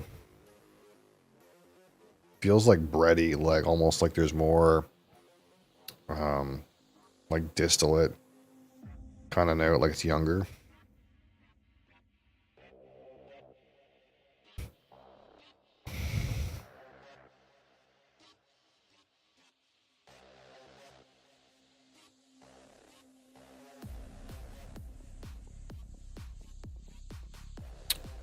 This one somehow, despite being higher proof, this is thinner on the palate to me, but way more explosive on the finish. So it's like the Buffalo Trace kind of has like a consistent volume. Like it's not perfect. It's low. It's a little bit thin on flavor, but it's like the volume is kind of like consistent throughout the palate into the finish. This one kind of feels muted by comparison to the Buffalo Trace on the palate for me. But as soon as you swallow it, the flavor amps up here, very spicy. Not as dark though. You don't get like the maybe coffee chocolate thing at the back of this. It's not as oaky. It's like more like spicy on the finish.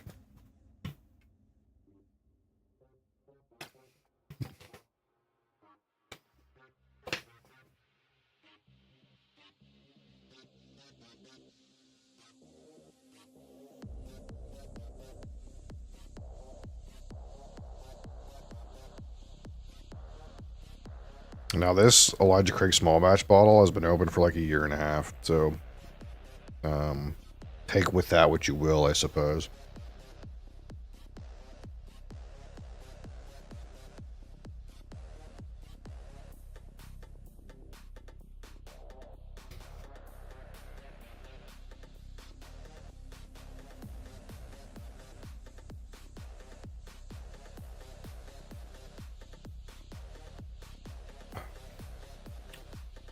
Sweeter than the turkey,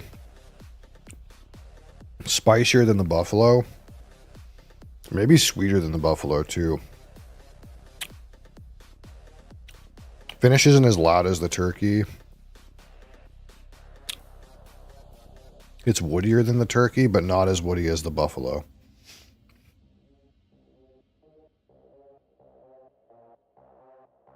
You don't get the like dark bitter note at the back, but you have a more consistent like spiciness.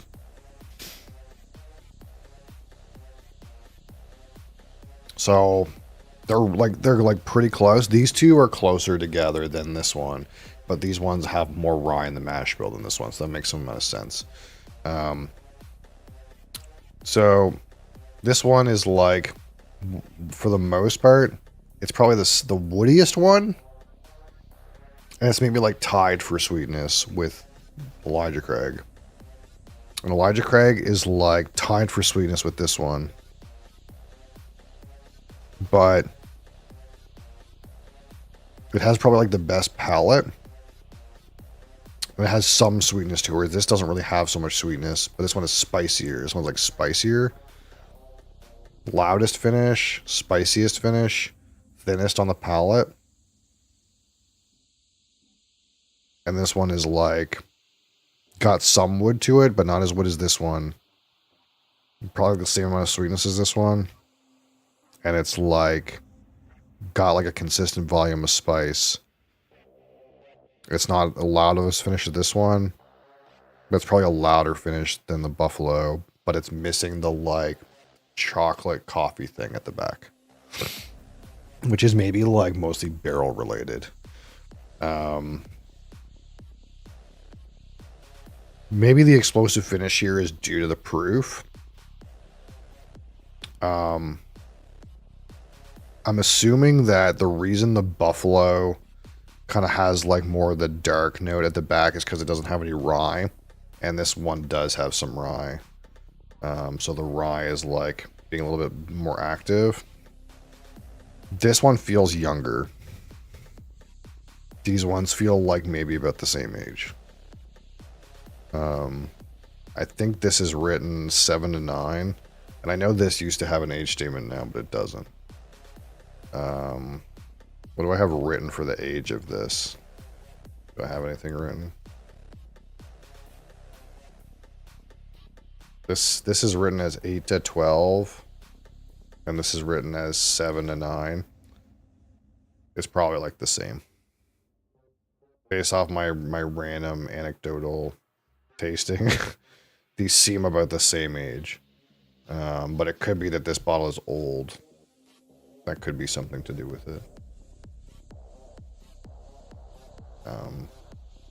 Not that it makes it a worse whiskey, but it will impact the flavor somewhat. Like maybe if this was a newer bottle, it would be like more robust in certain ways. That's kind of like where I shoot these. They're really similar in quality, and they're really similar in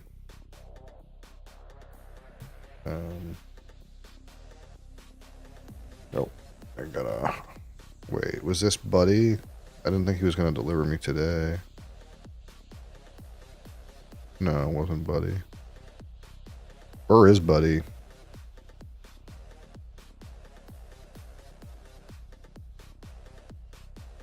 Wait, is this the guy that called me before? Shit. Hold on.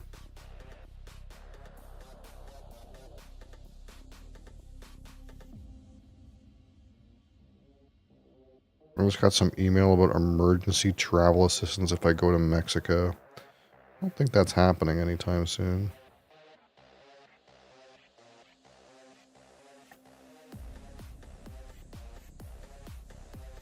Is this the same phone number?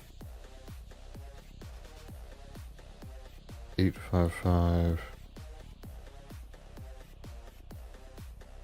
Have I been called by this number before? I want to know if this is my buddy or not. When did he call me? 2:38.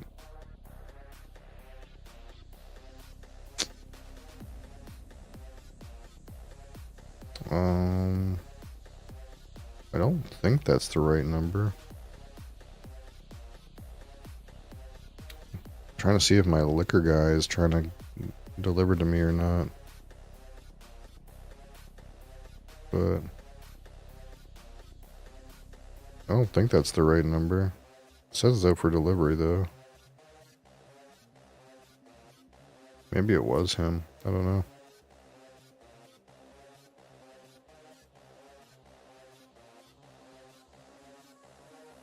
That was half an hour ago.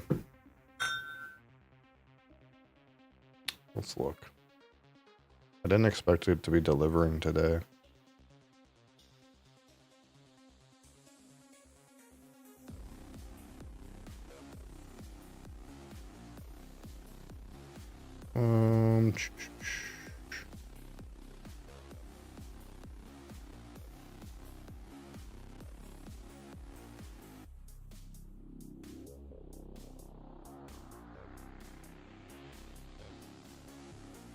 Oh, it is delivering today.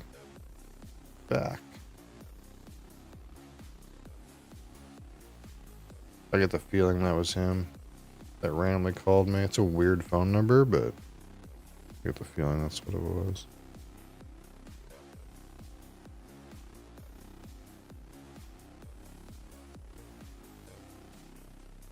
Why did it block that call? I think my spam thing blocked his call. Unlucky.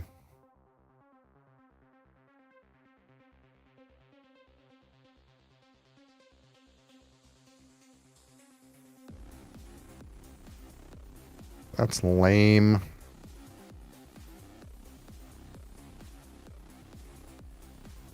Dang it. I wish he would text me. Maybe I should tell him to text me next time.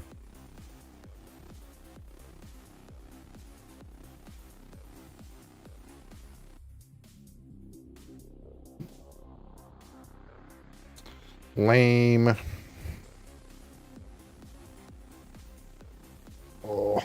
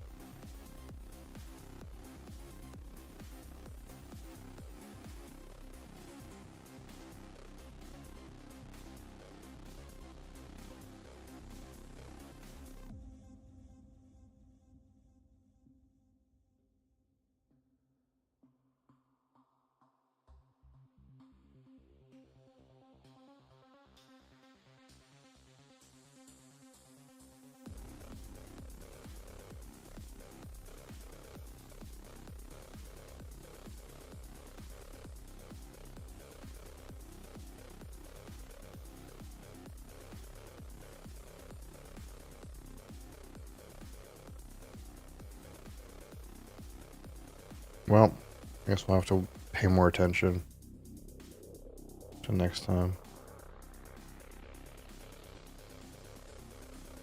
Womp womp. Alright. Oh. So. Like that. Thank you guys for watching. Does it have your lore in it? Yeah, I think so. I think he tried to deliver it today, but for some reason, it looks like the number he was calling from got spam blocked. And then it looks like he called me from another number.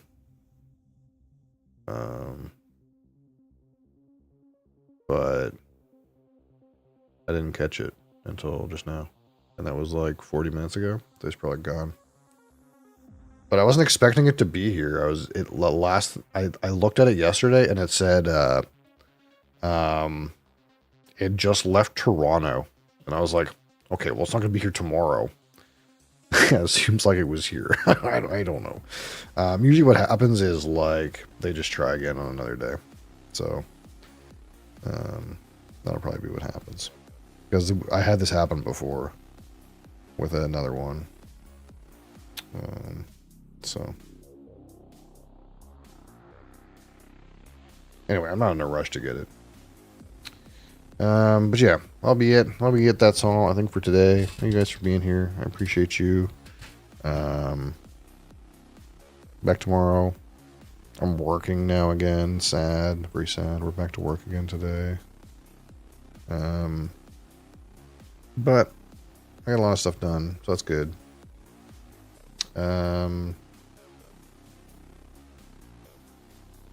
Yeah. Until next time.